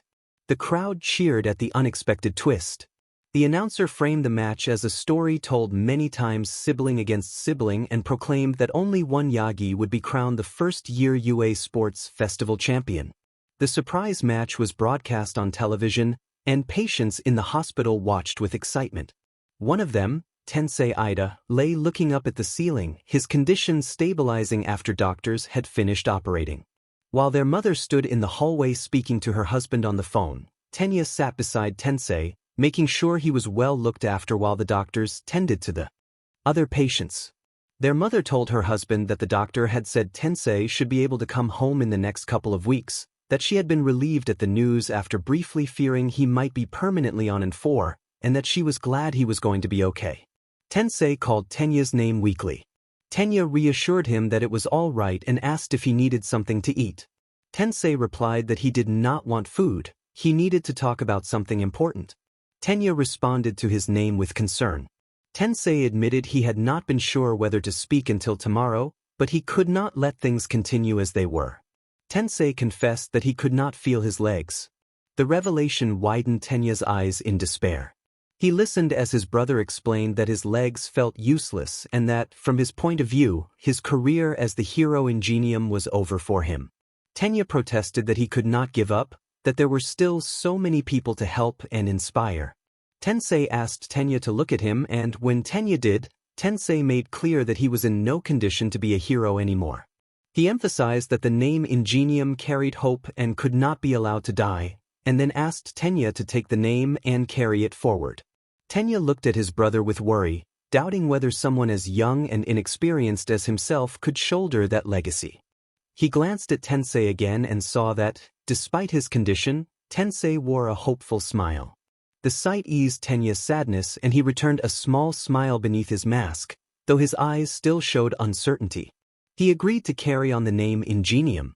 The sound of sirens cut through the air, and the cheers of the crowd rose until they filled the space.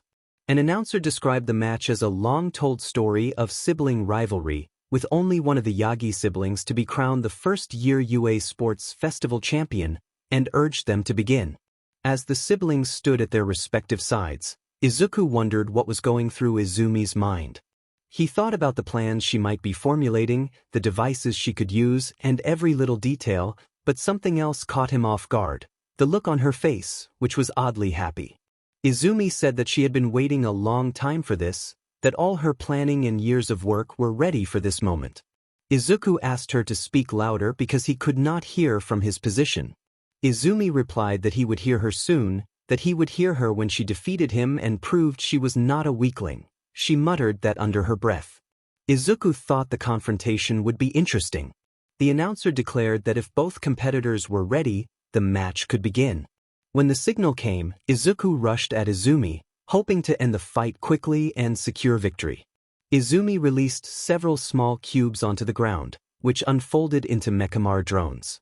Izuku paused briefly and began contending with the drones on her behalf. Each strike, parts of the drones fell away, but they persisted in their pursuit. Izuku admitted that the devices she had made were eager, if fragile. Izumi reassured him that they were not designed to kill but only to distract. Izuku questioned the tactic, and more drones surged forward while Izumi made her move. She tore an arm from a drone, activated it, and equipped it like armor. When she closed the distance and struck, her blow was slowed by Izuku's barrier. Izuku noted that sneak attacks did not work on him. Izumi acknowledged that and added that she had planned for that possibility. Izumi then deployed a smoke device that filled the arena, obscuring sight lines. The smoke forced Izuku to keep his guard up while Izumi moved unseen to place a gadget on the ground. Izuku insisted that her technology could not overcome his steady defense.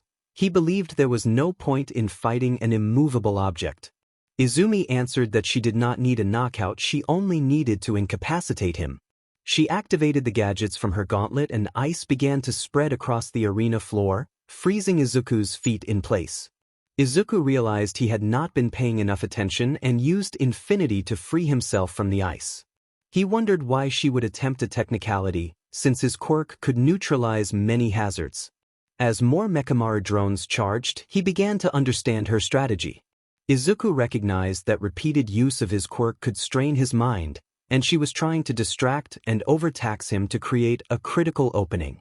He reflected on how he had been relying on infinity heavily during the festival and that overuse could leave him vulnerable.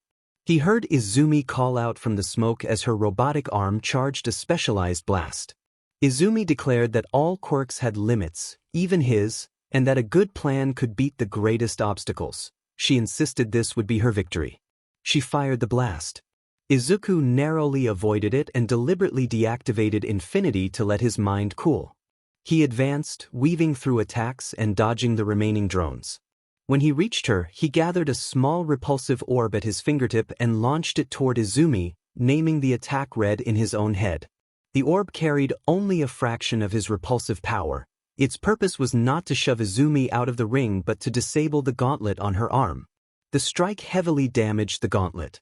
Izuku followed with a solid blow that sent Izumi skidding back a short distance, and her remaining devices scattered and were quickly neutralized. Izuku told Izumi that she was defeated, that there was no point in continuing. He said he had proven that her plan could not best him, praised her bravery, and offered her the chance to surrender without shame. Izumi felt anger at what she perceived as his condescending offer. She believed he was trying to humiliate her and reinforce the idea that he would always be the stronger sibling.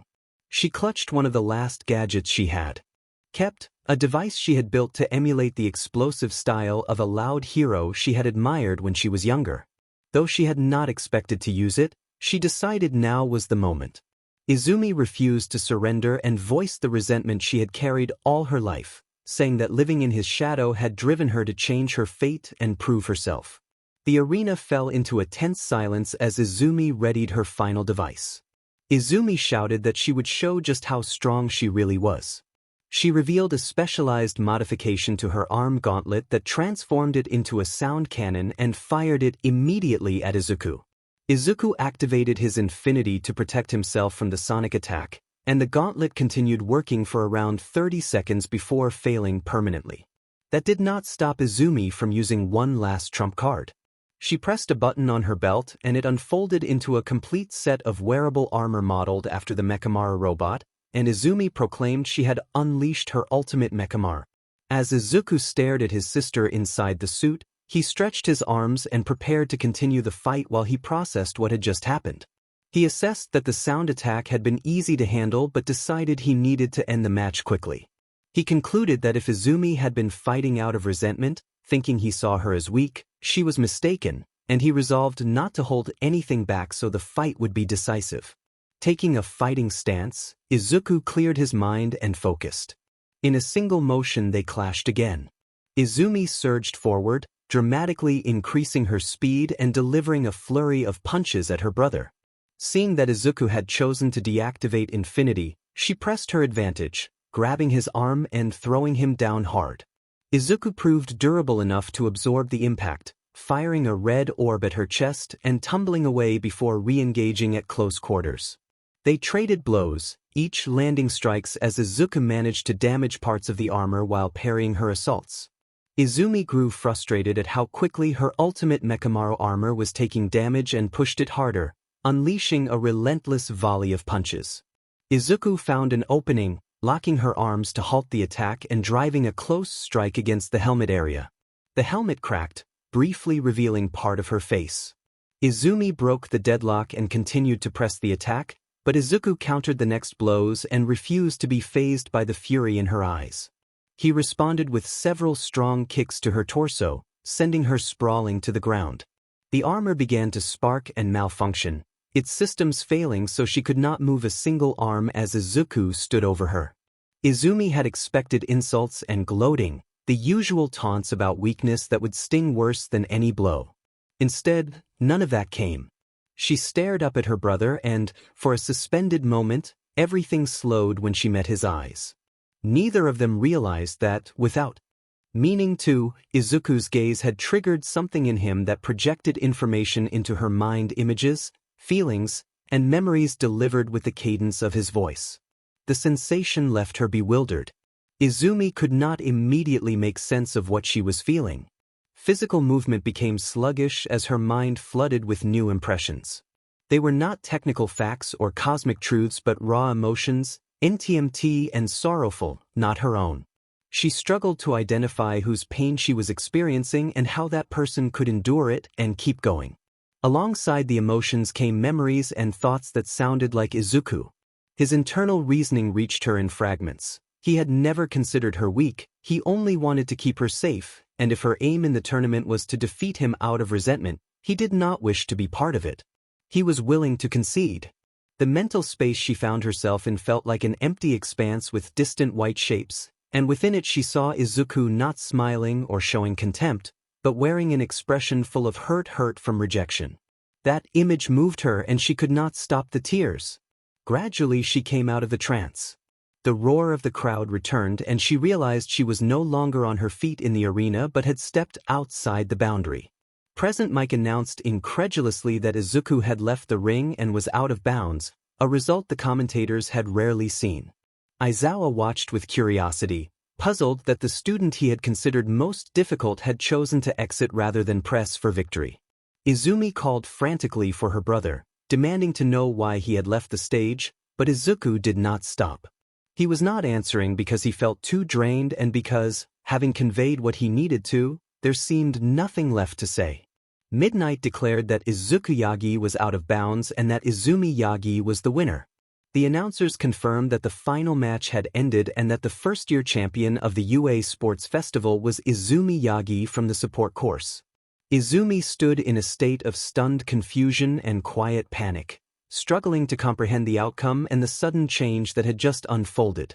She had prepared herself for this moment for a long time, honing her skills and improving her gadgets with each day, and yet despite all that, she found herself standing at the center of the arena while the crowd cheered, a large volume of noise pressing against her thoughts. Sometime during the festival, inside Dr. Garaki's lab, the doctor observed a lone vat tank containing what appeared to be a growing life form. It was a creation he had assembled quickly while finishing the 10 nomu he had been asked to make, using DNA collected from Eri and a sample provided by All for One. Dr. Garaki explained that he had been conducting the work efficiently, treating it as an elementary task. The life form would be a hybrid of nomu research and human experimentation, created by combining the provided DNA with synthetic eggs the doctor had produced from skin and stem cells so the desired quirk traits could be passed down. Based on its development, it appeared to be only a few days old. A thin crown of salmon pink hair sprouted from the top of its head, with slight brown hair at the sides. Eri stood nearby, watching the life form develop with a calm curiosity that belied her age. She tried to understand the process of its creation, though some of the details were beyond what a child should have to comprehend. Still, she was captivated by the small presence forming in front of her, showing a rare spark of emotion that surprised Dr. Garaki and pleased him in equal measure. Dr. Garaki told Eri that he had taken the liberty of creating the child according to her specifications and incorporating her DNA, pink hair and all, and that with time he expected the child to finish developing within a few days to a couple of weeks. He suggested that, given enough time, the child could become the big brother she had always wanted, and then asked if she had any name ideas. Eri considered simple names such as Eric or names inspired by foods, but a memory from long ago brought a different name to mind, a comfort she could not fully explain. She looked at the doctor with a liveliness he had never seen before and revealed that she had a name. She told him she would call the child Yuji. Some time later, the Sports Festival Awards ceremony began. Izumi stood on the highest pillar of the podium while the sun beamed on her face and cameras from afar lit up, the press trying to capture as many photos as possible. Her expression was hollow and emotionless, an absence of satisfaction, as she tried to ignore the surrounding noise. Midnight's voice cut through the crowd as the loudest presence in the area. Midnight announced that the first-year students of both UA and Shiketsu had completed all the events for the sports festival and that it was time to relax and enjoy the awards ceremony. Beside Izumi stood her brother with a BLNDFLD over his eyes. On her left were Katsuki Bakugo and Inasa Yurashi. Despite the celebratory setting, only Inasa showed clear happiness, content with third place and determined to improve. Midnight signaled that there was only one person worthy of distributing the awards, and attention turned upward as All Might appeared on the stadium roof in his hero costume before leaping down to the ground. All Might landed with a showy entrance that sent a gust of wind through the crowd. When the dust settled, he stood tall holding the medals, declaring his presence and readiness to present them. All Might stepped to the podium with an inspiring presence that captivated Inasa. He approached Inasa Yurashi and praised the young man, saying that his efforts in the sports festival had inspired him like no other and that the young man's determination made him feel confident about the nation's future safety. Inasa bowed gratefully, tearing up and promising to continue honing his skills and to be the best hero he could be. All Might gave him an approving thumbs up. All Might then addressed Katsuki Bakugo, acknowledging his power and telling him that with further training he could become a fine hero. Bakugo scowled and rejected the idea of accepting a third-place medal, insisting that the only medal he would accept was one that proved his victory. All Might encouraged him to accept the medal as a token of his efforts. Bakugo protested loudly, refusing to be placated, and his reaction disrupted the smooth flow of the ceremony. Katsuki insisted he did not want the medal as All Might struggled to put it around his neck. After a brief, careful effort, All Might managed to reward him and noted that it had been a struggle. Having stepped down from the third-place pillar, All Might then approached Izuku, who bowed before the hero as he received the second-place medal. All Might congratulated Izuku, praising the demonstration of his skills and the power he had shown. Izuku thanked him and said he was glad to have made it that far despite not winning. All Might moved closer to his son, embraced him, and offered words of encouragement, explaining that he was proud even though Izuku had stepped out of the ring. Izuku thanked his father in return.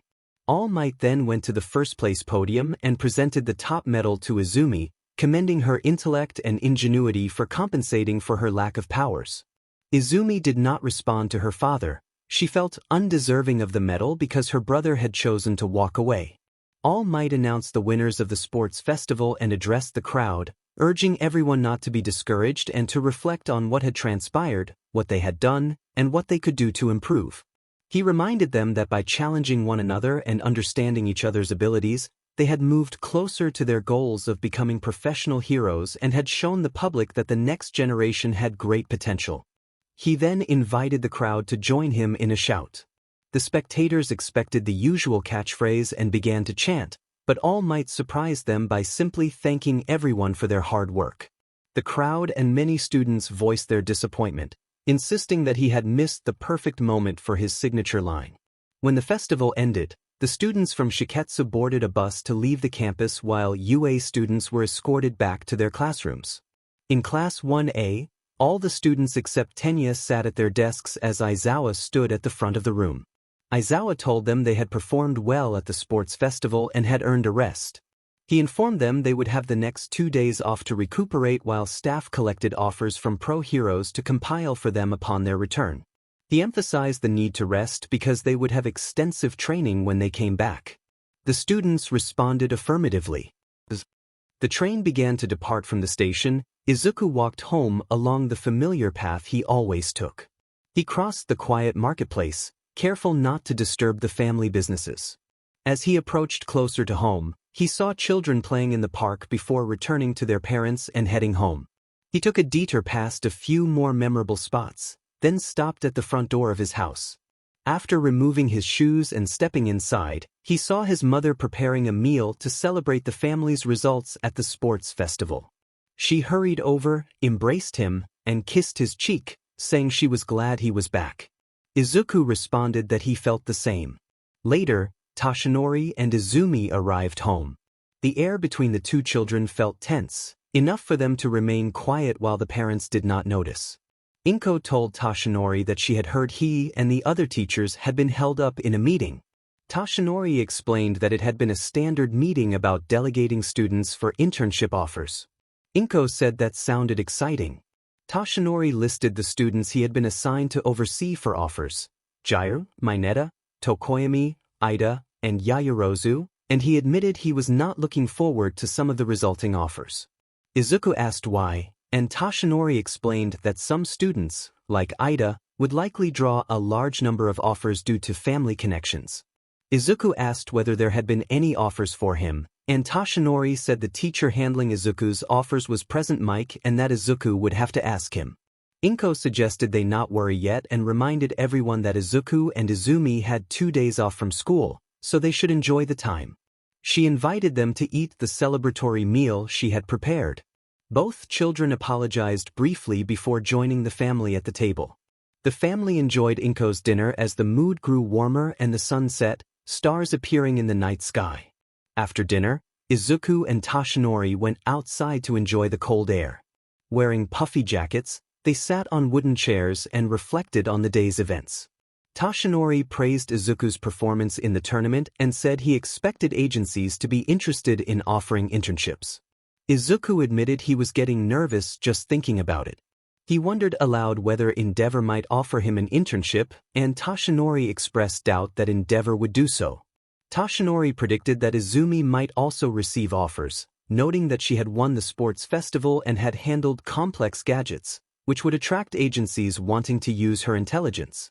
He then asked Izuku why he had let Izumi win their match. Izuku fell silent for a moment, and when he spoke, he said that during the match he had seen the desperation in her eyes and discovered the reason for her drive. Those words had demotivated him, and he had not felt the match was worth pursuing in the way he had expected. Toshinori listened and compared Izuku's experience to his own sparring. With Endeavor, he explained that Endeavor had been powerful and had an obsession with surpassing him, which had sometimes clouded sportsmanship and affected his family. After a pause, Izuku told his father that he believed he had an idea about who should inherit One for All. Toshinori asked who he meant, and Izuku quickly clarified that it was not Kaminari. He said Kaminari would be an excellent hero but that his suggestion was Izumi. Izuku explained that when he had fought Izumi he had seen her determination to win despite the odds, and he believed that if she had been fighting a villain she would have shown the same drive and more. Izuku said she had spoken about wanting to leave his shadow and that, in his view, the only way for her to grow was to take a path he could not walk. He asked his father to give her the opportunity, train her to take his place, and allow her to become the hero she wanted to be. Toshinori listened, then laughed softly and told Izuku that the idea was not entirely new. He recalled that years earlier Izumi herself had asked him for One for All, but he had declined because he had wanted her to grow up without that burden. After considering Izuku's argument, Toshinori said he trusted his son's judgment.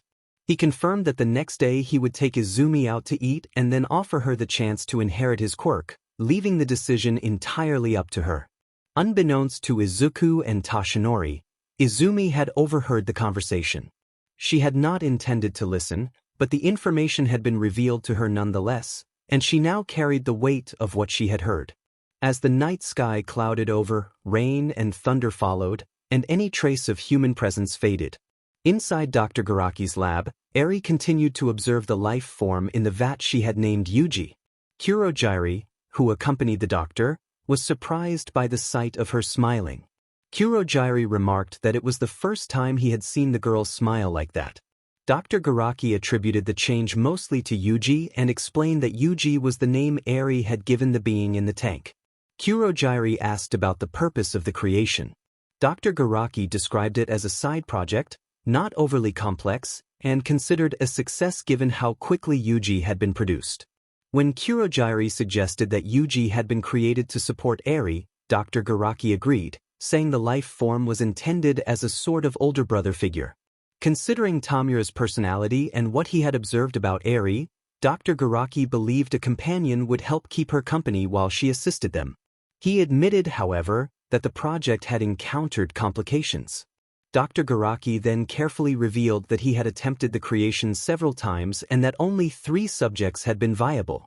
The first met specifications but developed unexpected physical traits that warranted further study. The first had grown unusual additional upper body appendages and extra eyes, and he planned to observe it for any further developments. The second test subject had been born female and demonstrated disturbing behavior, including an apparent disregard for human life, which Dr. Garaki attributed in part to the integrated DNA. That second subject had also inherited powers similar to Ares and had used them on herself to accelerate her development. He had concealed that subject's existence from Eri to avoid upsetting her. The third subject, now known as Yuji, was the final version. When Kurojairi asked about the second subject's whereabouts, Dr. Garaki said he had told her to find her own way. He expected his master would find a use for her, and he believed that allowing her to confront opponents freely would push her abilities to evolve. Kurojairi wondered if this might backfire. Dr. Garaki admitted it was possible, but for now the subject's primary motivation seemed to be seeking entertainment. Unknown to those resting in their homes, something moved through the alleyways. One person lay on the ground, being warped by an unusual power, while a figure who resembled a teenage girl stood nearby. Her skin was pale and her hair was a light, dirty blonde. Beneath her outward appearance, a disturbing smile hinted at how she seemed to take pleasure in unsettling acts. Her skin looked as if it had been seamed and repaired in places, giving the impression of a doll stitched back together. She hummed a tune in time with the sounds of distress. She observed that the person had been fragile and had offered less resistance than she had expected. Her power had overwhelmed him quickly. She reflected that he might still prove a useful pawn and felt grateful that Dr. Garaki had allowed her to operate independently. With that, she moved on to consider which human she would target next. A short while later, the streets fell quiet again as the rain continued to fall. As the students filed out of homeroom, Izuku lingered behind for a moment, eyes fixed on Tenya's empty desk. Ochako noticed him and approached, asking if he was all right and noting that he had been staring for a while. Izuku admitted he was just a little worried about Tenya. Ochako added that Tenya had left in a hurry and that she hoped his brother was okay. Ochako then asked why Izuku had left the ring after dominating the match. Izuku explained that he had learned something during the fight that had unsettled him. When Ochako pressed for details, Izuku said it was a family matter he could not share. Ochako accepted that it was private between him and his sister, and she asked if he wanted to walk home with her. Izuku agreed. They left campus together as the setting sun warmed their faces and their shadows stretched beside them. Ochako was eating a sweet she had bought at one of the festival food stalls. Izuku teased her for holding out on him, and Ochako reminded him she had bought it with her own money and would only share a quarter if he stopped pestering her. Izuku accepted the offer and they split the On the train, the conversation turned to which pro-heroes they might intern with. Ochako asked Izuku who he would choose. Izuku said he had not decided on anyone in particular and that every hero had strengths and weaknesses, but he would prefer a mentor who could teach him skills beyond raw power. When Ochako asked what kind of skill he meant, Izuku said he wanted to learn negotiation and persuasion to handle situations like hostage incidents, where calming and talking could be as important as fighting. Ochako admitted she had not considered that approach and then explained that she would likely choose someone to help her shore up physical weaknesses, such as martial arts, so she would have reliable backup options if her quirk could not be used. Izuku observed that she might pick someone like Mirko, and Ochako acknowledged Mirko's intensity while laughing about how overwhelming she could be. Izuku remarked that heroes with overwhelming power, like All Might, still attracted fights because of the rewards, and Ochako responded that if Izuku became that kind of hero, villains might act the same way toward him. Izuku looked out the window at the passing cityscape, admiring the architecture until the train pulled into his stop. Izuku told Ochako this was his stop, and Ochako said she would see him at school later. Izuku nodded and left the train.